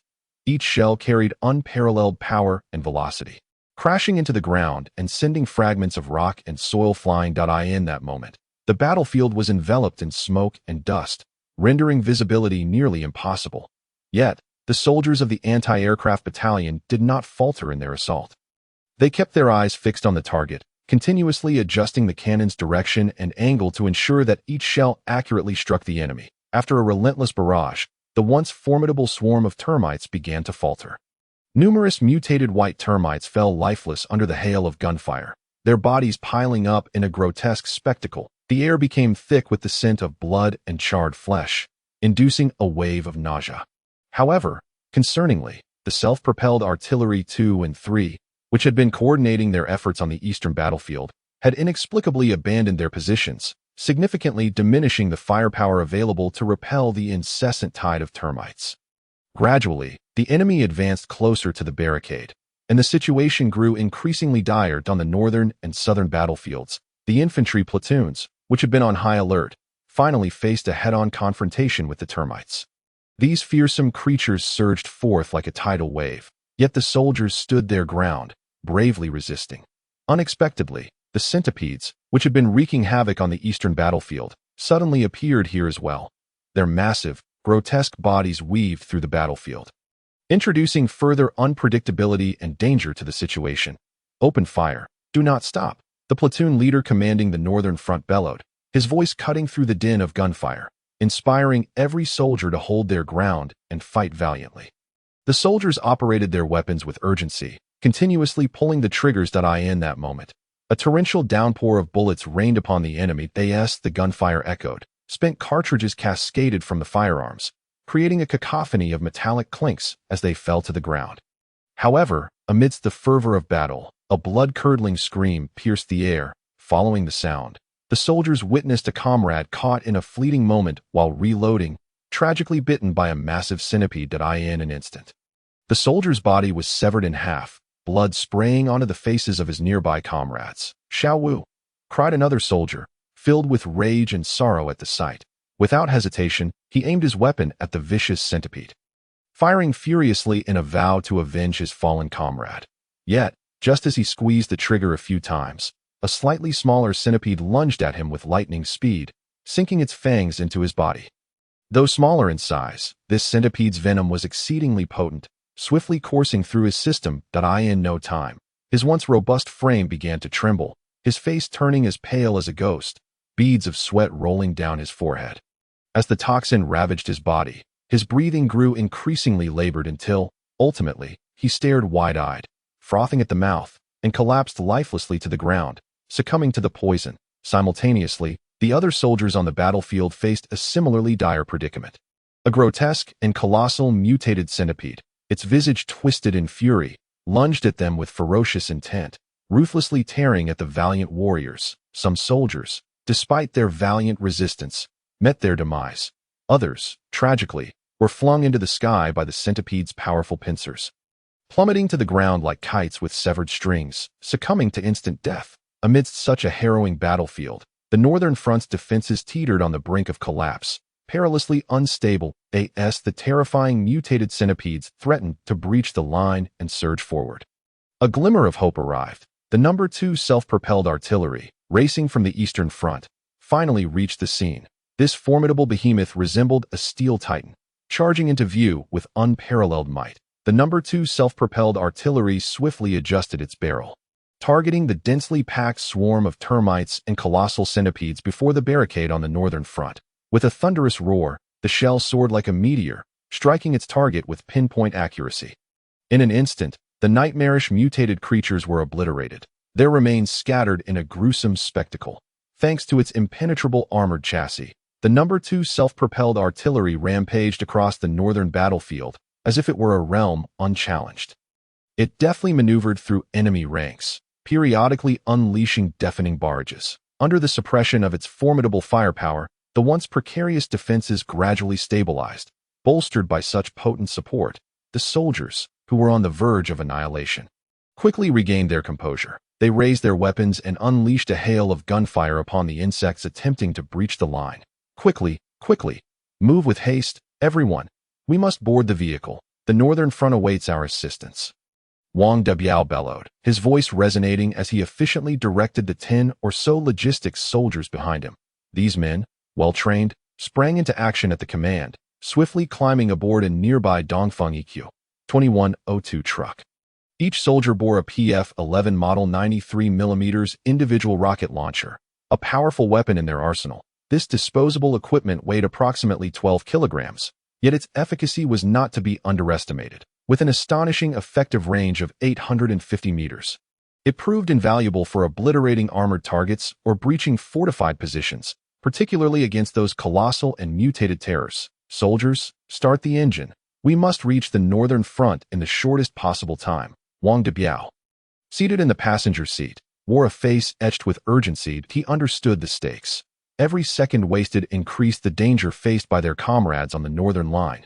The driver, upon receiving the command, wasted no time, pressing the accelerator as the truck sped away like an arrow released from a bow. This support mission represented the last mobilizable force from Longwan Base, led by the seasoned and courageous Wang Debiao.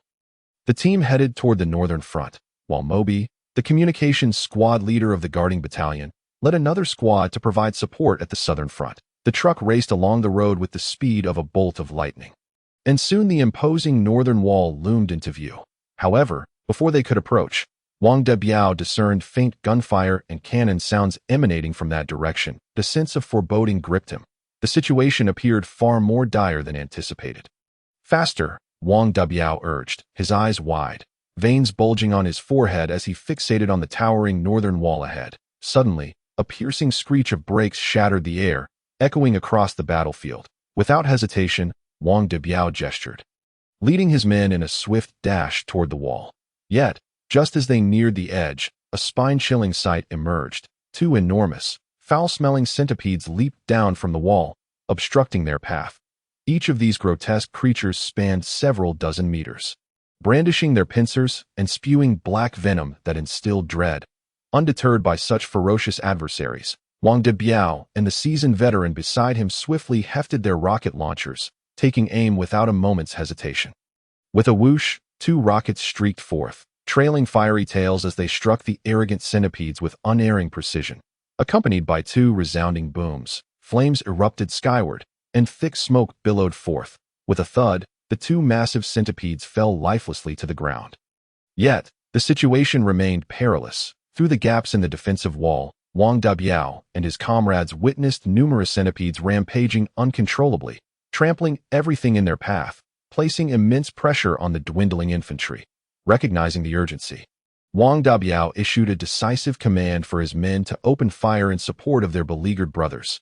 Gunfire erupted, bullets pouring forth like a torrential downpour, densely targeting the vile centipedes. With concerted effort, they successfully quelled the centipedes' assault, temporarily alleviating the crisis faced by the infantry squad. Subsequently, Wang Debiao and his soldiers scrambled up the 3-meter-high barricade. From their elevated position, they gazed down at the throngs of centipedes below, their hearts brimming with fury and hatred. Without a moment's hesitation, they raised their weapons and unleashed another relentless barrage upon the centipedes beneath them.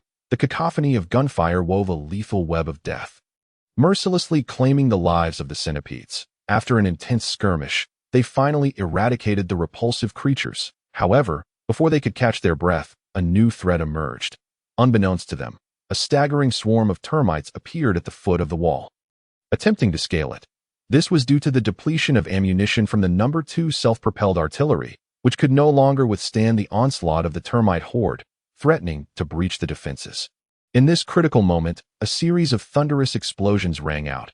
Wang Debiao and his men unleashed a barrage of rockets, detonating amidst the termite swarm. The overwhelming shockwaves shattered the horde, sending them scattering in panic, successfully pushing the termites back for a brief respite. Yet, after only a moment's pause, the relentless swarm regrouped, continuing their advance toward the barricade. "Damn it, I'll fight you to the end," shouted a grizzled veteran. Cigarette clenched between his teeth, gripping a heavy machine gun as he unleashed a torrent of fire. At that fateful moment, a brilliant beam of light descended from the heavens, hurtling toward the battlefield with astonishing speed. As if it were the sword of judgment from the celestial realm, where the beam struck, the ground was instantaneously torn asunder, the once firm earth reduced to a charred wasteland, billowing smoke and acrid odors. Those insects caught in the path of the beam disintegrated without a trace. Even those fortunate enough to evade the direct hit ignited into flames upon mere proximity, the infernos devouring all life in their vicinity, reducing it to ash. The entire battlefield was engulfed in a hellish inferno as the last insect was consumed by the flames. An eerie silence fell over the battlefield. Wang Dabiao stood solemnly amidst the desolation, his gaze sweeping across the devastated landscape. "Report, squad leader." A frantic voice shattered the stillness. A soldier, caked in dirt, rushed toward Wang Dabiao, saluting before announcing, "Squad leader, your communicator is beeping." Wang Dabiao took the communicator, calling ground forces. "This is the Qinglong 1st Squadron. How do you fare? The ground forces received your call. This is Wang Dabiao. You've finally arrived. Thank you for the life-saving assistance." Wang squad leader, "No need for thanks.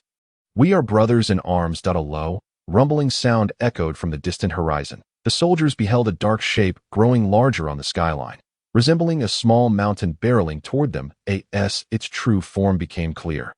They recognized it as a colossal transport spaceship hurtling toward the battlefield. This airborne fortress gleamed with metallic brilliance, its massive propellers whirring through the air with a deafening roar.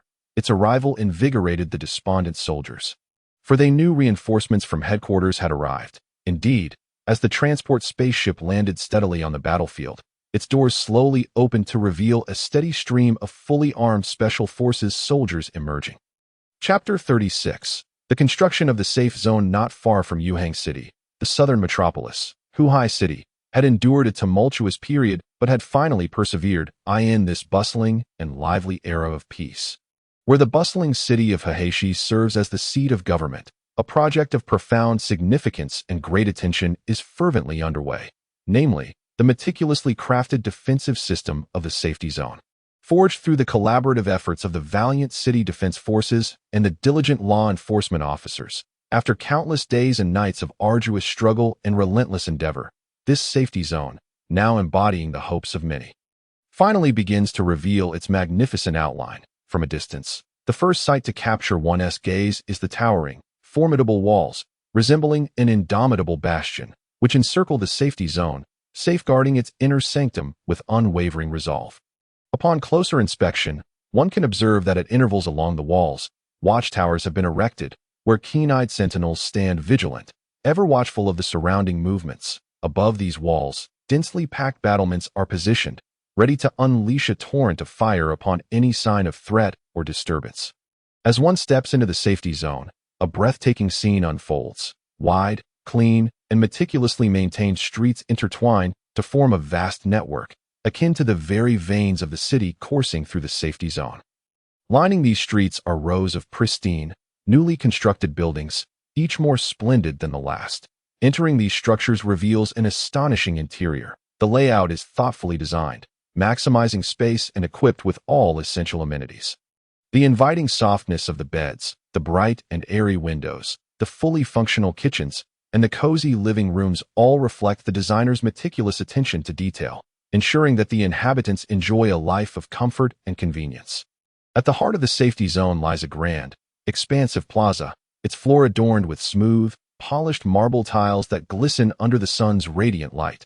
Surrounding the plaza are lush gardens, where the gentle breeze stirs the foliage, releasing fragrant aromas that enliven this otherwise solemn space. Within this securely protected safety zone, the populace finally breathes a sigh of relief, temporarily escaping the horrors and threats of the outside world.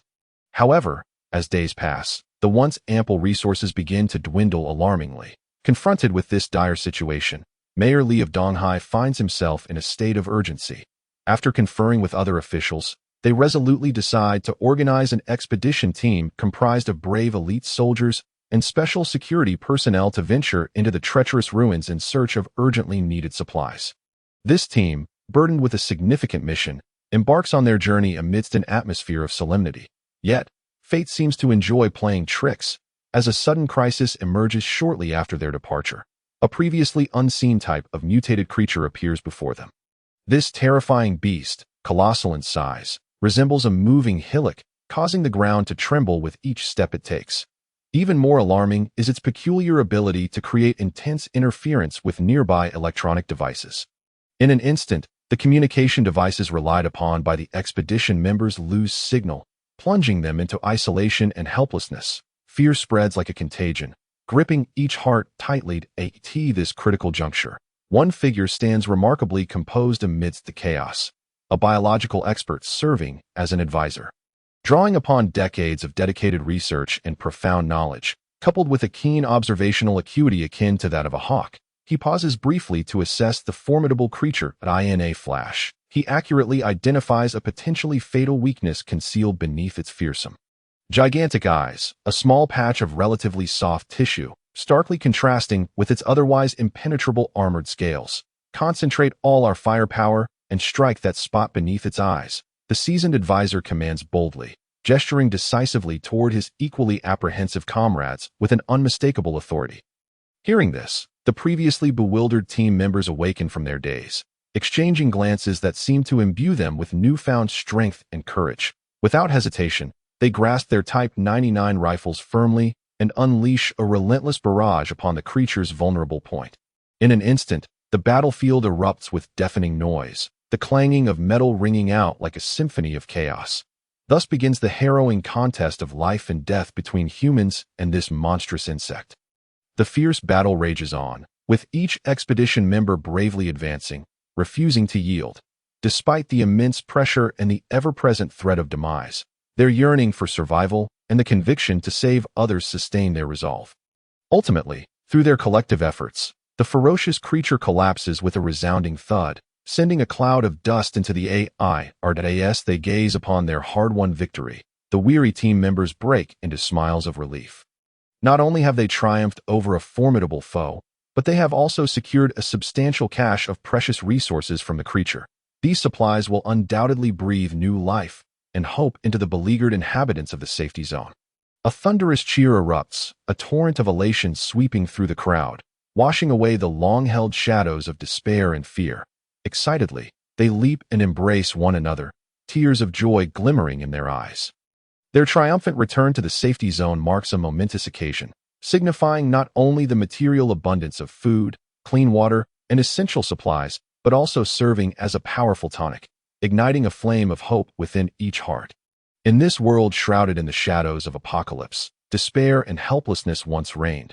But now, they have witnessed the extraordinary strength that unity can yield. When united and standing shoulder to shoulder, they are emboldened to face even the most formidable adversaries and daunting challenges.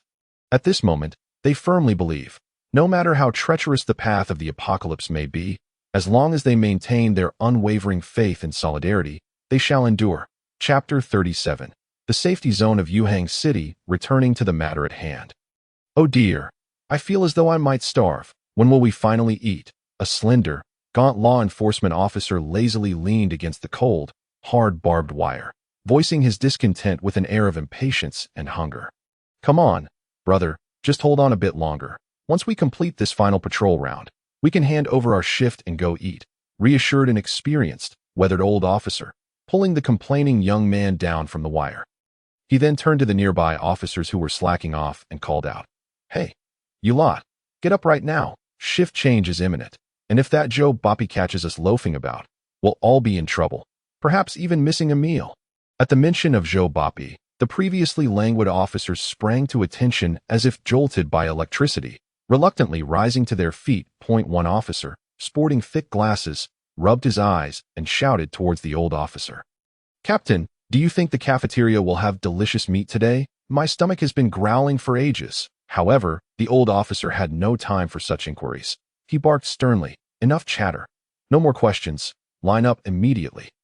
In an instant, the 9 officers formed an orderly line, reminiscent of well-trained soldiers. The old officer then commanded, "Right turn. Quick march."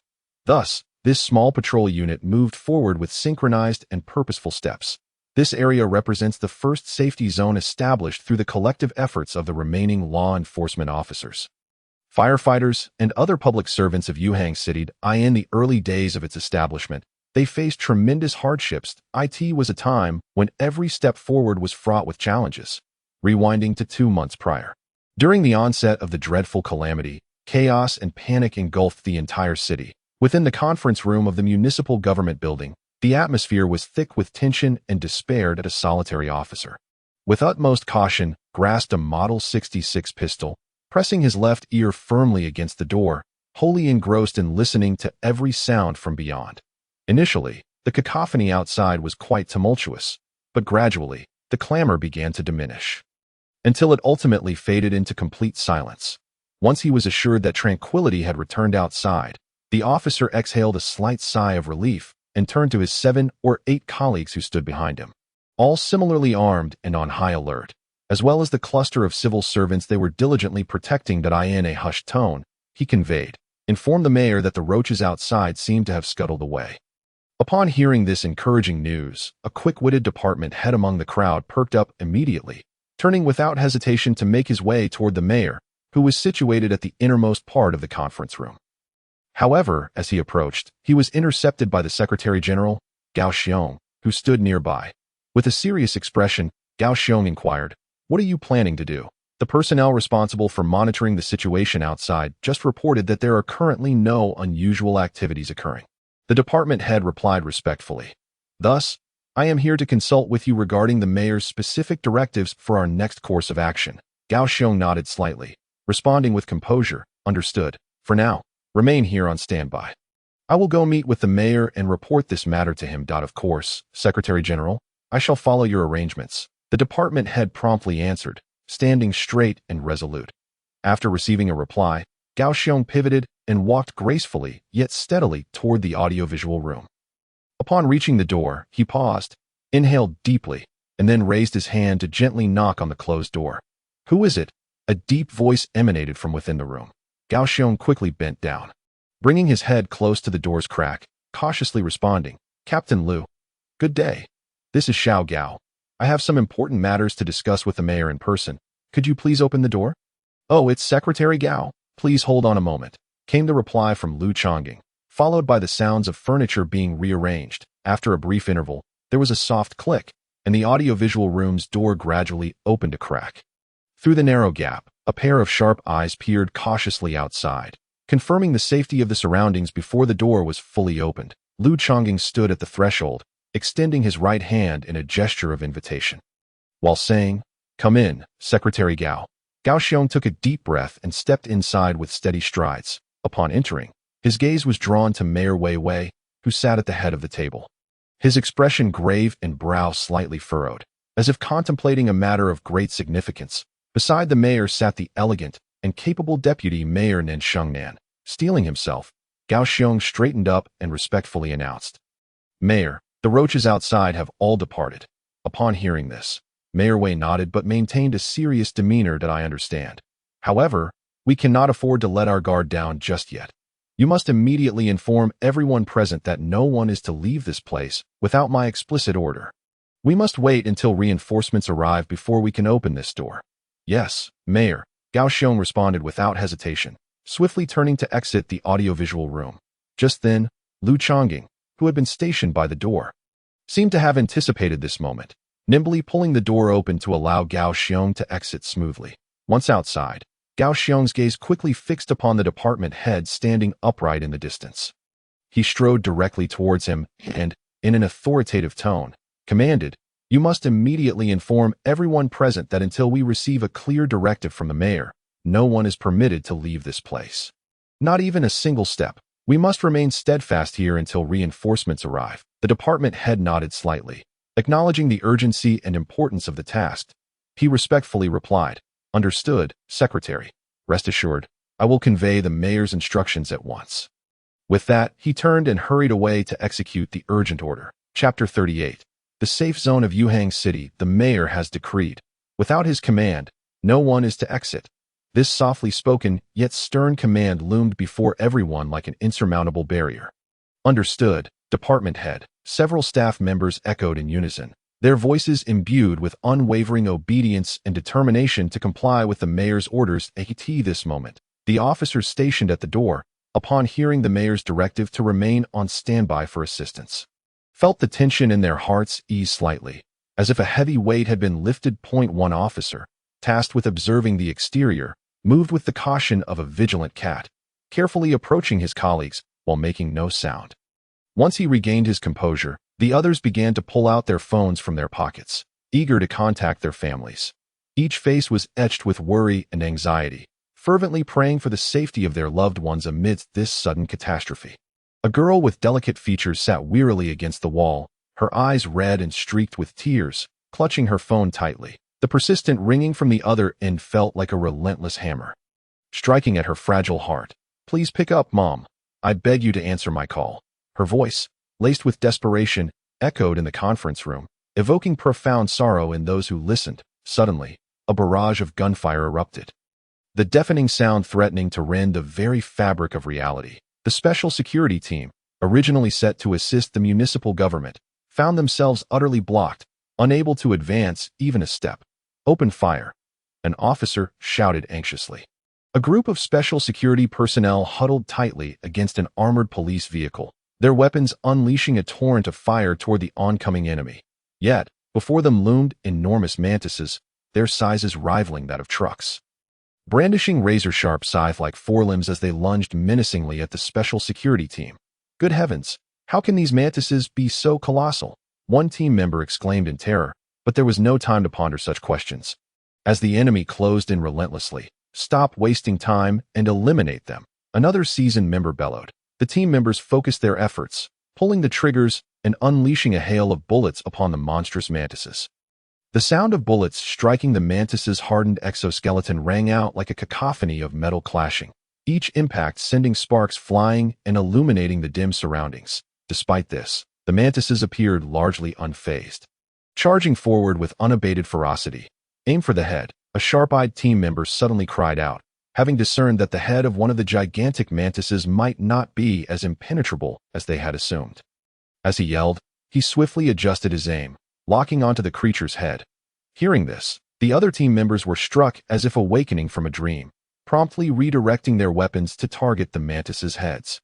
In an instant, the battlefield was filled with a chorus of gunfire, bullets pouring down like rain upon the advancing mantises. Before long, several of the mantises in the front line succumbed to the concentrated onslaught, collapsing under the relentless fire. Their green blood splattered everywhere, releasing a nauseating stench. Witnessing this scene, some special security personnel couldn't help but erupt in cheers, exclaiming, "Fantastic! We've succeeded!"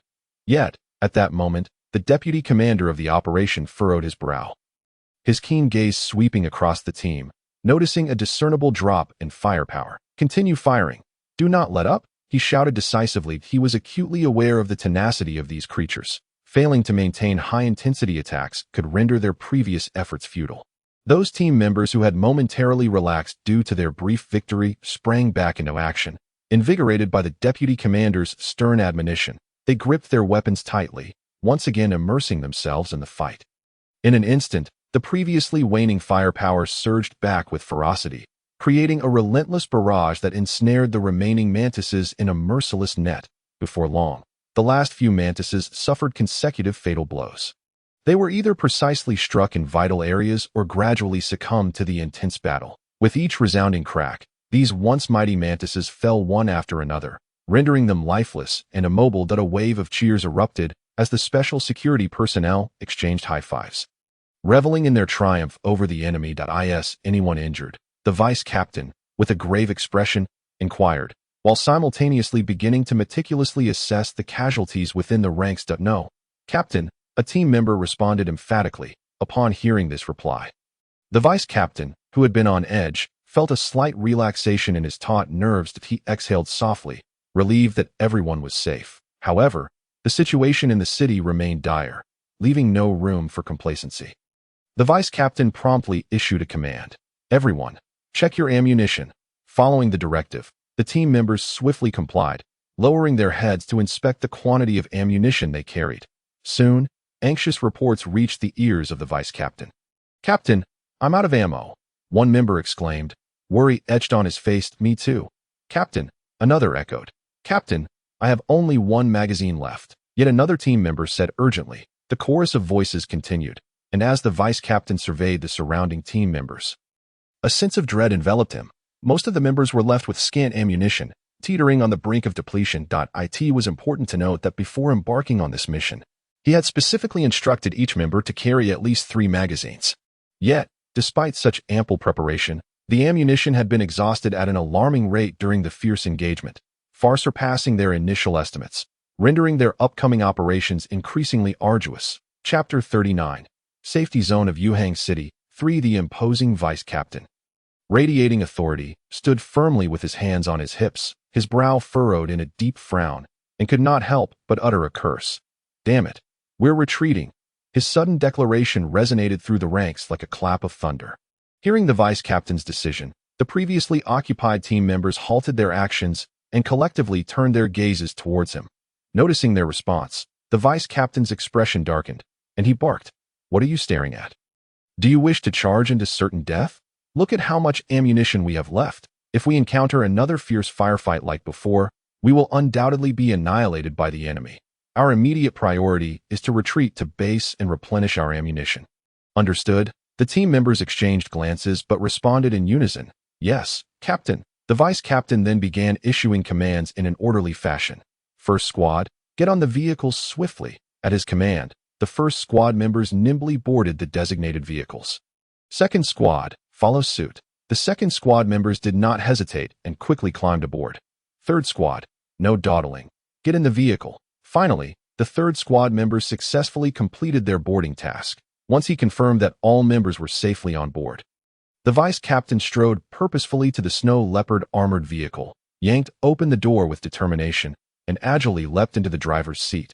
Meanwhile, the vehicles of the entire team roared to life, their engines growling in unison. One by one, the police cars began to move in an orderly fashion along the route they had come. From the slightly dilapidated building on the street, many citizens crowded at the windows, their faces etched with terror as they gazed down at the special security team members. However, to their astonishment, these once cherished saviors showed no intention of ascending to rescue them and simply turned to leave. This sudden turn of events ignited an uproar among the citizens, as anger and despair surged within them. "Why are they leaving? I haven't even gotten down yet. You can't just abandon us like this." A middle-aged man shouted, his voice quivering with fear. "What are these special security forces doing? They stand by and watch as we suffer. I must file a complaint." Another person exclaimed, shaking his fist, his eyes ablaze with fury. "What a bunch of scoundrels. I'm a law-abiding taxpayer, and when danger strikes, they refuse to come to my aid. Where is the justice?" Yet another voice rose in anguished protest, echoing throughout the street. In an instant, a cacophony of accusations and curses erupted. The people's emotions ignited, some even beginning to smash windows and hurl objects in an attempt to vent their discontent and panic. Meanwhile, the departing special security team members marched on, paying no heed to the furious shouts that followed them. This journey of the special security team was nothing short of harrowing yet uneventful. From the grass along the roadside emerged grotesque, fearsome insects, lunging towards the convoy in a desperate attempt to attack the team members. Nevertheless, the limited number of these creatures failed to mount a coordinated assault. Furthermore, given their relatively diminutive size and lack of combat prowess, they were clearly not formidable opponents. The leading armored vehicles, resembling steel behemoths, fearlessly charged towards the oncoming insects. With a resounding crash, the insects were sent flying like fragile paper toys, crashing back to the ground. Shortly thereafter, the massive, heavy wheels of the armored vehicles mercilessly rolled over them, reducing these unfortunate creatures to mere pools of grotesque remnants. Before long, the convoy was within close proximity to the special security base. Upon reaching a junction, a piercing screech of brakes suddenly pierced the air. Several police cars and buses were careening out from the base, threatening to collide violently with their convoy in a split second. The vice captain jerked the steering wheel, narrowly avoiding a collision, The distance between the two vehicles was but a hair's breadth, sending a chill of sweat down his spine in that fleeting moment. The entire scene seemed to freeze, and everyone's hearts raced. Once the vehicle was brought to a steady stop, the vice captain regarded the vehicles emerging from the base with a puzzled expression. His mind filled with questions, he furrowed his brow and hastily exited the vehicle, striding towards the police car directly in front of him. At that moment, the door of the opposing police car swung open, revealing the figure of the captain. "Captain, what is going on?" The vice captain hurriedly approached, unable to contain his urgency. The captain, his face serious, took a deep breath and replied, "Old Shui, I just received an urgent order from above, directing all law enforcement officers to gather all weapons, ammunition, and supplies at the city government building and establish a solid defense there." Upon hearing this, the vice captain's eyes widened in disbelief. "What? But what about the citizens who are desperately waiting for rescue? And look around, those abhorrent insects are everywhere. If we don't reach them in time to carry out a rescue operation, the citizens will suffer devastating casualties." Before the vice captain could finish, the captain interjected, "Enough, Old Shui. Am I not aware of how dire the situation is? But as law enforcement officers, our primary duty is to unconditionally obey the orders from above. However, rest assured, once we gather at the city government building, I will certainly convey the actual situation and propose the formation of a rescue team to assist the citizens." Hearing the captain's resolute stance, the vice captain gazed into his unwavering eyes, opened his mouth to argue further, but ultimately nodded in resignation, indicating his agreement. "Go ahead." "Yes, Captain." With a serious demeanor, the vice captain returned to his armored vehicle, seized the onboard communicator, and decisively called out to his returning convoy, "Attention all!" Immediately turned the vehicles around. Following his firm command, the previously orderly convoy began to swiftly change direction. Simultaneously, the vice captain quickly established contact with the captain and, through efficient coordination, decided to merge the two convoys into a tightly knit defensive formation as they advanced. The wheels rolled onward, kicking up clouds of dust as the police cars surged down the road like iron behemoths. The law enforcement officers within were fully alert, bracing for any unforeseen emergencies that might arise. Chapter 40. Safety Zone of Yuhang City. Accompanied by the shrill wail of sirens, police cars sped by with lightning speed. They darted down the road like arrows released from a bow. Occasionally, they encountered other units at intersections, both sides hastily slowing down to avoid collisions. Yet, this chaotic scene did not deter the survivors from following closely behind. They drove their private vehicles, tightly tailing the convoy. These vehicles varied greatly, ranging from dilapidated sedans to vans and even motorcycles. Despite the looming unknown dangers, the survivors harbored a glimmer of hope, yearning to find a safe haven or obtain more information regarding the ongoing disaster.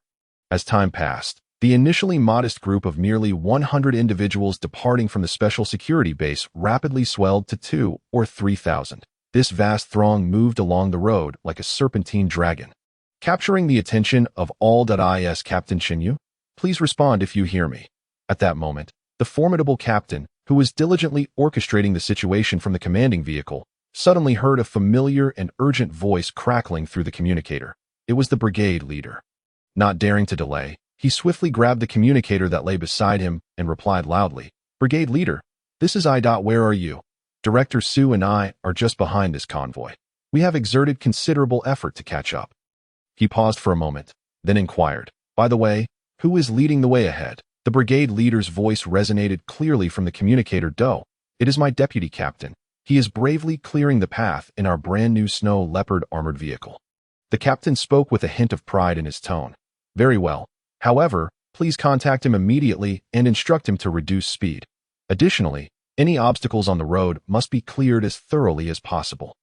After all, our convoy is quite lengthy, and any traffic accident caused by excessive speed or obstructions could lead to significant troubles." The brigade leader emphasized with earnestness. "Understood, brigade leader. Rest assured, I will contact him at once." The captain replied solemnly, nodding in affirmation. He then pressed the communicator's talk button and called out, "Deputy Captain, please respond if you hear me." Almost simultaneously, the deputy captain, who was intently maneuvering the Snow Leopard armored vehicle and forging ahead, heard the familiar call from the captain in his earpiece. Upon hearing the urgent message, he tensed up, not daring to waste a moment. and quickly freed one hand to press the communicator's answer button. Responding swiftly, "Report, Captain, it's me. What are your orders?" The captain's voice came through, serious yet steady. "Deputy Captain, the brigade leader and Director Su are closely trailing behind us. Therefore, your task of clearing the path is of utmost importance. You must exercise extreme caution and ensure that any potential obstacles on the road are meticulously cleared. There must be no room for carelessness. Do you understand?" Feeling a chill run through him, the deputy captain recognized the gravity of the task at hand but replied without hesitation, "Rest assured, Captain. Due to the decree restricting movement following the disaster, most people have returned home, and the roads are relatively clear. Currently, the path is unobstructed, and any occasional small vehicles can be easily pushed aside by the strength of the snow leopard, and I guarantee the completion of the task." With that, he took a deep breath and immersed himself in the reconnaissance and clearing of the road ahead. Occasionally nudging a few small vehicles aside as time passed, the sky seemed to be gradually enveloped by a massive black curtain, the light dimming to a gloomy shade in this somber atmosphere. The remnants of the government forces in Lizzie District finally arrived before the municipal government building. "Attention everyone, prepare for battle." With a command that echoed like thunder, the police vehicles had barely come to a halt when the doors were flung open, and the well-trained special security team members swiftly leaped out like arrows released from a bow. Armed with an array of advanced weaponry, they unhesitatingly aimed their firearms at the roaches that were entrenched around the municipal government building. In an instant, flames erupted, and bullets rained down upon the targets. The deafening gunfire shattered the night's tranquility as the special security team members coordinated seamlessly to form a formidable defensive line, engaging in a fierce life-and-death struggle with these dreadful creatures. Before long, with the collective efforts of numerous special security personnel and peacekeepers, the repugnant roaches outside were swiftly eradicated. Two agile special security team members, with the assistance of their colleagues, nimbly scaled the towering walls and quickly succeeded in prying open the tightly shut gates. Following closely behind, several snow leopard armored vehicles charged in like ferocious tigers descending from the mountain. Accompanied by the heavy rumble of their wheels, the unyielding tracks ruthlessly crushed the remaining roaches on the ground, turning them into a gruesome mush. Simultaneously, the firing ports on the armored vehicles unleashed a torrent of gunfire, weaving a dense net of lethal firepower.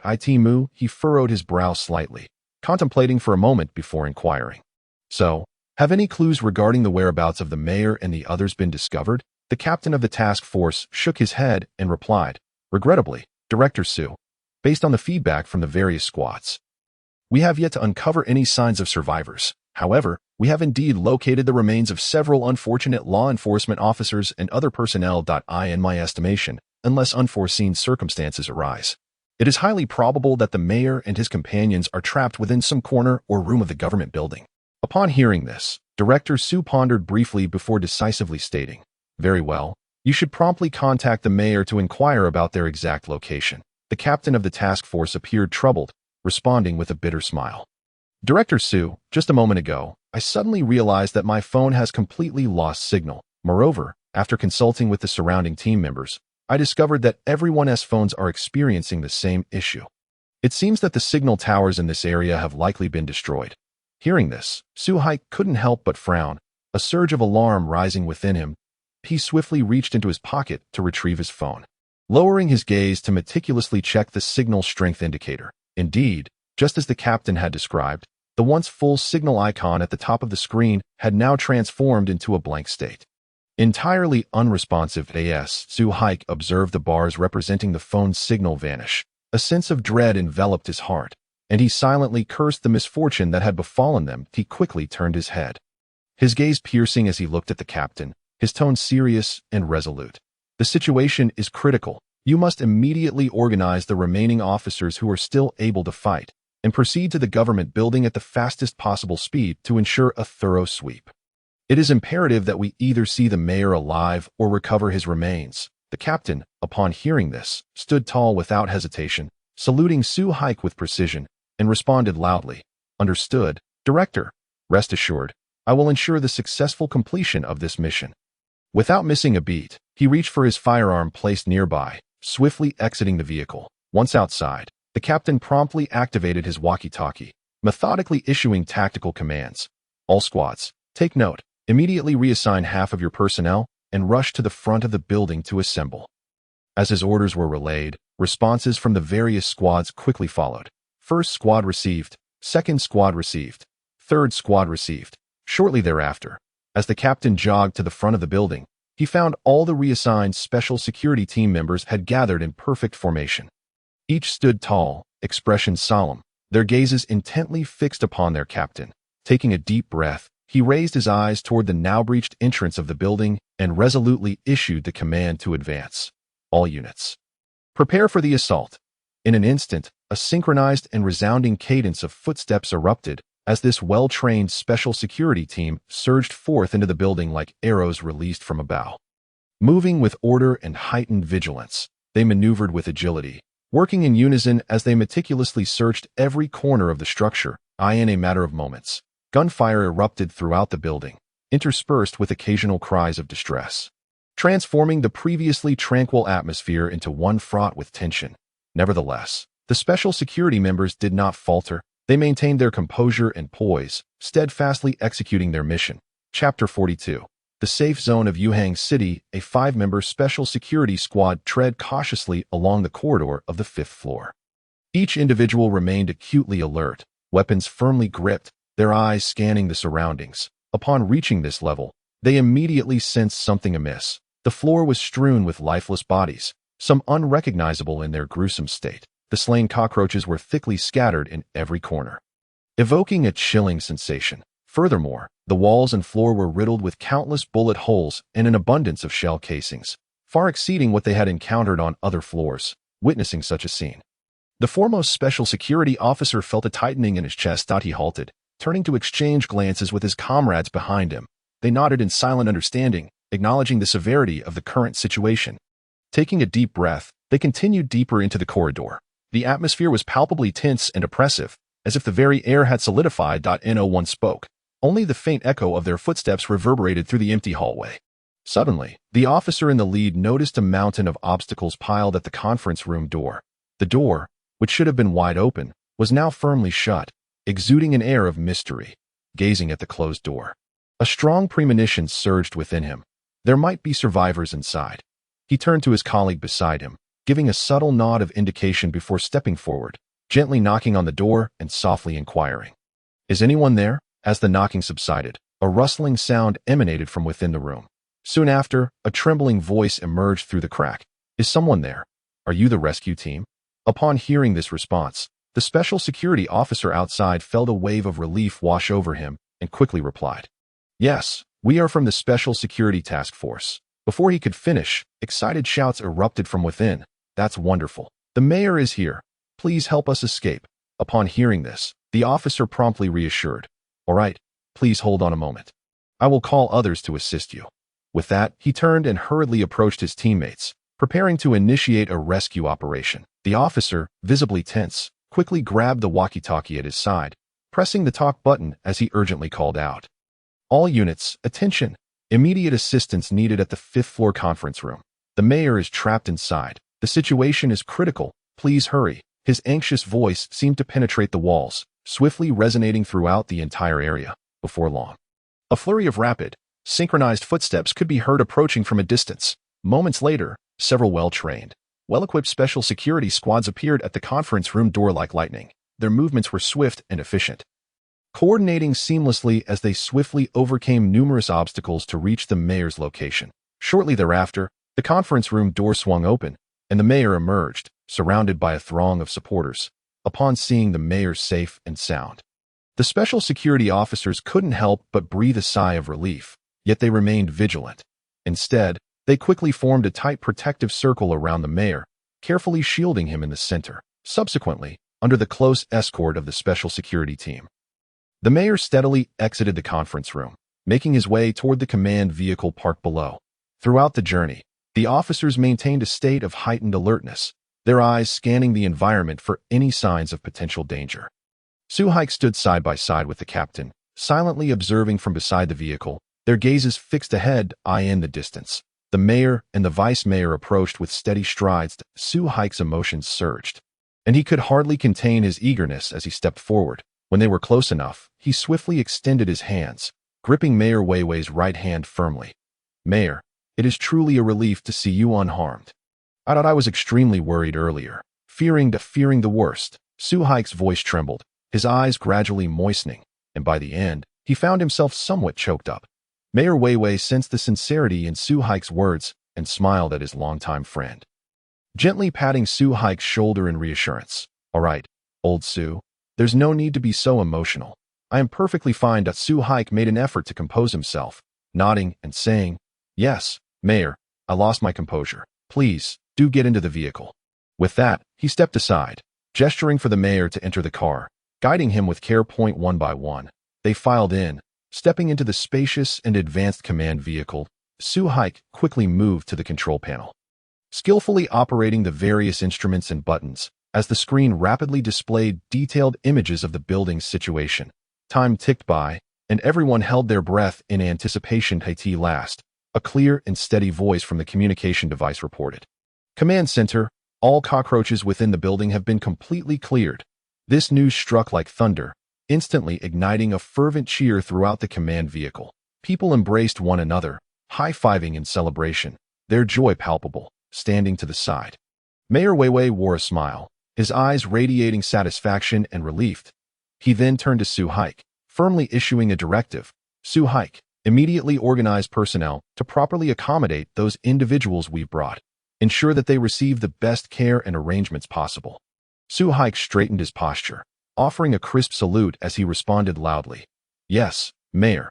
I assure you I will fulfill this task. With that, he turned and began to bustle about, efficiently coordinating manpower and resources to commence the accommodation efforts at the swiftest pace.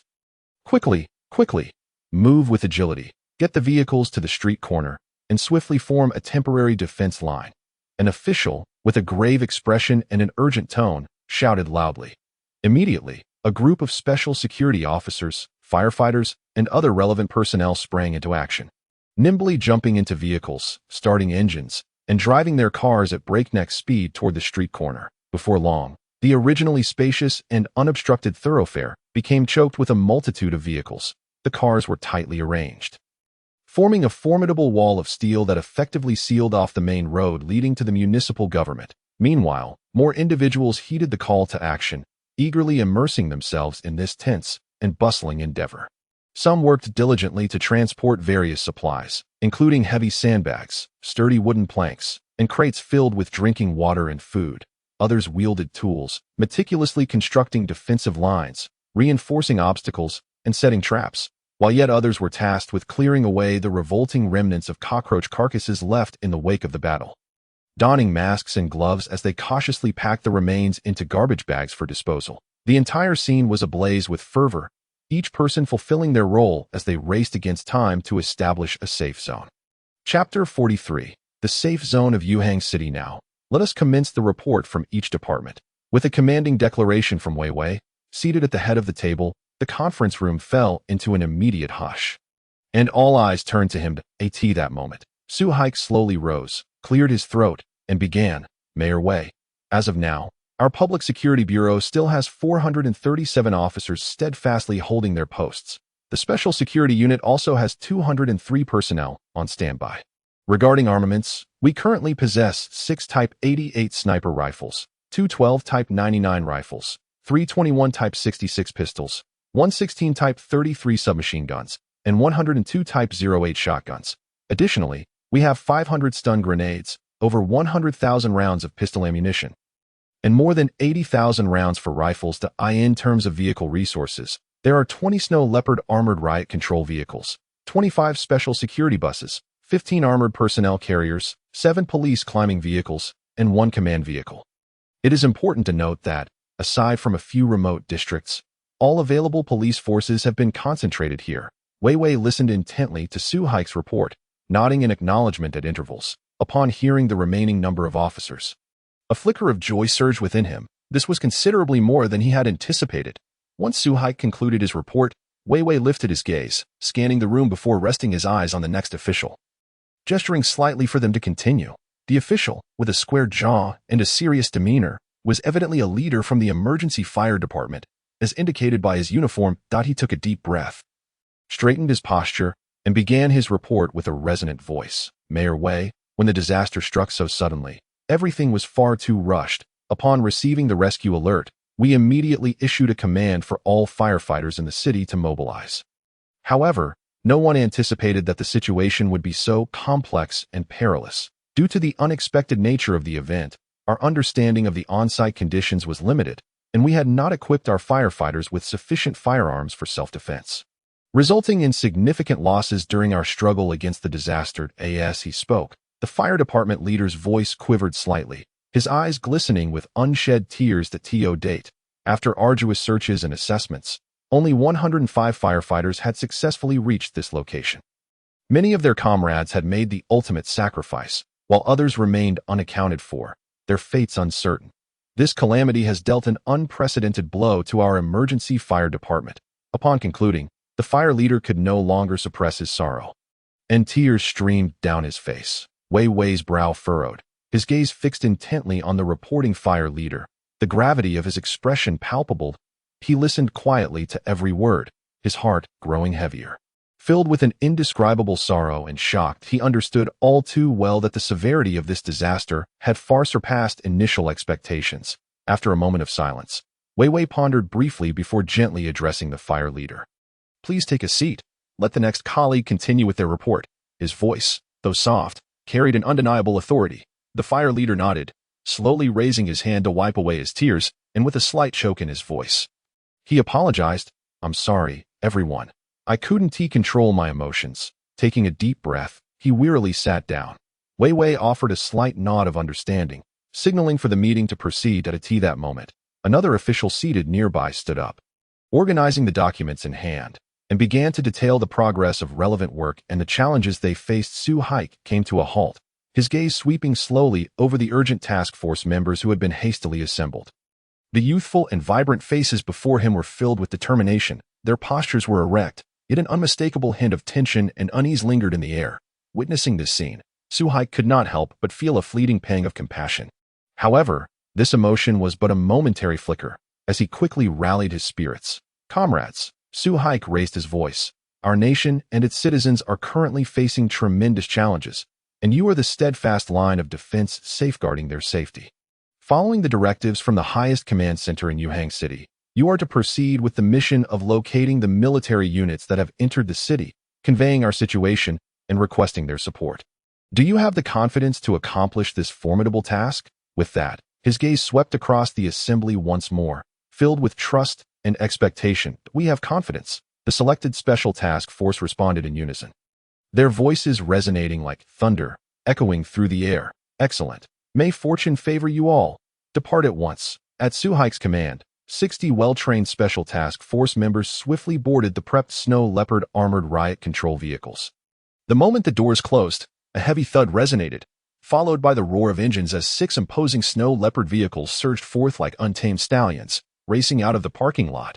These vehicles, adhering to the predetermined strategy, formed squads of 2, each breaking through in different directions. The wheels spun rapidly, emitting a deep, rumbling sound as if ferocious beasts were charging forth. As the wheels rolled, thick clouds of dust were kicked up from the ground, swirling like a yellow storm in the air.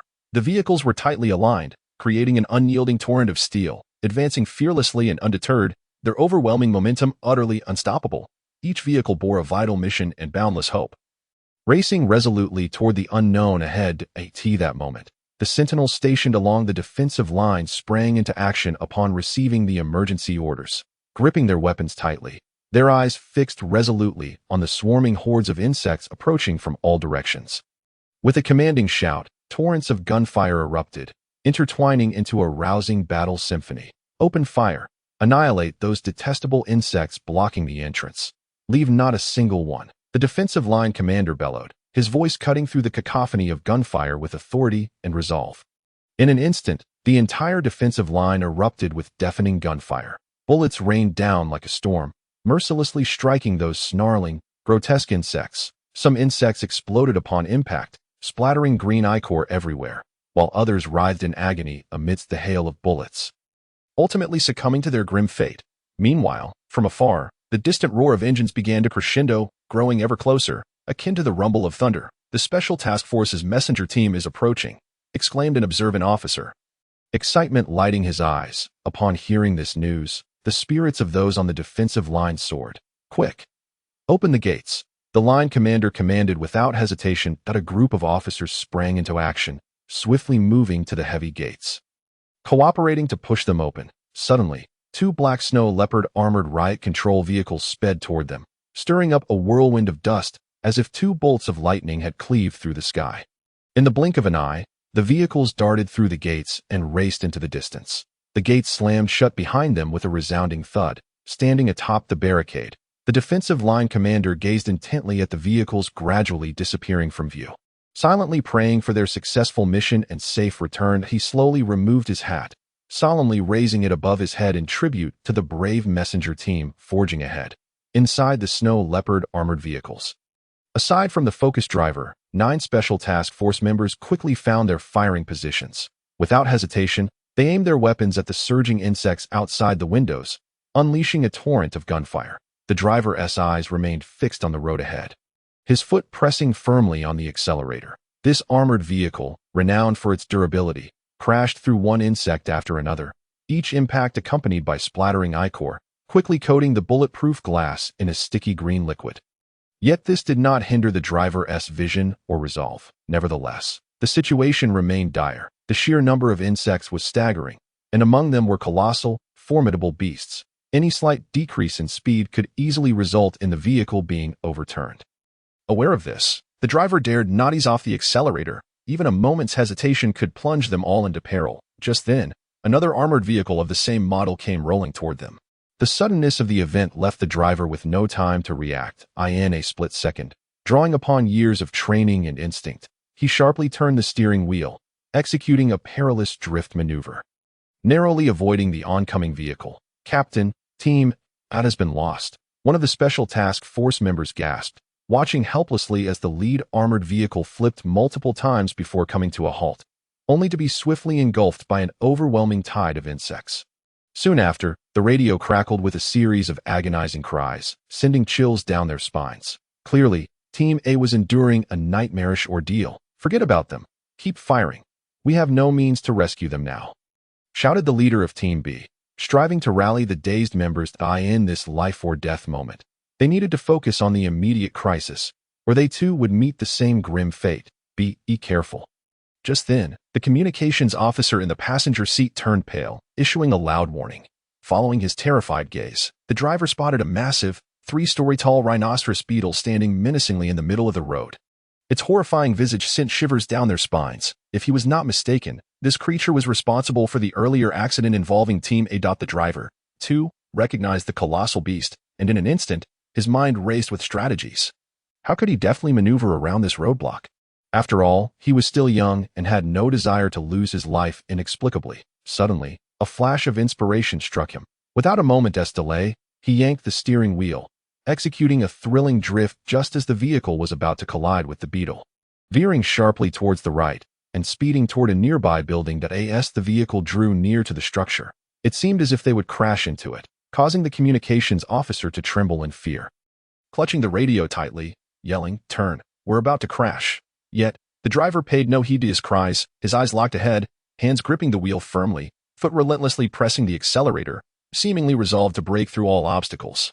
With a desperate scream from the communications officer and the ear-piercing screech of tires against pavement, the vehicle crashed through the outer glass facade of the building, barreling inside. Astonishingly, the speed did not relent. If anything, it surged forward, shattering glass and deftly avoiding thick support columns, creating a heart-stopping scene fraught with peril. Suddenly, with a shattering sound, another pane of glass broke. In an instant, the vehicle emerged from the building. Racing onto another road, the driver skillfully maneuvered the wheel, executing another impressive drift, propelling the vehicle at astonishing speed through the encircling swarm of relentless insects. The vehicle sped onward, and after some time, the once persistent, menacing insects began to fade from view. No longer in sight at this juncture, the driver eased off the accelerator, and the speed began to gradually decrease. He glanced sideways, noticing the communications officer still in a state of shock, his face pale and trembling. Observing this, the driver couldn't help but smirk, teasing, "Hey, buddy, look at you. You didn't wet your pants in fright, Did you? The teasing words reached the communications officer's ears, snapping him back to reality as he moved his lips, seemingly attempting to retort. However, before he could utter a word, the driver continued, "Humph. I am a seasoned driver with 20 years of experience. My driving skills are renowned throughout the special security team. If you ever find yourself in a situation like this again and dare to wail and scream as you did just now, disrupting my performance, I will promptly throw you off the vehicle." After delivering this stern admonition, the driver raised his voice and shouted towards the rear, "Hey, is everyone back there all right? If anyone is still alive, make some noise."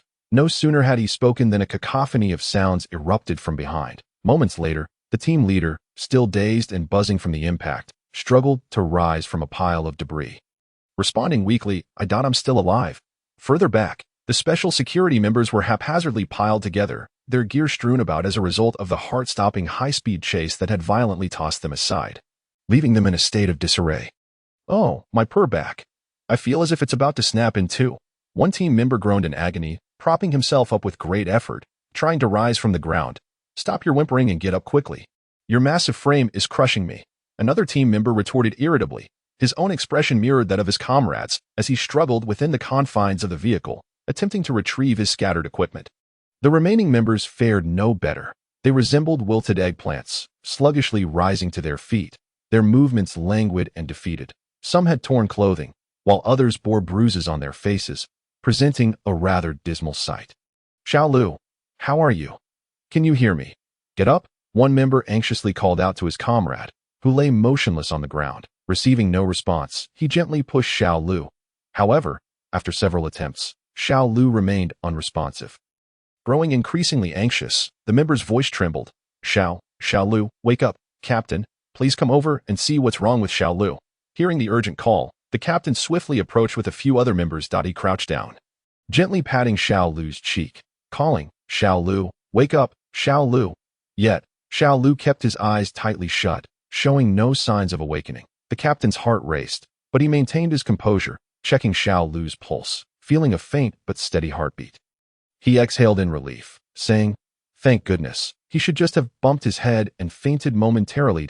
He then turned to a stocky team member, pointing at Xiao Lu. "Lao Tu, I recall you attended a Red Cross training session. Please assess Xiao Lu's condition." Lao Tu, who had been seated, quickly unbuckled his seatbelt and stood up, replying, "Yes, Captain. I will check on him right away." Without hesitation, he moved to Xiao Lu's side, swiftly switching positions with the team member in front. Then crouched down and gently placed his fingers on Xiao Lu's wrist, carefully feeling for his pulse. Next, he picked up a flashlight, pried open Xiao Lu's eyelids, and shone the beam directly onto his pupils to observe any reaction. After a brief moment, Lao Tu's expression relaxed slightly, and he turned to the anxious captain, saying, "Captain, Xiao Lu is not in serious trouble. He likely just bumped his head. He should regain consciousness soon." However, the captain frowned at this response, his expression grave as he insisted, "No, we are still in peril. We cannot afford to wait for him to wake up at his leisure.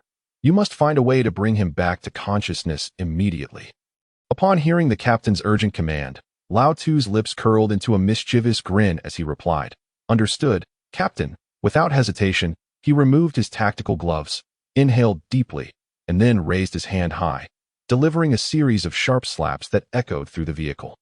The force of the blows was considerable. Before long, Xiao Lu's previously pallid cheeks swelled at an astonishing rate, resembling a balloon being inflated, just as Lao Tu prepared to strike Xiao Lu's now reddened face once more.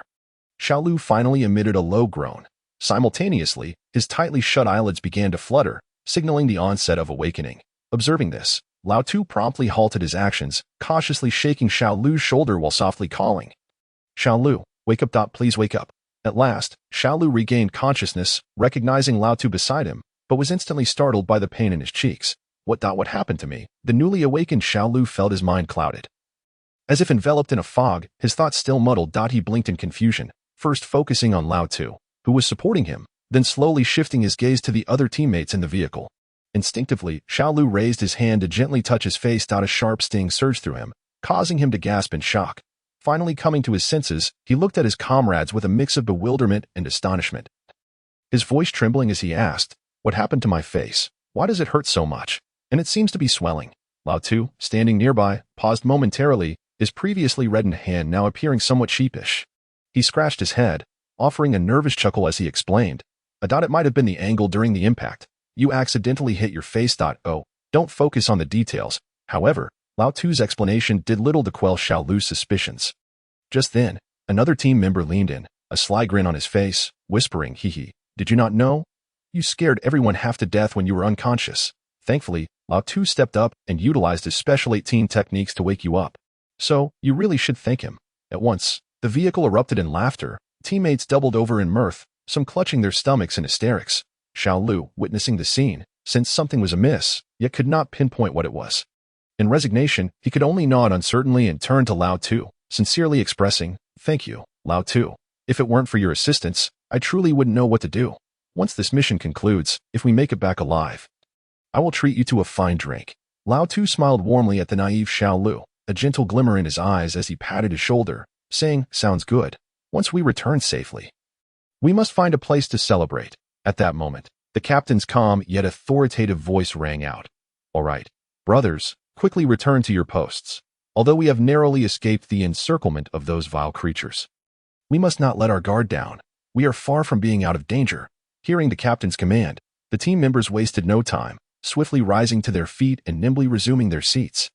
Each began meticulously inspecting their weapons and ammunition, ensuring they were in optimal condition to face the next potential battle. The captain's piercing gaze swept over the ready and alert team members, and he nodded in satisfaction. He then turned to the communicator seated at the front, calling out, "Hey, communicator, check if there are any messages from the other teams on the wireless relay. Try to establish contact with them." Following the directive, the communicator promptly replied, "Understood, Captain."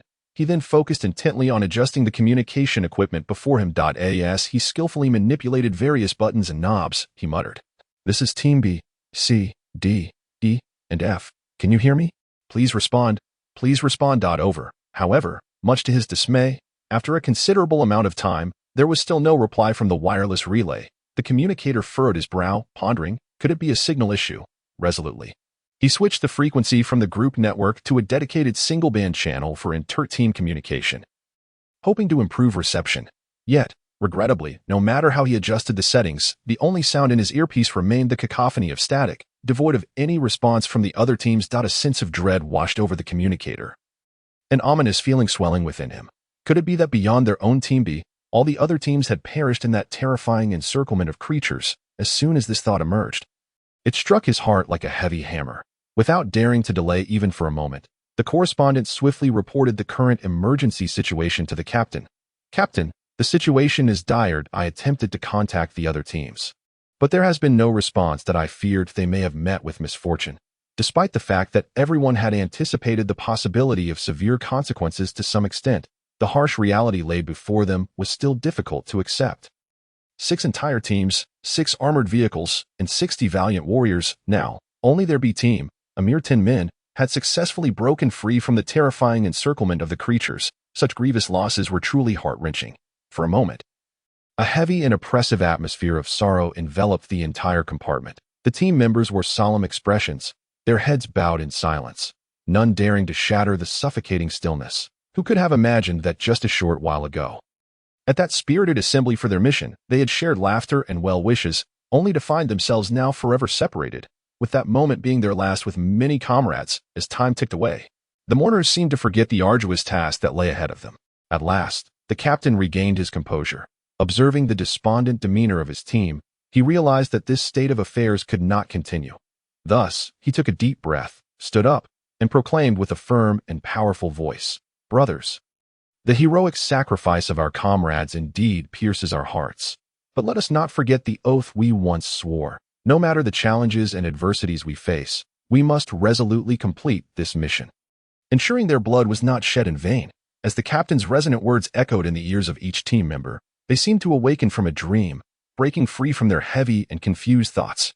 Each member gazed at the captain with steadfast determination, responding in unison, "Yes, Captain, you can rest assured. Even if the road ahead is fraught with thorns and challenges, we will honor our mission and resolutely complete this arduous task to honor the spirits of our fallen comrades." Seeing the renewed spirit and determination in his team, the captain's heart, which had been tightly wound with anxiety, finally eased a little. He knew that as long as they worked together, no difficulty would be insurmountable. Chapter 47. Yuhang City Safe Zone 11. Correspondent. Immediately contact headquarters and inform them that B-Team has successfully broken through and is advancing towards the suspected battlefield. The captain commanded with a serious expression. Upon receiving the order, the correspondent in the co-pilot seat swiftly took action. Skillfully operating the wireless relay, he deftly adjusted the frequency. With a soft beep, the tuning was successful, and he connected to headquarters' wireless relay. Taking a deep breath, the correspondent picked up the intercom and spoke steadily and clearly. Calling headquarters. Calling headquarters. This is the messenger team B. After a fierce battle, we have successfully broken through the enemy's encirclement. Unfortunately, all members of Team A have heroically perished, and Teams C, D, E, and F are currently unaccounted for. With communication completely severed, they may have encountered an accident. Report complete. With that, the correspondent slowly released the intercom. Before long, a response came through. B-Team, this is headquarters that we have received your report. As of now, only you remain in contact among the 6 teams to in this challenging moment. Please ensure your safety while continuing with the assigned mission. We look forward to your safe return.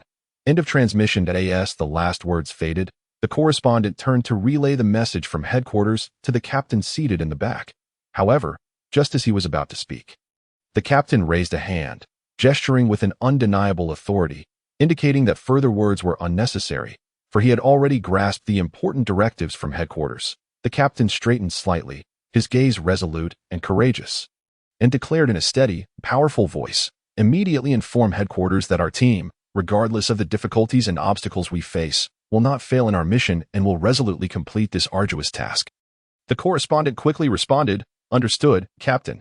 Taking another deep breath, he firmly pressed the button on the intercom once more, his voice clear and resonant. Headquarters, this is B-Team. Please rest assured. No matter how great the challenges and dangers we encounter, we will resolutely complete this arduous task and return alive to your side. End of transmission. Soon, a steady and powerful response came from the other end of the intercom. Wishing you success in this operation. May your fortunes flourish. End of transmission. This brief yet potent blessing seemed to flow like a warm current, swiftly spreading throughout every corner of the vehicle, reaching each team member's ears. They exchanged glances, their eyes revealing unwavering determination and resoluteness, the conviction to achieve their goal burning like an unquenchable flame. Suddenly, the vehicle fell into a profound silence, the only sounds being the howling wind and the roaring engine as they sped along. However, this quietude did not last long. The captain slightly turned to the driver, who was fully concentrated on maneuvering the vehicle, and inquired, "Brother, how far are we from the military battlefield?" Hearing the captain's question, the driver, who had been speeding, eased off the accelerator slightly, pondering for a moment before responding. According to the analysis report from headquarters, the gunfire from that direction was exceptionally intense, and it appears they may have deployed large-scale destructive weaponry. However, by the time the sounds reached our safe zone, they had already diminished considerably, suggesting a significant distance between us. Yet, since the battlefield is situated within the city, with numerous buildings, sound transmission is inevitably obstructed and interfered with to some extent. So the actual distance may be somewhat closer than anticipated. A preliminary estimate puts the direct distance at about 20 kilometers, calculating from our current position. We still have approximately 15 kilometers to reach our destination. Upon hearing this, the captain's expression turned anxious as he urged, "Brother, you must push harder and drive faster. We must race against time to reach our destination as soon as possible." The driver, fully focused on the road ahead, gripped the steering wheel tightly. Upon hearing the captain's request to accelerate, he frowned slightly, displaying a look of concern as he replied, "Captain, as you can see, there are hardly any vehicles left on this route. And the road conditions are relatively good, so I am already driving at maximum speed. If we encounter more obstacles or unforeseen circumstances, maintaining even this speed may become difficult.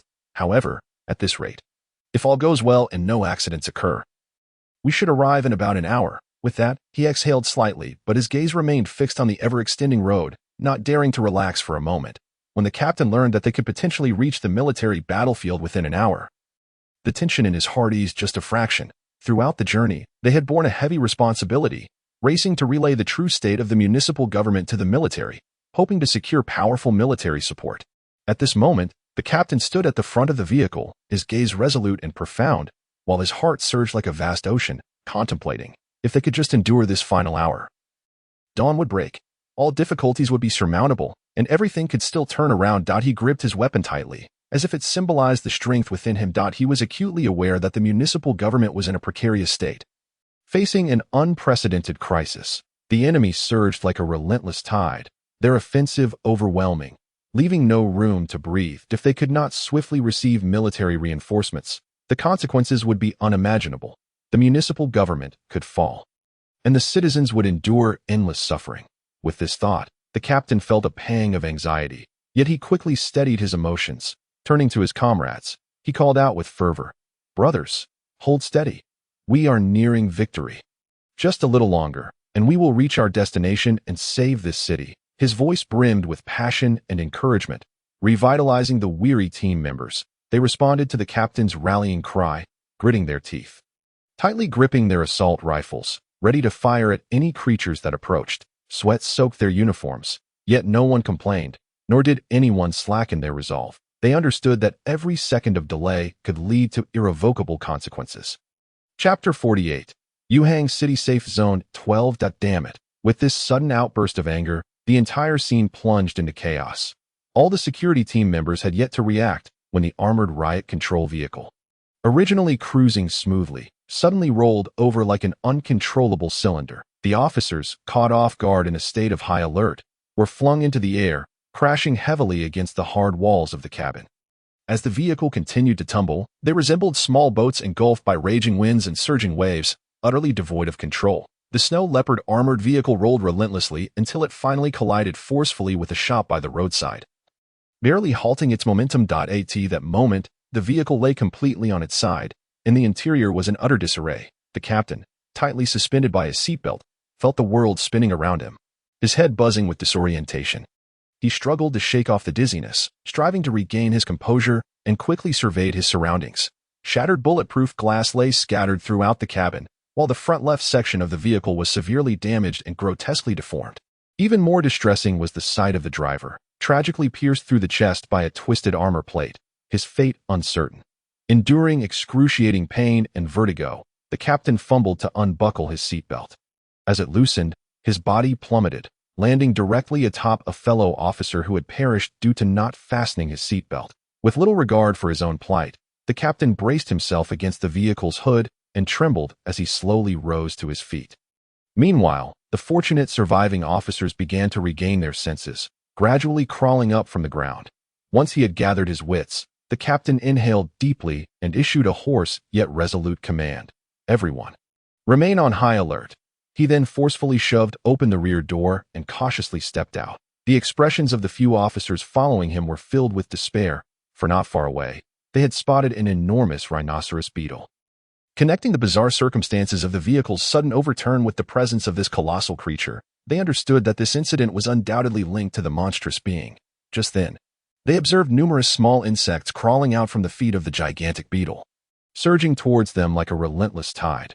Without a moment to ponder, the captain instinctively raised his rifle and unleashed a barrage upon the advancing swarm. The sharp crack of gunfire echoed as bullets whizzed forth, striking several insects in an instant. In tandem, other officers reacted swiftly, following the captain's lead and firing their weapons, creating a torrential downpour of bullets. However, despite the simultaneous fire from 5 rifles, the sheer number of insects pouring forth rendered their firepower insufficient to halt the onslaught.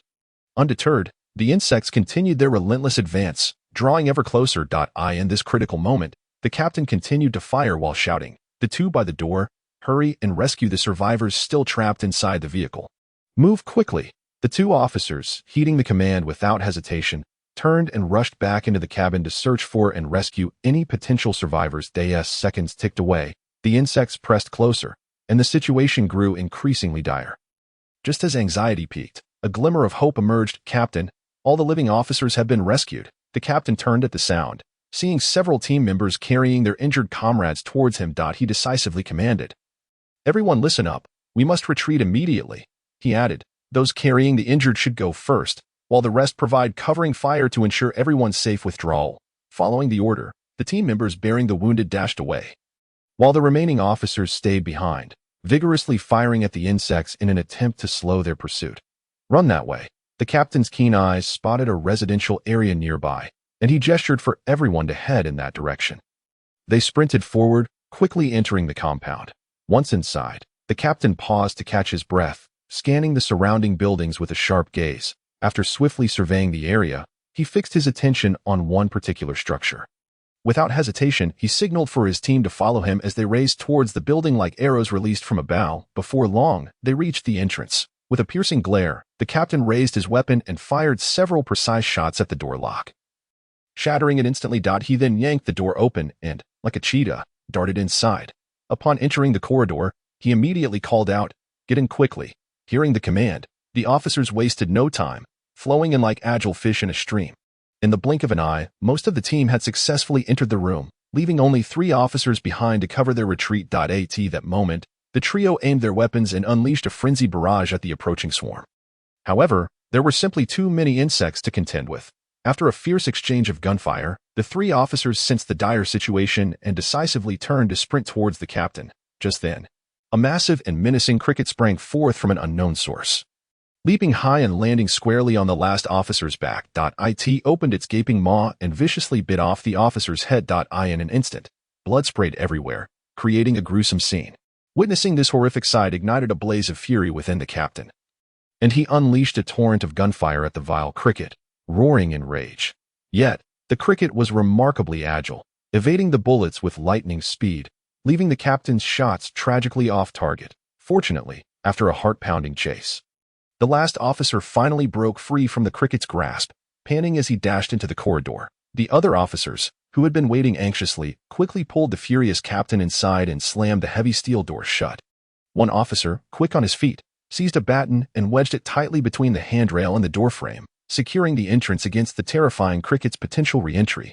"Captain, we must leave now. This place is no longer safe," urged the officer who had just pulled the captain back. At these words, the captain suppressed his grief and fury, nodded, and led everyone up the staircase at a frantic pace. After ascending several floors, they spotted an officer standing by a door, desperately signaling for them to hurry over. Just as they were about to enter and close the door, a resounding crash echoed from below as the steel door fell to the ground.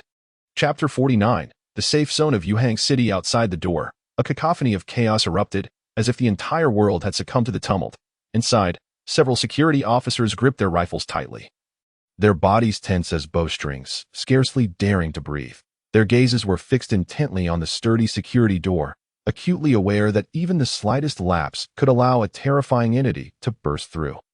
Each individual understood that should those monstrous insects detect their presence and storm in, the 5 rifles in their hands would unleash a merciless barrage, transforming the intruders into a sieve of wounds. The chilling, rustling sounds persisted, and as time dragged on, each second felt like an eternity of torment for those within. Finally, after a prolonged wait, the eerie noises began to subside. Moments later, the captain, now beaded with a fine sheen of cold sweat, exhaled a sigh of relief. Though he did not entirely lower his guard, he quickly raised his hand to signal the officers to remain vigilant, closely monitoring the door and windows for any signs of movement. Then, the captain cautiously turned around and, with slow, deliberate steps, approached the bedroom where the injured were located. He gently grasped the doorknob, turning it slowly to avoid making any sound. As the door creaked open, he peered inside to assess the situation before stepping in. Upon entering the room, the captain was met with the tense faces of his team members, the injured lying on the bed, and a stranger, a civilian. He lowered his voice, striving to soothe the tension. "Everyone, relax. Those insects have not detected us yet. At the captain's calm and reassuring words, the previously anxious group began to settle down. Just then, the captain's gaze fell upon the female civilian. Noticing her, an officer quickly interjected, "Captain, we owe our safe entry to this kind lady who opened the door for us amidst the crisis." The captain turned to the woman, saluting her with a formal military gesture, sincerely stating, "May I know your name, madam? We are immensely grateful for your timely assistance. Without you, my team and I would likely have faced dire consequences. Your kindness will forever remain etched in our hearts." The lady gracefully introduced herself. "My name is Ouyang Chun Xiao. There's no need to thank me. I acted instinctively when I saw the urgent situation and opened the door without a second thought." Her voice was melodious, reminiscent of a nightingale's song. The captain's face was adorned with a radiant smile, gratitude evident in his expression as he spoke.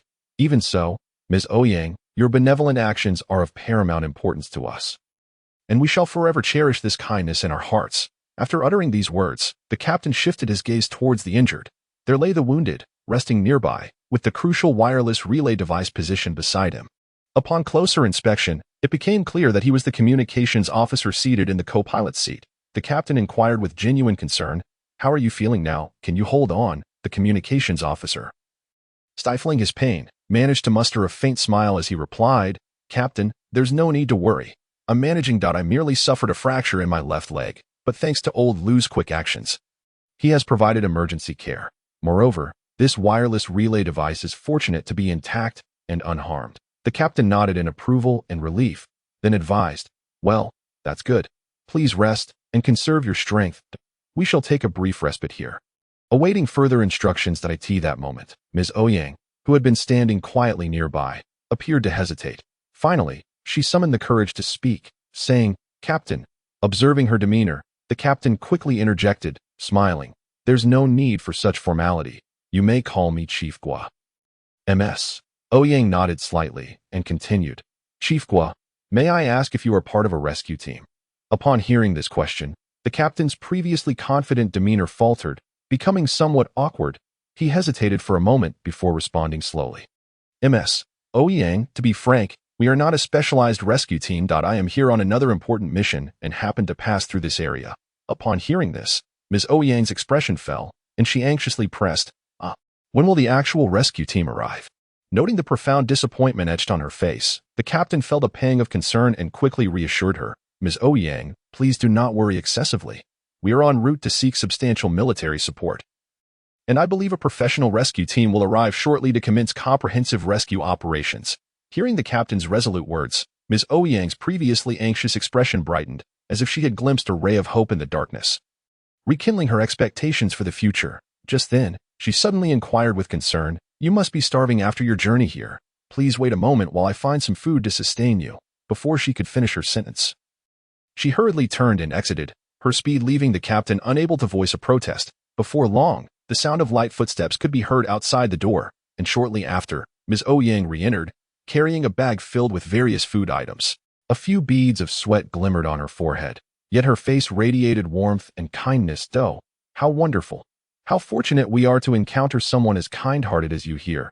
Otherwise, all our supplies would have been left in the vehicle, and everyone would be facing hunger," exclaimed a team member, savoring a delicious piece of beef jerky and unable to contain his heartfelt gratitude. "All right, eat quickly, and let us have less chatter. You can't even stop talking while eating." The captain playfully scolded the team member with a mock glare, though his tone bore no trace of reproach. Meanwhile, Ms. Ouyang continued to smile gently at the team members gathered around, saying softly, "Please, eat your fill. I have prepared plenty of food, so do not hesitate." In light of Ms. Ouyang's benevolent and warm-hearted nature, the captain expressed his heartfelt gratitude, saying, "I truly apologize for the trouble I have caused you. I am at a loss for how to repay your kindness." Ms. Ouyang smiled faintly and waved her hand dismissively, replying, "It's no trouble at all. It is my duty to assist. I simply wish to help in any small way I can." As the group basked in the warmth of the moment, suddenly, the team member responsible for communications excitedly shouted, "Captain, we have successfully established contact with headquarters." He swiftly handed the headset and intercom to the captain, who called out, "Headquarters, this is Team B. We have been subjected to a fierce attack by the bugs, and our casualties are severe. Please advise on our next course of action." Over. After a brief pause, a familiar and calm voice emanated from the intercom. "Headquarters is aware of Team B's situation. However, regrettably, you must navigate the upcoming path on your own." Over. This directive struck the captain like a bolt from the blue, leaving him in disbelief. His eyes widened, and his lips trembled as he implored, "Headquarters, Team B has suffered over half casualties, and our ammunition is critically low. Without timely support, it will be exceedingly difficult to complete our mission. I request immediate reinforcement." Over. Yet, the response from headquarters plunged the captain's heart into despair. "All forces here are currently engaged with those damned bugs, and we cannot spare any troops to assist you. You must do everything in your power to complete the mission. Do you understand?" Over. Chapter 50. The safety zone of Yuhang City. The captain stood quietly at the bedroom door, gazing at the slumbering team members. They lay sprawled on the floor, emitting soft snores, as if oblivious to the dangers and cruelties of the outside world. With a gentle sigh, the captain slowly stepped into the room. He cautiously approached one of the team members. Noticing that the blanket had slipped to the side, he tenderly pulled it up, careful not to awaken the exhausted soldier. Then, he quietly surveyed the other team members, confirming that they were all peacefully asleep before stealthily turning to exit. As he reached the door, he moved with increasing delicacy, fearing that the sound of the closing door might shatter the rare tranquility. The door shut softly, emitting a faint click. Outside, two team members assigned to guard duty turned their heads in unison upon hearing the sound.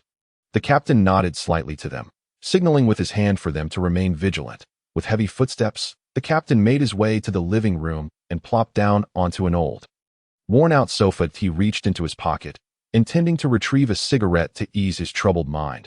But after rummaging for a while, he found nothing. Suddenly, he recalled that his lighter had seemingly gone missing at some point. At that moment, a vigilant team member, who had been observing him, quickly produced a lighter from his pocket and silently handed it to the captain. The captain looked up, his gaze filled with complex emotions. Before accepting the lighter and setting his rifle aside, he deftly ignited a cigarette and took a deep drag, the smoke immediately filling the air.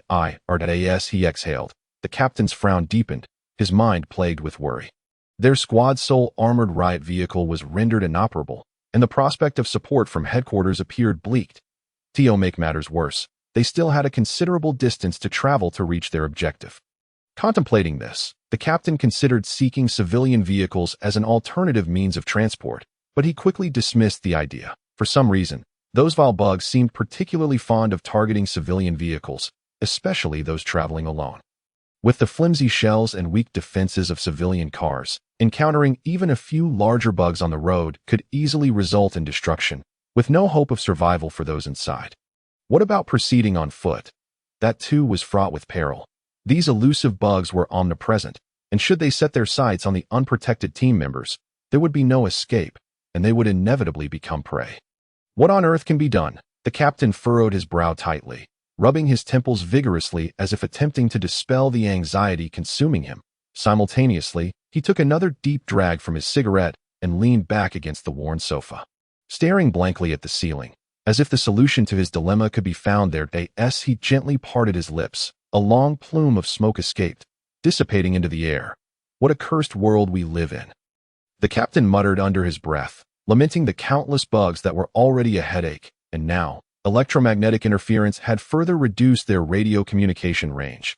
If they could establish normal contact with the military, they would not have to embark on this treacherous journey, and lives would not be lost as a result. Nevertheless, grievances aside, the mission must be fulfilled. After all, if the city government were to fall, countless innocent lives would be at risk. Taking a deep breath, the captain sought to calm himself. Even disregarding other factors, purely for his own sake, he must give his all to accomplish this formidable task. The city government had promised all personnel involved in this message delivery mission that should they successfully complete their task, efforts would be made to rescue their respective families. For the captain, he has a lovely daughter who has just turned 1 month old waiting for him to return home. Therefore, he is determined to succeed in this mission, no matter the cost. With his resolve firmly established, there is no room for retreat. After much contemplation, the captain decides to leave the communicator and Ms. Ouyang stationed here, while the remaining team members continue their journey on foot toward the destination. With this thought, the captain rises, clutching his weapon tightly, and begins to search for a relatively safe and comfortable place to rest. After all, one must conserve their strength to better face the unknown challenges ahead. Everyone, immediately check your equipment and promptly report your specific conditions to me, the captain said gravely, as he and the other 5 special security team members began to meticulously inspect their firearms and the ammunition they carried. The captain skillfully disassembled his firearm, scrutinizing each component to ensure it was functioning properly, before rapidly reassembling it. He then retrieved several fully loaded magazines from his waist and began to count them meticulously. Meanwhile, the other special security team members busied themselves as well. Captain, I only have 1 magazine left. One team member reported anxiously. Captain, I still have 3 magazines here.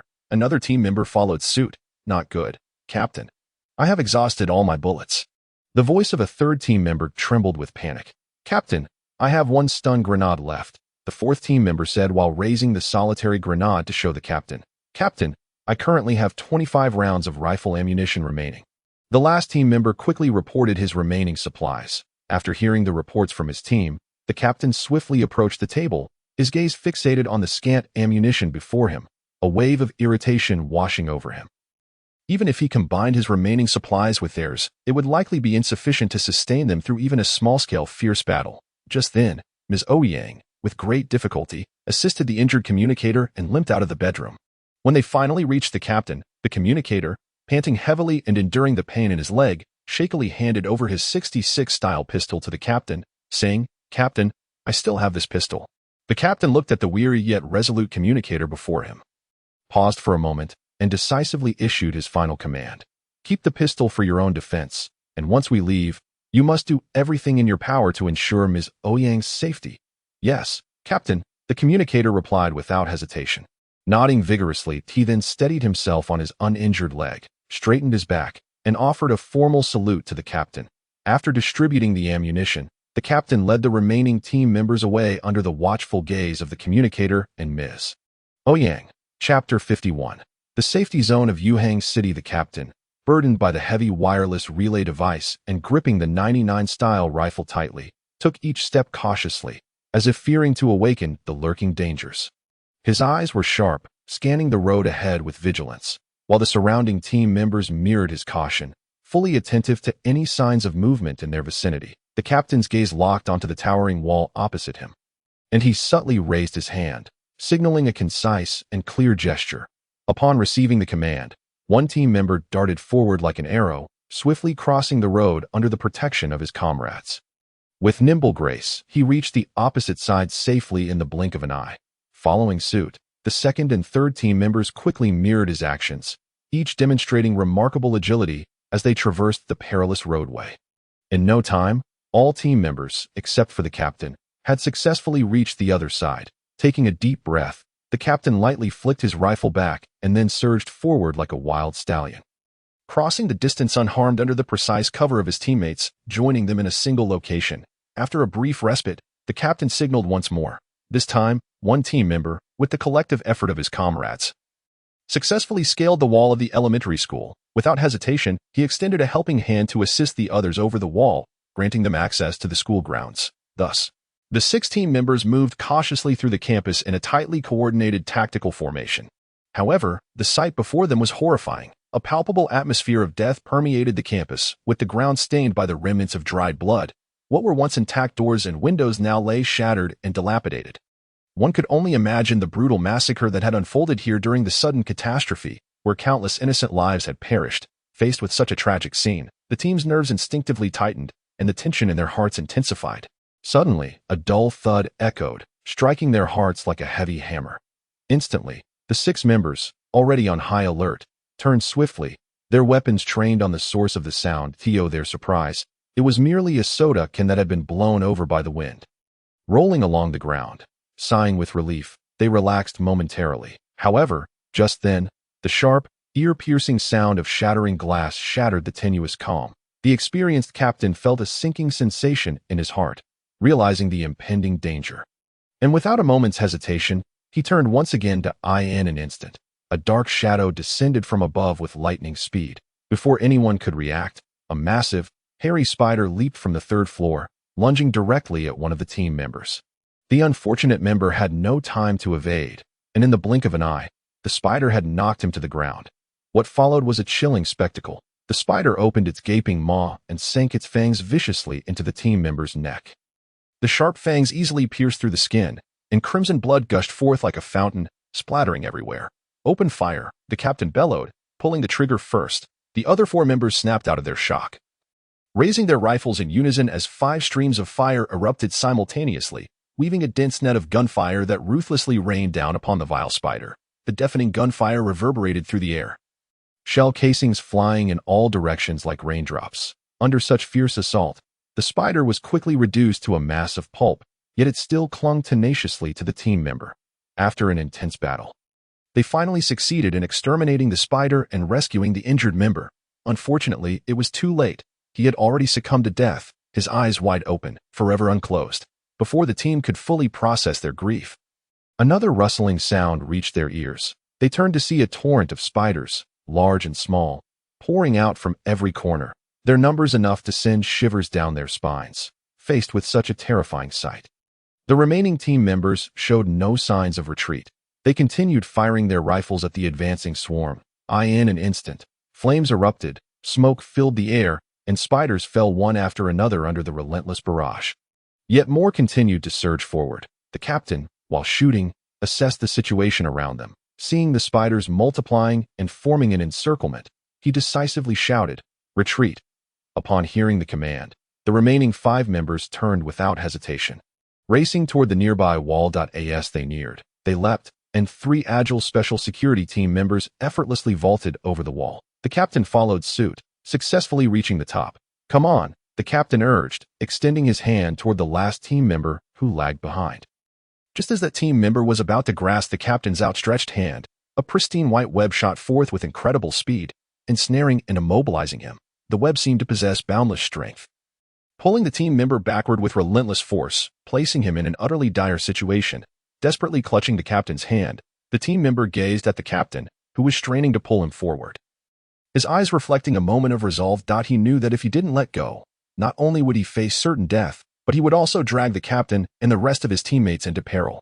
With gritted teeth, he summoned his last ounce of strength to release his grip. The captain felt a sudden lightness in his hand and turned to see the team member, like a kite severed from its string, being engulfed by the swarm of spiders. Countless grotesque spiders swarmed over him, their sharp fangs piercing his flesh. The team member let out a heart-wrenching scream that echoed through the street. The captain's heart wrenched in agony. But he knew he could not hesitate for even a moment. He raised his weapon and aimed at the team member, now completely covered by the spiders, pulling the trigger. With the gunshot, the anguished cries ceased, granting the team member a release from his torment. "Keep running. Don't stop," the captain shouted, leading the remaining team members in a frantic dash forward. They raced along the street, not daring to pause for even a moment. The swarm of spiders behind them pursued relentlessly, as if they would never tire. After an indeterminate amount of time, the captain, accompanied by the last 3 remaining team members, arrived at a relatively secluded street. There, they discovered a dilapidated security booth. At this moment, everyone was panting heavily, utterly exhausted. The captain leaned against the wall of the booth, gasping for breath. Slowly, he raised his head to gaze upon the last 3 members before him. An overwhelming sense of sorrow flooding his heart. Once, they had been an elite task force of 60, embarking on this mission with great ambition. Yet now, as they journeyed onward, the number of fallen comrades had increased. Leaving only a few, the captain could not help but wonder if they would truly reach their destination and complete the mission, or if ultimately all would perish here. Chapter 52. The Safe Zone of Yuhang City. The captain, his expression grave, led the 3 operatives cautiously towards their destination. Each step they took was as light as a feather, fearful of causing any unnecessary noise. Along the way, even the slightest obstruction, such as an insignificant insect in their path, would prompt them to detour, not daring to be careless for a moment. "Captain, we can't continue like this. The more we meander, the farther we drift from our goal," one operative gasped, struggling to keep pace beside the captain. His face was flushed, sweat cascading down his forehead, looking as if he could barely hold on. The captain halted, resting his hands on his knees as he breathed heavily. After a moment, he replied, "Taking a longer route is far better than colliding head-on with those dreadful insects. Isn't it? Stop grumbling. Let us rest for a brief moment before we press on." With that, he straightened up and glanced at the seemingly endless road ahead. Just then, a terrified shout came from behind the team. "Captain, run!" Hearing this, the captain's heart tightened, and he immediately turned towards the source of the voice. In an instant, a chill surged up his spine. Before them loomed a vast, ominous cloud of mosquitoes, sweeping towards them like a dark storm. Each mosquito was the size of a basketball, the deafening hum of their wings threatening to devour the entire world. "Quick, run!" the captain shouted, propelled forward like an arrow released from a bow. The other 3 operatives, disregarding their fatigue and fear, exerted every ounce of strength to follow closely behind. However, despite their rapid pace, one operative unfortunately fell victim to the ferocious swarm. A piercing scream escaped his lips, and he was instantly engulfed by the mass of mosquitoes. They brandished their glistening, sharp proboscises, mercilessly piercing the operative's skin. Know at this moment, his current position is remarkably close to the location initially predicted by headquarters. From afar, the thunderous roar of heavy artillery fire intermittently reverberates. The captain cautiously ascends to the second floor of the shop, peering through the shattered window to gaze outside. Not far away, a towering and majestic city wall stands resolutely, although it appears to be within arm's reach. In reality, it seems as distant as the horizon. Perhaps influenced by the frequent movements of the military, this area has become infested with numerous insects. Despite the military's occasional extermination operations, the remaining insects still exhibit a considerable density. For the formidable army, these insects are merely insignificant pests, posing little threat. However, for the captain, who now finds himself isolated and unsupported, every single insect could potentially become a lethal adversary, confronted with such a perilous situation. The captain understands that he must remain patient and not act recklessly. Only by waiting for an opportune moment can he hope to find a breach near the city wall to IT that moment. A piercing wartime alarm suddenly emanates from a distant location to in an instant. The captain's heart leaps with joy. The opportunity he has been yearning for has finally arrived, without a moment's hesitation. He swiftly takes refuge in the cold storage beneath the shop. Almost immediately, the chilling rustle of a vast swarm of insects surges past outside. Simultaneously, the distant sound of rapid gunfire erupts. Clearly, the swarm has launched a ferocious assault on the military's defensive line. Heedless of the consequences, reports indicate that a substantial number of insects are rapidly approaching Wall 17. A nervous signalman frantically types on the holographic keyboard before him, loudly relaying this urgent situation to Commander Zhao Lei, who stands in the forward command post. Zhao Lei's gaze is piercing as he fixates on the immense screen displaying a terrifyingly dense image of the insect swarm. Without hesitation, he issues a series of decisive commands. Immediately activate the Level 3 combat readiness for Zone 17. And fully engage the close defense system of Wall 17. Notify ground troops, particularly tank battalions 1 and 2, to prepare for battle that we must not allow these vile insects to cross our designated red safety line. Understood, Commander. Several signalmen respond in unison, swiftly springing into action. They deftly operate various devices, successfully activating the close defense system and promptly transmitting Zhao Lei's orders to the frontline tank battalions. In an instant, the fixed 1130 close defense cannons atop the wall unleash a deafening roar, spewing forth fiery tongues of destruction like ferocious fire dragons. Charging towards the oncoming swarm, the concentrated barrage weaves a deadly net of fire in the air, instantly obliterating the foremost insects, leaving a gruesome scene of carnage. Meanwhile, the ground forces, comprising tank battalions 1 and 2, do not lag behind. With the roar of engines, the steel behemoths burst through the ground barriers like wild stallions. Racing towards the scorched earth before Wall 17, they swiftly adjust their positions, forming tight and orderly defensive formations, then take aim at the swarm, unleashing a relentless barrage of high explosive shells. The shells rain down upon the insect horde, followed by thunderous explosions that shatter the air.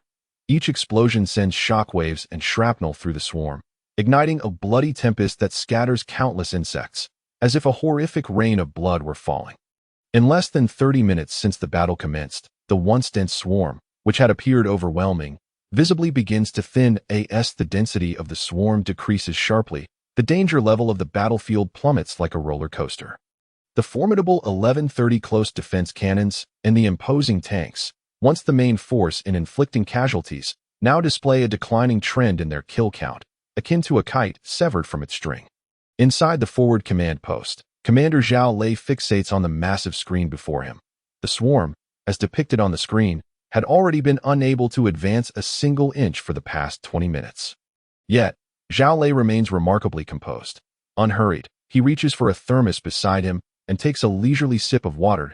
He then gently sets the thermos down and, with a steady and resolute voice, issues his command. Immediately deactivate the close defense system and withdraw tank battalions 1 and 2. Furthermore, instruct the armored infantry battalions 1, 2, and 3, along with engineer battalions 1 and 2, to swiftly move out to the battlefield for cleanup operations. They must be instructed to select intact specimens of the insects for retrieval. Yes, Commander. Upon receiving the orders, several soldiers responsible for relaying information promptly respond and quickly begin typing on their keyboards to transmit the subsequent operational procedures. At that moment, a young soldier suddenly leaps onto a truck, exuberantly exclaiming, "Haha, It's finally our turn to shine. An experienced veteran standing nearby chuckles and shakes his head, addressing the young soldier. You look so spirited. I can tell you're a newcomer. The young soldier, taken aback by the veteran's words, quickly inquires, how did you know I was new? Only the inexperienced rookies display such exuberance when it comes to battlefield cleanup. They have no understanding of the bittersweet realities involved. Oh, I wouldn't be so sure. It's just a cleanup operation. How hard could it be? The young recruit retorts. The veteran shakes his head slightly, letting out a soft sigh. We're here. Everyone, dismount, a voice calls out, and all soldiers disembark in an orderly fashion. In the cold storage. The captain, like a bird startled by the bow, curls up in the corner, anxiously listening to the sounds from outside. The deafening cannon fire gradually subsides, replaced by sporadic gunfire echoing in the air. Drawing upon years of combat experience, the captain keenly realizes that his moment has finally arrived. That he takes a deep breath, steadies himself, and decisively discards all unnecessary items around him. At this moment, only the vital wireless relay and the firearm that has accompanied him through countless life and death trials remain in his possession. After completing these preparations, he cautiously approaches the cold storage door, moving slowly and carefully, as if fearful of disturbing any potential danger outside. When he finally pushes open the heavy door, the first sight that greets him is an expanse of desolation. The captain widens his eyes, meticulously observing the surroundings, and only after confirming that the menacing insects are temporarily absent does he feel a slight sense of relief. He then cautiously steps out of the cold storage, slowly making his way toward the battlefield. After a short distance, he spots military personnel in the distance. His heart leaps with joy, and he waves his arms with all his might, hoping to catch their attention. Fortune favors the diligent. Soon, a sharp-eyed soldier notices the anomaly and swiftly relays the message to others. Before long, an armored vehicle speeds towards the captain's location. However, at that very moment, an unexpected event occurs. A colossal flea, akin to a bullet expelled from a chamber, lunges at the captain with astonishing speed. In the blink of an eye, it easily pierces through the captain's seemingly impenetrable bulletproof vest, plunging deeply into his chest. The captain, suffering such a grievous injury, loses his balance and crashes heavily to the ground. Hearing the commotion, the soldiers immediately become alert, and several sharp gunshots pierce the air. One quick-thinking soldier dashes to the captain's side, unhesitatingly pressing his hands firmly against the captain's bleeding chest in a desperate attempt to save his faltering life. Despite his severe wounds, the captain stubbornly remains conscious. Summoning his last ounce of strength, he lifts his head, gazing intently at the anxious soldier before him, his lips trembling as if he wishes to convey something. The soldier promptly leans down, placing his ear close to the captain's lips, anxiously asking, "What do you want to say?" The captain, in an exceedingly faint voice, manages to utter a few words. Save the city government." Before he can finish, his eyes slowly close, his body relaxing completely as he ceases to breathe. Chapter 54, Reconnaissance. July 1, 2030. In a tranquil wilderness, a mysterious sniper clad in striking exoskeletal armor lies in wait. His face is masked with a vividly patterned, bizarre visage, seemingly blending seamlessly with the surrounding environment. At this moment, he is wholly focused, peering through the high-precision scope in his hands, meticulously monitoring every subtle movement on the opposite bank of the river. Through the lens of the scope, several fully armed lawmen could be distinctly observed marching in a synchronized yet cautious manner along the riverbank. Conducting their routine patrol, their vigilant gazes continuously swept the surroundings, leaving no suspicious detail overlooked. Headquarters, this is the Xuanwu C2 sniper team that we have observed a noticeable scarcity of troops to the northwest of the Yuhang security zone. Over. The sniper's deep and steady voice transmitted through the communication device to the distant headquarters. Simultaneously, Li Wenshan, stationed at the command center of the headquarters, was intently scrutinizing the real-time images relayed by the frontline reconnaissance team. A massive screen wall was segmented into several sections, each displaying detailed images of the peripheral firepower distribution around the Yuhang security zone, courtesy of the Xuanwu Ground Reconnaissance Group, alongside the internal three-dimensional spatial layout observed from above by the Zhuke aerial reconnaissance team. These pieces of intelligence gradually pieced together a comprehensive picture of the entire Yuhang security zone. Li Wenshan recalled the events of 2 months prior, when he was preoccupied with the intricate restructuring affairs of the Gene Viper Group. At that time, subordinate soldiers had urgently reported the clandestine approach of special security forces near the vicinity of Wall 17. However, due to his overwhelming commitments, he had to temporarily set this matter aside. Now, having finally freed up time and energy, he was resolute in his intention to deliver a resounding lesson to those old friends who once sought to pry into their affairs that very moment. He Jingjing, who had been silently observing from the side, approached with light and graceful steps, respectfully reporting to Li Wenshan, "Your Excellency, an exhilarating piece of news has just arrived from the renowned scientist at Blue University. She is currently anxiously awaiting your arrival at the Research Institute and is eager for you to visit in person." Upon hearing this, a barely perceptible ripple crossed Li Wenshan's previously placid visage. Yet he endeavored to maintain his customary composure, responding in a measured tone. "Oh, is that so? Then I am quite curious to see what surprises she has in store for me this time. However, I sincerely hope she does not come empty-handed as she did previously." This moment, Li Wenshan's heart was already filled with silent lament. It was worth noting that 2 months prior, he had expended a staggering half of the group's 5-year resources to secure the services of this illustrious scientist from Blue University.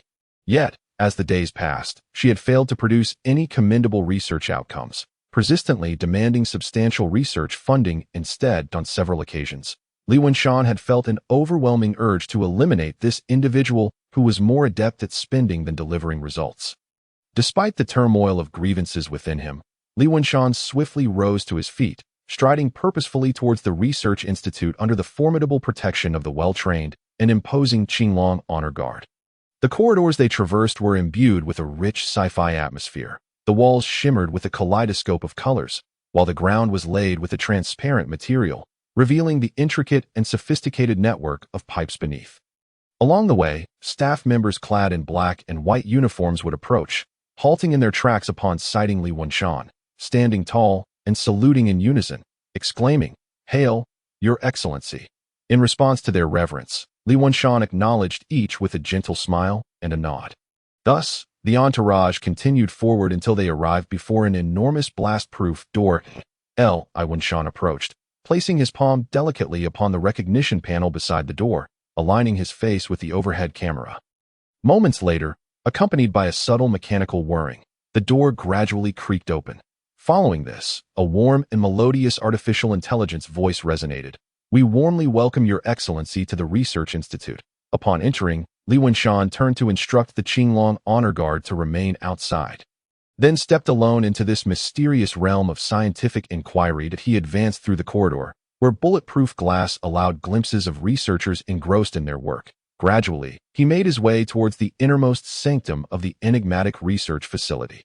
Upon reaching the entrance, he paused, skillfully inputting a complex password into the electronic lock. With a soft beep, the heavy metallic door swung open, as though unveiling the gateway to an unknown world. As he stepped inside, a potent and almost unbearable aroma of instant noodles surged forth, assaulting Li Wenshan's senses, provoking a wave of discomfort.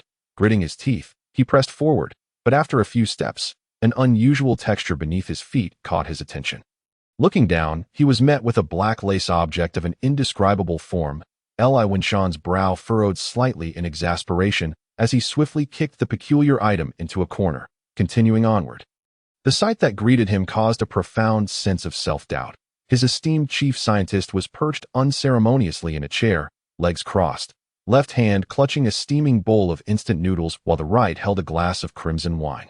Her mouth full of noodles as her eyes remained glued to the screen of a cutting-edge research computer worth billions. Even more shocking was the fact that this esteemed scientific luminary was engrossed in a vulgar comedic animation centered around instant noodles. Her long, fair legs unabashedly exposed, wholly devoid of the dignified scholarly demeanor one would expect.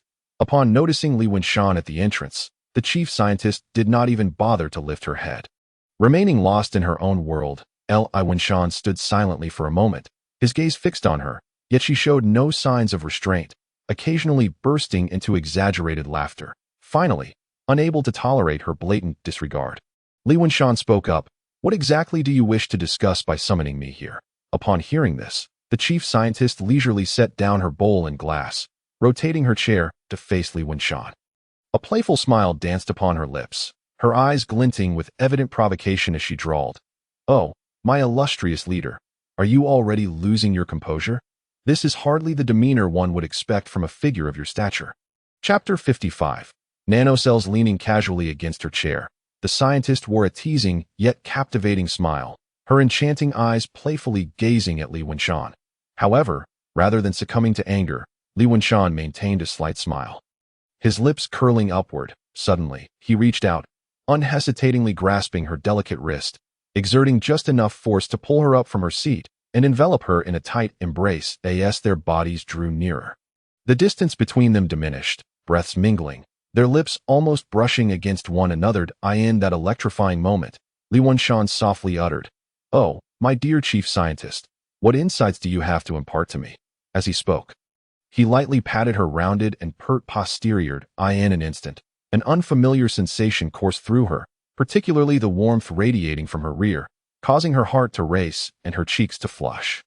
The woman who had just been playfully teasing Li Wenshan now appeared as bashful as a blooming flower, her once unwavering gaze now flickering, unable to meet his eyes. Nevertheless, she was no ordinary woman.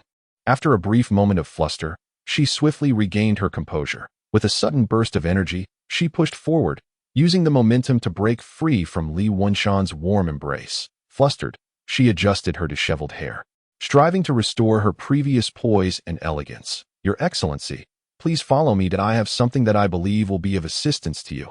Before her words had fully faded, she had already turned, her slender waist swaying gracefully as she strode towards the laboratory in her towering heels.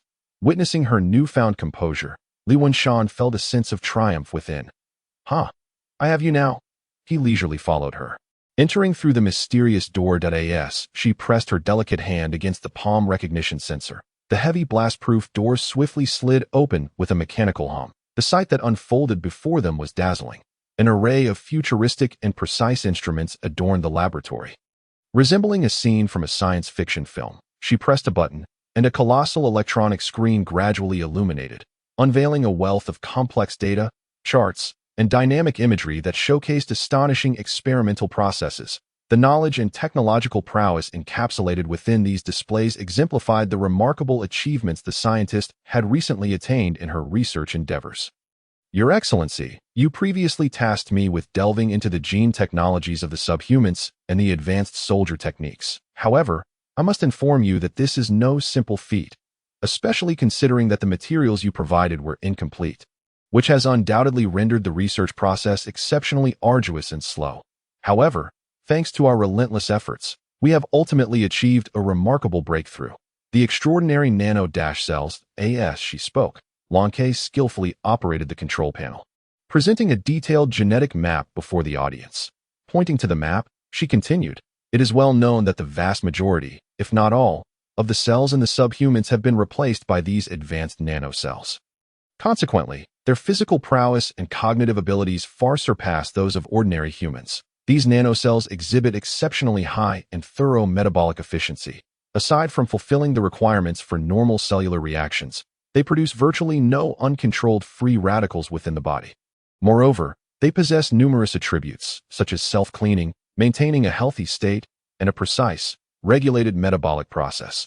Thus, as long as proper care is taken of the subhumans' bodies, they can successfully liberate themselves from the constraints of aging and natural death, thus becoming truly immortal beings." Lanke spoke passionately. She continuously fine-tuned a sophisticated instrument beside her. With the graceful movement of her fingers, various data and parameters fluctuated ceaselessly, filling the laboratory with an atmosphere both tense and hopeful. "Oh, are you implying that Li Wenshan gazed expectantly at the remarkable research results in Lang's hands? His eyes sparkling with excitement and curiosity, he felt immense satisfaction at the sight before him, as if a brand new future was gradually unfolding. With a smile on her face, Lanke confidently declared, "My esteemed leader, after a series of rigorous and comprehensive human trials, we have made groundbreaking progress. Now, I am sufficiently confident that I can successfully replace ordinary human cells with advanced nanocells." "What does this mean?" "Leader, you will soon possess abilities that transcend those of ordinary people, allowing you to truly become a member of the legendary Asar race." Her words brimmed with passion and hope. causing Li Wenshan's heart to race. Li Wenshan fixed his intense gaze upon Lan Ke, a satisfied smile gracing his lips as he said, "Excellent work. Now tell me, when can we conduct the evolutionary surgery at the earliest?" Lan Ke gracefully leaned against the control panel, unable to conceal her joy, and excitedly responded, "My esteemed leader, we can commence immediately." Upon hearing this, a glimmer of impatience flickered in Li Wenshan's eyes, and he decisively issued the command. "In that case, let us begin at once. Replace all my ordinary cells with advanced nanocells." Clearly, he had long anticipated this significant transformation, and now that the opportunity had finally arrived, he was eager to proceed without delay. After receiving Li Wenshan's explicit instructions, Lan Ke sprang into action. She turned and carefully retrieved a vial of serum from the adjacent cryogenic cabinet, handing it to Li Wenshan while softly advising, "My esteemed leader, please take this medication first, and then proceed to the inner room for a thorough cleansing of your intestines." Without hesitation, Li Wenshan accepted the vial and prepared for the preliminary steps as instructed by Lan Ke. Once everything was ready, he unabashedly stood before her, methodically shedding the garment that symbolized supreme authority and dignity. As each article of clothing was removed, Lan Ke beheld a body that could only be described as flawlessly sculpted. The well-defined muscle contours, smooth and delicate skin, and harmonious proportions left her in awe, nearly causing her to lose control of her senses. However, Li Wenshan remained oblivious to Lang's reaction, steadily following her guidance into the expansive glass chamber designated for the experiment. Lan Ke closely followed, attentively assisting him in donning a specialized respirator, and once everything was confirmed, she gently pressed the activation switch. Chapter 56. The surgery is complete. Inside the transparent glass chamber, a pale yellow nutrient solution, tinged with hints of orange, began to flow in like a gentle stream. As time progressed, the orange liquid filled the chamber, gradually submerging Li Wenshan completely. In that moment, he floated naked in the warm liquid. Feeling not a hint of discomfort, his expression remained calm, methodically inhaling the pure oxygen supplied by the respirator affixed to his face. His deep, piercing gaze remained fixed upon Lan Ke, who was intently focused on her tablet outside the glass chamber. Suddenly, a faint sound reached Li Wenshan's ears, and shortly thereafter, two mechanical arms, glimmering with a metallic sheen, extended slowly from the top of the glass chamber. They moved with agility and precision, gradually approaching Li Wenshan. The moment the mechanical arms made contact with his back, a jolt of intense pain surged through him, akin to a sudden electric shock coursing throughout his entire body. Li Wenshan barely had time to react before darkness enveloped him, and he succumbed to unconsciousness. Time passed imperceptibly, and Li Wenshan finally stirred from his slumber. He took several deep breaths of fresh air, emitting low, powerful gasps. Ha-ha, ha-ha. With each breath, he could distinctly sense the marvelous transformations occurring within his body, as if he had been reborn, brimming with unprecedented strength and vitality. Before long, the nutrient solution that had filled the glass chamber was entirely drained. With a gentle sound, the chamber slowly opened. Li Wenshan expertly unfastened the respirator from his face and cautiously took a step forward. However, due to his prolonged immersion in the nutrient solution, his body seemed unprepared for the external environment. He lost his balance and leaned forward, on the verge of falling. In a critical moment, a blue figure darted forward like lightning. It was Lan Ke, who had been vigilantly waiting nearby. She swiftly caught Li Wenshan in her delicate yet resilient arms before he could topple over. "My leader, how do you feel? Is there any discomfort?" Lan Ke inquired with a concerned expression, her voice tinged with tension and worry. With her support, Li Wenshan managed to regain his footing. He cautiously moved his limbs, repeatedly clenching and relaxing his hands, savoring the surging power within him. Then he raised his head, fixing a determined gaze upon Lan Ke, a confident smile gracing his lips as he declared, "I have never felt as powerful as I do now." Li Wenshan's eyes widened, fixated on the alluring figure of Lan Ke before him. She was graceful and enchanting, every contour emanating the unique charm of a mature woman. In an instant, an uncontrollable impulse surged within him, like a volcano erupting, igniting a fervent flame of desire. This moment, his breath quickened, and the air he exhaled seemed to transform into two powerful columns of sound. Lan Ke, perceptive to the shift in Li Wenshan's demeanor, felt his strong arms encircle her slender waist. Tightening gently, simultaneously, The warmth radiating from his embrace escalated, as if attempting to melt her. Lan Ke looked up, only to find Li Wenshan's eyes glimmering with an unusual light, reminiscent of a ravenous wolf spotting its prey, filled with longing and possessiveness. A sense of foreboding washed over her, and she struggled to suppress her rising anxiety. Swallowing hard, she feigned calmness and suggested, "My leader, please, allow me to assist you to the cleansing room to properly address any impurities on your body." Before she could finish, Li Wenshan impatiently interrupted, "No, right here." Without hesitation, he leaned down and captured Lang's lips in a fervent kiss. Lan Ke, caught off guard, could only emit muffled whimpers. She attempted to resist, but against Li Wenshan's formidable strength. All her efforts were in vain. As moments passed, the intensity of their struggle gradually subsided. Li Wenshan, satisfied, gazed at the beautiful Lan Ke beside him, a triumphant smile gracing his face. Subsequently, he slowly stood, adjusted his clothing, and turned to leave the room. Once Li Wenshan's figure had completely vanished, Lan Ke, who had been feigning sleep with her eyes tightly shut, abruptly opened them. Sitting up, her face flushed with anger, she muttered, "Oh dear. I truly suffered a great loss this time. How could I let that detestable villain have his way so easily? How will I ever face him again?" With that, Lan Ke puffed out her cheeks in frustration. Hands on her hips, sulking alone on the BED-MY leader. "The Azure Dragon Guardian Corps has assembled and is ready for your orders." Upon hearing this news, Li Wenshan's already buoyant mood soared even higher. He smiled at Qi Sun, who was reporting the situation, his eyes reflecting satisfaction as he nodded slightly, conveying his approval. Before him stood a special tactical team of 30 members, perfectly aligned in 6 rows. Each individual stood tall and spirited, resembling a pack of poised tigers. Most notably, they donned the latest special exoskeleton armor developed by the organization. This high-tech equipment not only offers formidable protective capabilities, but also significantly enhances the physical prowess and combat effectiveness of the warriors. Turn your gaze towards the weapons firmly gripped in the hands of these soldiers. The electromagnetic rifles, whose sleek and futuristic designs exude an air of advanced technology. Under the radiant sunlight, they glimmer with a chilling brilliance that sends shivers down the spine. At that moment, accompanied by a deep, rumbling sound, a strikingly designed aircraft slowly descended onto the expansive helipad atop the headquarters building. Its elegant lines and silvery gray fuselage unmistakably showcase its cutting-edge design philosophy and exceptional performance. Observing this scene, Li Wenshan decisively waved his hand and called out, "Let us go." With his command, the Qinglong soldiers swiftly sprang into action, marching with synchronized and powerful strides in an orderly fashion behind him towards the aircraft. Soon, everyone filed in, entering the spacious and well-lit cabin. Chapter 57. The Fallen Safety Zone of Yuhang City Leader. Are you truly going to take the field personally?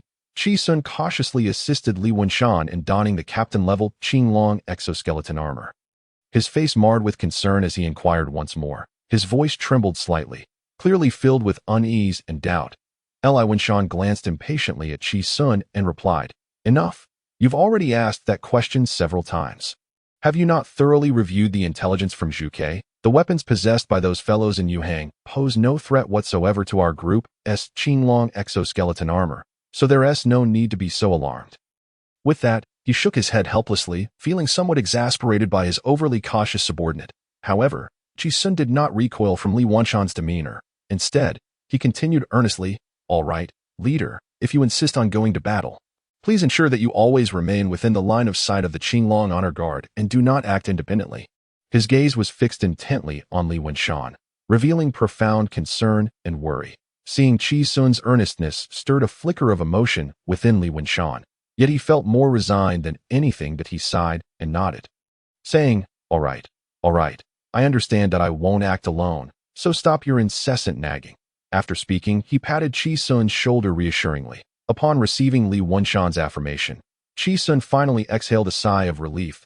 He then swiftly handed Li Wenshan the final piece of equipment, the bulletproof smart face shield, and assisted him in adjusting it to the optimal position. At last, the entire set of Qinglong exoskeleton armor was fully donned. Li Wenshan raised his arms, surveying the impressive high-tech gear adorning him, nodding in satisfaction. Undeniably, this ensemble was strikingly impressive, transforming him into a figure reminiscent of a superhero in an instant. The sleek Qingyao aircraft surged forth like a bolt of lightning, heading towards the frontline command center. Hand over the food, or I can't guarantee what will transpire next. I simply cannot control the situation. A burly city management officer, his face contorted with menace, shouted as he forcefully pinned a frail woman to the ground, rendering her powerless to struggle. She could only lie on the cold, hard ground, writhing in agony. The officer showed no mercy, continuing to bellow threats from his elevated position. Upon hearing their captain's call, the other officers swiftly converged, resembling hungry wolves, each eager to join in, their faces twisted with cruel smiles as they leered. Indeed, Captain, we can hardly contain ourselves. We're almost going mad with anticipation. The woman, now streaked with tears, pleaded desperately. Please, have mercy, sir. Just give me a little more time. I promise I will find a way to pay the grain tax this month. I implore you to spare me. Yet her entreaties garnered no compassion or leniency. The brutal officer not only continued his assault, but intensified it, grinding his foot down as if to crush her entirely. The woman beneath him emitted a heart-wrenching groan of pain, her cries echoing into the heavens, chilling all who heard them. Stop trying to bargain with me, the officer snarled. You must hand over the food immediately, every last grain. He then suddenly donned a lewd expression, leering at the tormented woman, and mockingly added, However, if you behave and serve us well, I might consider letting you off with a lighter burden. With a sinister grin, he beckoned his brutal subordinates, exclaiming, Brothers, don't just stand there. Let us go. Before the words had fully left his lips, he seized the terrified woman, carrying her towards a nearby dilapidated tent with the ferocity of a wild beast. The other officers, seeing this, charged into the tent with unbridled excitement, like ravenous tigers pouncing on their prey. Soon, the tent was filled with horrific cries and pleas for mercy, but none dared to intervene against these deranged assailants. Around the tent, onlookers displayed expressions of sheer terror, some trembling in fear, yet they merely watched from a distance, paralyzed into inaction. Such scenes unfolded throughout the Yuhang City Safety Zone, all too common. Ever since the towering, fortified walls had risen, the entire area seemed shrouded in an invisible gloom. The once orderly and morally grounded society now resembled a precariously balanced edifice, teetering towards collapse. People no longer greeted one another on the streets. Instead, they exchanged cold, wary glances. The streets lay littered with trash, unattended.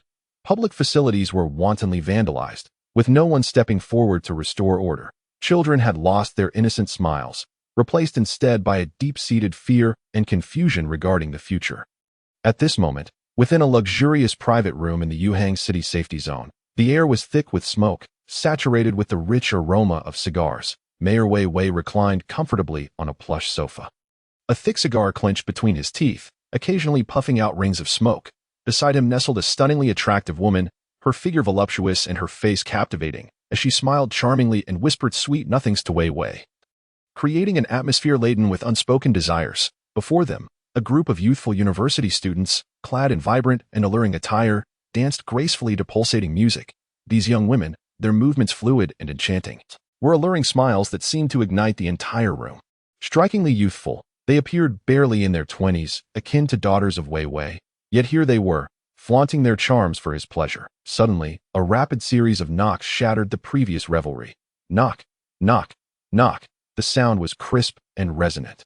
Come in, Wei Wei replied nonchalantly without lifting his gaze as the door creaked open. It revealed a cadre of influential figures from the Yuhang City Safety Zone.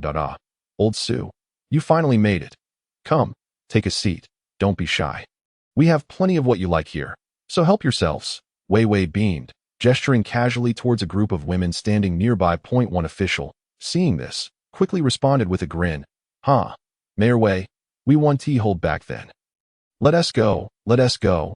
No need to pretend to be serious around here. Wei Wei, growing impatient, waved his hand dismissively, urging them to choose their favored companions. Before long, the spacious private room transformed into a scene of shocking debauchery. Men embraced and jested with the young, beautiful women, laughter and revelry echoing throughout the room. The individuals who should have been focused on their duties and safeguarding the citizens had long since cast aside their responsibilities. Ensnared in this indulgent whirlwind of vice. Chapter 58. The annihilation of the Yuhang City Safety Zone. Two snipers clad in sleek, white Xuanwu exoskeleton armor, and their observer glided through the buildings like phantoms. They nimbly vaulted over obstacles, running silently, each step light yet powerful. Finally, upon reaching what they deemed an optimal position, the pair halted in unison, swiftly transitioning into combat readiness. The sniper raised his stylish electromagnetic sniper rifle, steadying it on the front support as he meticulously scanned the distant target through the scope. Taking a deep breath, he calmly stated, "Xuanwu C2 is in position." Meanwhile, less than 500 meters from the Yuhang City safety zone, a contingent of White Tiger troops lay concealed, fully armed, their expressions grave and focused. The leader whispered into the communicator, reporting, "A 3 White Tiger squad is in position." Within the frontline command center, Li Wenshan kept a vigilant eye on the monitoring screens, closely tracking the movements of each unit. Upon witnessing the readiness of the various military units, he turned his gaze towards the images transmitted from the safety zone in Yuhang City. However, the scene was eerily silent. Devoid of any signs of unusual activity, Li Wenshan smirked wryly, contemplating for a moment before decisively pressing the microphone button, his voice low yet resolute as he issued the command. "Everyone, listen closely. The objective of this operation is the complete eradication of all remnants of the old bureaucratic forces entrenched here, and to successfully rescue the innocent civilians trapped within. Those who dare to resist will be mercilessly eliminated. Now, let the operation commence." With the sound of this decree echoing, the various military units sprang into action like arrows released from a bow. The Xuanwu snipers, unwavering, squeezed the triggers, and the electromagnetic sniper rifles unleashed beams of blue light. The deafening crack of a gunshot resonated as one of the patrolling law enforcement officers had his head explode like a watermelon, brain matter and blood splattering across the other officers nearby. The sudden brutality left these usually imposing enforcers stunned, paralyzed by shock and uncertainty. In that instant, a tall and formidable member of the special security team regained his composure. He shouted for his comrades while raising his weapon to retaliate. Yet, before he could fire a single shot, another bullet whizzed through the air, striking him squarely in the forehead. In a heartbeat, he collapsed to the ground. Multiple White Tiger units surged forth from the east, west, and south, launching a fierce assault on the safety zone of Yuhang City. Clad in heavy and robust White Tiger exoskeleton armor, these soldiers resembled fearsome iron beasts. Even the powerful 7.62 mm caliber sniper rounds ricocheted off their armor, producing mere sparks, utterly incapable of breaching this impregnable defense. In essence, the conventional weaponry present within the Yuhang safety zone was rendered almost entirely ineffective against the White Tiger units. The commanding officer of the White Tiger forces, Ao Jing, personally led this assault, fearlessly charging at the forefront, his high-energy particle gun emitting brilliant beams of light, akin to lightning cleaving through the heavens. With a whoosh, a particle beam shot forth towards the law enforcement officers on the opposing line.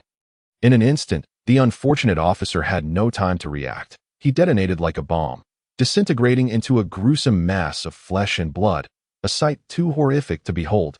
As the White Tiger units advanced, the law enforcement officers desperately raised their Type 66 pistols, frantically pulling the triggers in an attempt to halt the enemy's advance. However, the bullets merely ricocheted off the White Tiger soldiers' armor, producing nothing more than a series of harmless clangs, akin to raindrops falling on a metal sheet. Simultaneously, the special security personnel wielding Type 99 rifles fired incessantly at the White Tiger units. Yet their efforts proved equally futile. At that moment, a keen-eyed special security sniper seized a fleeting opportunity. He swiftly adjusted his stance, steadying his Type 88 sniper rifle on a White Tiger soldier's head.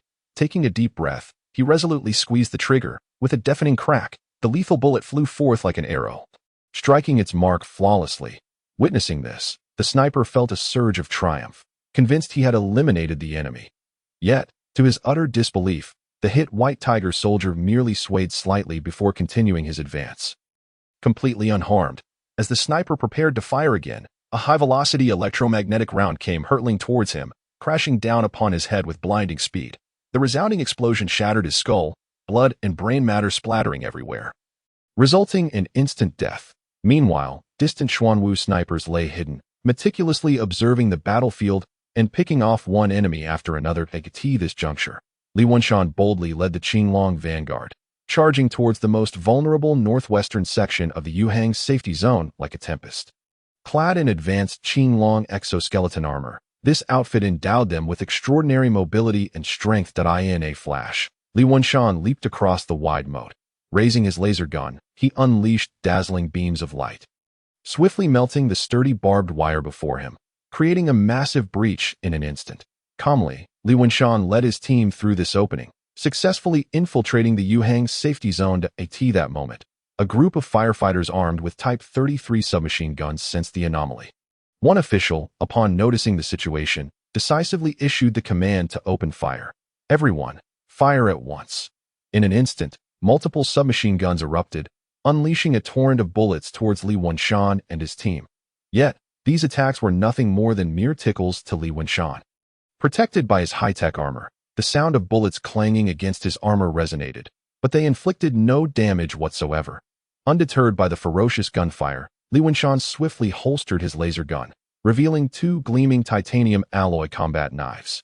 He charged forward with astonishing speed, disregarding the storm of bullets raining down upon him. In the blink of an eye, he was upon the firefighters, swiftly slashing with his knives, piercing through one firefighter along with their heavy bulletproof vest with ease.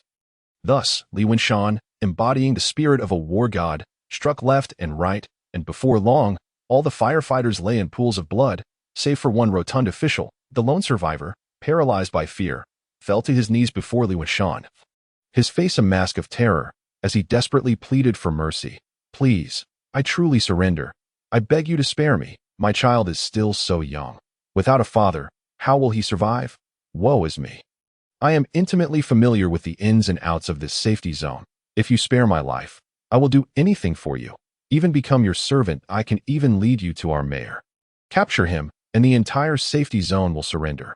Whatever it takes, please grant me this one mercy." Li Wenshan gazed mockingly at the corpulent, avaricious official before him, a wave of contempt and derision washing over him. In the days before the disaster, he had once been extorted by this very individual. The irony of fate was not lost on him. Li Wenshan, disinterested in further discourse with this corrupt official, maintained a cold demeanor, his eyes glinting with menace as he seized the official's head with hands like iron clamps. The detestable official felt an overwhelming force grip him, lifting him effortlessly off the ground. A piercing scream escaped his lips, reverberating throughout the area, laden with terror and agony. Li Wenshan, however, remained unperturbed, tightening his grip with ease, as if crushing a fragile eggshell. In an instant, a sickening sound echoed, and a fountain of crimson blood erupted, drenching Li Wenshan and staining his armor a shocking red. Chapter 59. The Annihilation of the Yuhang Safety Zone. Captain, we truly cannot hold on any longer. We must retreat. A special security member, pale and curled behind cover, shouted hoarsely to the somber captain beside him. Unmoved, the captain glared fiercely at the retreating soldier, then raised his hand and delivered a resounding slap. The heavy blow sent a shiver through the other special security members. "No one is permitted to withdraw. Hold this position at all costs," the captain roared, his gaze unwavering and icy. He then turned to address all the special security members and law enforcement officers hiding behind cover, issuing a commanding order. "Listen well. At any cost, we must annihilate the enemy before us. Anyone who dares to flee will face immediate execution." Upon hearing this stern command, the law enforcement officers and special security members, previously cowering behind cover, reluctantly poked their heads out, anxiously surveying the tide of enemies surging forward. Just then, a special security officer ventured too far out, and with a crack, a bullet struck his head. In an instant, blood and brain matter erupted, creating a horrifying scene. Aghast, several nearby law enforcement officers witnessed this gruesome sight, their screams echoing across the battlefield, unable to withstand the terror of witnessing their comrades' demise. The remaining officers turned and fled indiscriminately from the front lines. Before long, a few crisp gunshots echoed from behind, and the fleeing officers suddenly bore multiple bloodstains, collapsing one by one to the ground. The command to eliminate all escapees rang out coldly from a distant official. Faced with such a brutal scenario, one of the special security team members finally succumbed to despair. In a frenzy, he raised his weapon and unleashed a barrage of bullets at the officer who had given the order to fire. Caught off guard, the members of the oversight team fell victim to his onslaught, collapsing under the unexpected assault.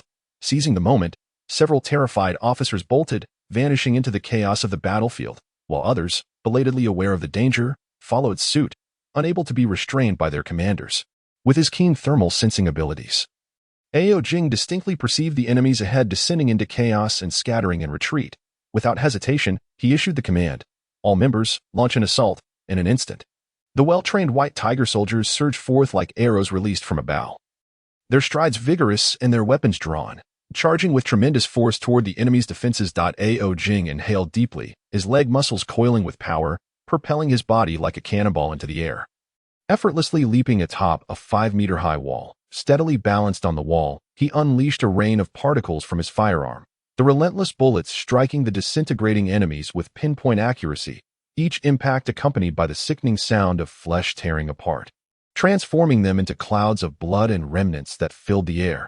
Under such overwhelming firepower, the defensive line of the Yuhang City safety zone quickly crumbled. Those who had still been resisting now completely lost their will to fight, turning to flee in desperation. However, one panicked officer, overtaken by terror, became hysterical, screaming wildly as he ran heedlessly. Unbeknownst to him, every frantic movement was already within the crosshairs of a distant Xuanwu sniper, with calm precision. The Xuanwu sniper zeroed in on the deranged enemy through his scope. Observing this opponent devoid of any means of resistance, he smirked slightly and gently squeezed the trigger. The bullet erupted from the muzzle. And in an instant, a blood mist erupted from the officer's forehead, his body collapsing forward and raising a cloud of dust. Meanwhile, on the other side of the battlefield, Li Wenshan ambled leisurely toward the municipal government building, his demeanor eerily calm amidst the surrounding chaos. As he and his entourage approached the imposing structure, the atmosphere suddenly grew tense. At that moment, a well-trained special security squad appeared before them. Yet before these officers could react, the ethereal Qinglong guards surged forward with lightning speed. Each Qinglong guard moved with agility and grace, their arms brandishing gleaming bayonets, striking with the swiftness of lightning against one officer after another. In an instant, blood spattered and screams echoed, and the special security squad was annihilated before they could fire a single shot. In the face of such overwhelming results, Li Wenshan remained unfazed, as if this outcome had been anticipated. Indeed, he was acutely aware of the vast technological disparity between the two sides, rendering the battle's conclusion nearly inevitable. At that moment, he sensed someone watching them through the windows of nearby buildings. He turned sharply, discovering several children and adults cautiously peering out, their curiosity piqued by the unfolding events. One of the Qinglong guards prepared to approach these onlookers, but Li Wenshan promptly gestured for him to halt. "Pay them no mind. We shall proceed," he commanded, leading his group forward without hesitation. Those who had been secretly observing shrank back in fear, particularly a child who was swiftly pulled inside by his mother, who hastily shut the window. "Mom, who are they?" the terrified child asked, confusion etched on his face. Do not ask so many questions, child. The most important thing now is to find a safe place to hide, the anxious mother replied, pulling her child deeper into the room. Li Wenshan felt no joy in avenging past grievances. Instead, he was weighed down by the grim sights surrounding him. The buildings lining the streets appeared on the verge of collapse, while the citizens bore haggard expressions, their tattered clothing a testament to their suffering, all rendered numb by the dire state of affairs. Witnessing these heart-wrenching scenes only fortified Li Wenshan's resolve to execute Wei Wei. This Wei Wei, who had long oppressed the populace and created chaos in Yuhang City, had sealed his own fate. Just then, a rapid footfall echoed from behind. Without needing to look back, he knew it was a contingent of white tiger soldiers hastening to catch up with him. Each soldier, adorned in blood-stained white tiger exoskeleton armor, exuded an air of valor and discipline. Li Wenshan's gaze remained fixed on the imposing municipal government building, where a group of furtive officers peeked cautiously over the wall, their expressions a comical blend of anxiety and fear. However, Li Wenshan had no inclination to engage with these officers any longer. With a casual wave of his hand, a seemingly trivial gesture took on significant meaning for the white tiger soldiers and Qinglong guards flanking him. Instantly, the soldiers clad in formidable white tiger armor and the agile Qinglong guards understood their cue. Like ravenous wolves, they charged ferociously toward the officers on the wall. Just then, one officer atop the wall bellowed at the top of his lungs, "Open fire! We must not let them come any closer." With that command, gunfire erupted like a cacophony of exploding beans, deafening and relentless. A torrent of bullets rained down, imbued with lethal intent, targeting the advancing soldiers. Yet, for the well-equipped exoskeleton armor, such ferocity was akin to striking a rock with an egg. The sound of bullets ricocheting off the impenetrable armor filled the air, some even rebounding as deadly projectiles that whizzed past. Li Wenshan's contingent remained unscathed, While the officers faced catastrophic losses, the Qinglong Guards, embodying the ferocity of a tiger descending a mountain, led the charge alongside the White Tiger soldiers toward the wall. In an instant, a chaotic melee ensued, the clash of blades and the roar of battle resonating ominously. The once quiet wall transformed into a nightmarish tableau of horror, amidst the cacophony of screams. A few fleeing officers clung desperately to their portly commander, struggling to retreat into the building. At that moment, a White Tiger soldier locked onto them without hesitation, squeezing the trigger as bolts of high-energy particles zipped forth like lightning. The sound of muffled explosions followed, and those desperately fleeing were obliterated, their remains scattered. Before long, every officer atop the wall was annihilated. The battlefield was suffused with the acrid stench of blood and gunpowder, making one's stomach churn. Chi Sun raced from the distance, kneeling firmly and reporting, "Commander, all enemies attempting to obstruct us atop the wall have been eradicated. Please issue the next command." Li Wenshan's gaze remained fixed on the imposing municipal government building as he coldly declared, "Excellent. Surround the building immediately. We must not allow a single enemy to escape. Fire." With a furious shout, the remaining officers inside the building frantically pulled their triggers, unleashing a hailstorm of bullets toward Li Wenshan and his men. In an instant, several figures darted in front of him, forming an impenetrable shield to protect their leader.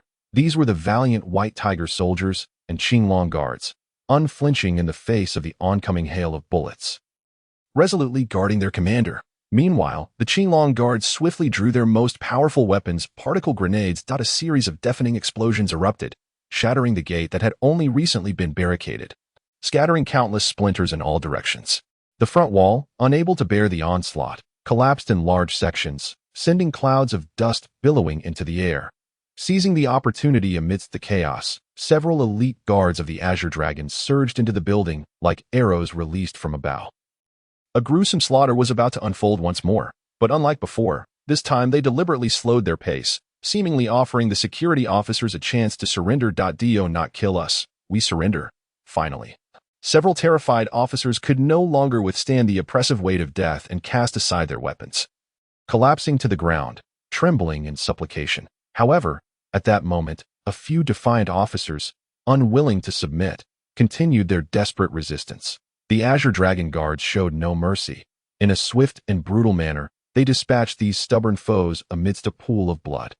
After neutralizing the enemies, they turned their gaze to Li Wenshan, awaiting his orders regarding the surrendering officers.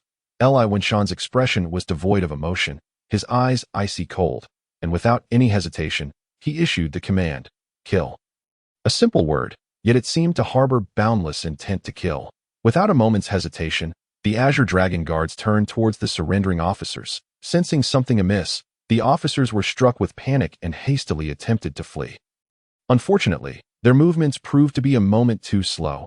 The Azure Dragon Guards swiftly closed in, their sharp blades piercing through their backs without remorse. Anguished cries echoed through the air. Those who had once dared to resist ultimately became cold corpses. "Immediately bring everyone in this building before me," Li Wenshan commanded once more, his voice cold and resolute, as if it could penetrate the very soul. With Li Wenshan's orders, the White Tiger soldiers and the Azure Dragon Guards sprang into action, flooding into the building like a relentless tide, conducting a meticulous and thorough search. Time ticked by, and not a single corner or room was overlooked. Soon, they unearthed a large group of terrified officials, trembling in fear. These individuals, accustomed to lives of luxury, now resembled frightened strays, desperately bowing to Li Wenshan and uttering pleas for mercy. Yet, Li Wenshan's heart was as cold as forged iron, unmoved by their cries. His gaze remained merciless, and he uttered a single word, "Kill." In an instant, blades flashed and blood splattered, with severed heads rolling upon the ground in a scene too gruesome to behold. Meanwhile, two White Tiger soldiers discovered the mayor's office. Utilizing advanced thermal imaging equipment, they keenly detected the presence of three individuals concealed behind the wall. One of the soldiers, showing no hesitation, pulled the trigger, and with a thunderous blast, the wall that obstructed their path was obliterated. Accompanied by a piercing scream, three figures were laid bare. It turned out that there was one woman and two men. The woman was wide-mouthed, seemingly attempting to create chaos with her cries. Enraged, a White Tiger soldier charged forward and delivered a forceful slap to the woman's face. Knocking several of her teeth loose, she crumpled to the ground, clutching her face and groaning in pain. "Shut up, or I'll send you to your grave right now," the soldier bellowed. He then raised his weapon, signaling the other two to quickly stand and move towards the hall. Thus, under the pressure of the White Tiger soldier, the three trembled as they made their way to the hall at that moment. Li Wenshan, who had been seated all along, slightly lifted his gaze and instantly recognized two of them, Wei Wei and Lu Changgang, while the woman was revealed to be Nan Shengnan. Chapter 61. The death of Wei Wei. The three widened their eyes, fixated on the remarkably advanced and striking exoskeleton armor before them, instantly realizing that the individual clad in this armor must be the leader of the operation. Kneeling on the ground, Wei Wei struggled to calm his rising fear and unease, quickly composing himself and forcing a fawning smile as he spoke. "Sir, I am the mayor of Yuhang City. I wonder how I might be of service to you. I only ask that you show mercy and spare my wretched life." Li Wenshan cast a sidelong glance at the obsequious Wei Wei and then surveyed the equally submissive Lu Changgang and Nan Shengnan, a wave of nausea rising within him. Slowly, Li Wenshan reached up and removed the mask from his face, his gaze locking onto Wei Wei as he inquired, "Mayor Wei, do you still remember me?" Wei Wei looked up at the gradually revealed face, initially finding it somewhat familiar, but unable to pinpoint who it was. Suddenly, a dreadful realization struck him. He recalled that the person before him was none other than the entrepreneur Li Wenshan, whom he had once ruthlessly bullied. This was the end. It was all over. Yet, with no other choice, Wei Wei steeled himself and continued to plead. "Ah, so it's Boss Li. I'm truly sorry for my lack of discernment, for not recognizing a true deity like you and inadvertently offending you. Please do not hold my foolishness against me. Consider me as nothing more than a foul odor, easily dissipated." As soon as he finished speaking, Wei Wei began to bow repeatedly, the sound of his forehead striking the ground echoing incessantly. Li Wenshan watched the rapid submission of Wei Wei with an expressionless face, and his previously burning anger inexplicably diminished, replaced by profound disappointment and boredom that he coldly scoffed. "Humph, I did not expect you to be so spineless." Li Wenshan's gaze slowly shifted from Wei Wei's detestable face to the trembling Lu Changgang beside him. For this bully who often wielded power to intimidate others, Li Wenshan felt equally disdainful and displeased. With a darkened expression, he casually waved his hand and coldly commanded, "Someone, drag this fool out and execute him." As soon as the words left his lips, a robust Azure Dragon Guard stepped forward. He approached Lu Changgang with steady, powerful strides, resembling a moving mountain. The guard effortlessly seized Lu Changgang by the slender nape of his neck, lifting him as if he were a mere chick. Lu Changgang, barely standing at 1.60 meters, appeared diminutive and pitiable before the towering guard, who stood nearly 2 meters tall. The Azure Dragon Guard expressionlessly raised his left arm, the sharp blade glinting ominously as it aimed directly at Lu Changgang's heart. Just as he was about to thrust down with force, a faint sound of water flowing pierced the air. The crowd turned to see that Lu Changgang, in a state of extreme fear, had lost control and urinated, the liquid trickling down his pants and forming a small puddle on the ground. Upon witnessing this, the Azure Dragon Guard's eyes flickered with contempt. He lifted Lu Changgang slightly and, without hesitation, thrust the blade with lightning speed into Lu Changgang's chest. With a muffled thud, Lu Changgang died on the spot, unable to even let out a scream. Immediately, the guard waved his arm lightly, and Lu Changgang's corpse was discarded like a rag, tossed into the heap of bodies that had already lost their breath, mingling with those who had already perished. Li Wenshan did not even spare a glance at Lu Changgang's lifeless form, merely gesturing impatiently for the Azure Dragon Guard to withdraw. Standing nearby, Wei Wei and Nan Shengnan, who had witnessed the entire ordeal, were already pale with fear, their spirits shattered. They trembled, their legs weak and barely able to support them as they repeatedly begged, "Boss Li, please, show us mercy and spare us. We have many riches at home. If you let us go, all of it is yours. We're willing to live like dogs." At that moment, Nan Shengnan's face flushed crimson, her breath quickening. Without hesitation, she tore open her clothing, revealing an expanse of creamy white skin. She swayed her hips seductively before Li Wenshan, her voice dripping with allure. "Boss Li, if you could just show me mercy, I would willingly do anything for you." Li Wenshan's gaze remained icy as he stared at the vice mayor of Yuhang City, Nan Shengnan. Despite having had no prior interactions with her, the detailed intelligence reports had laid bare her vile nature. According to the reports, this woman was as venomous as a serpent, not only involved in the heinous crime of drug trafficking but also mercilessly toying with her unfortunate male subordinates. Even more despicable was her habitual exploitation of her position for personal gain. Many righteous individuals had bravely come forth to report her malfeasance, yet none had escaped unscathed, meeting tragic ends instead. In comparison to the equally wicked Wei Wei, Nan Xingnan was even more egregious in her misdeeds. Li Wenshan's expression darkened as he stepped slowly towards Nan Xingnan. With each step he took, it felt as though he bore the weight of 1,000 burdens, causing the very air around him to grow thick with tension. At last, he arrived before Nan Xingnan, gazing down upon this shameless woman from his elevated position. Without a moment's hesitation, he raised his right hand and struck her delicate visage with brutal force. Empowered by the formidable strength of his exoskeleton armor, the impact of his blows was nothing short of terrifying. After a series of sharp cracks, Nan Xingnan's mouth erupted with blood, mingled with several shattered teeth. Yet, even after delivering those punishing slaps, Li Wenshan showed no signs of mercy. With an impassive expression, he drew a pistol from his waist, the dark muzzle trained directly on Nan Xingnan's forehead at this moment. Nan Xingnan was already paralyzed with fear, trembling uncontrollably, her wide eyes filled with terror as she gazed at Li Wenshan, desperate to plead for mercy, but only incoherent whimpers escaped her constricted throat. Li Wenshan coldly remarked, "You have not provoked me before, but today I shall grant you a swift and decisive end." No sooner had his words left his lips than he resolutely pulled the trigger. With a dull roar, a bullet screamed forth, striking true at the center of her brow. In an instant, Nan Xingnan's body crumpled to the ground like a puddle of mud, her crimson blood swiftly saturating the earth beneath her. Li Wenshan's gaze, dark and predatory, lingered upon the fallen Nan Xingnan. After a chilling smile, he gestured for a few of his subordinates to approach. The elite guards of the Qinglong swiftly moved in, each seizing a limb of Wei Wei as per Li Wenshan's command. In that moment, Wei Wei was engulfed in terror, realizing that he was about to endure an excruciatingly brutal punishment, being torn apart by horses. He widened his eyes, his face a mask of despair as he looked at Li Wenshan, his mouth beginning to spew curses against his adversary.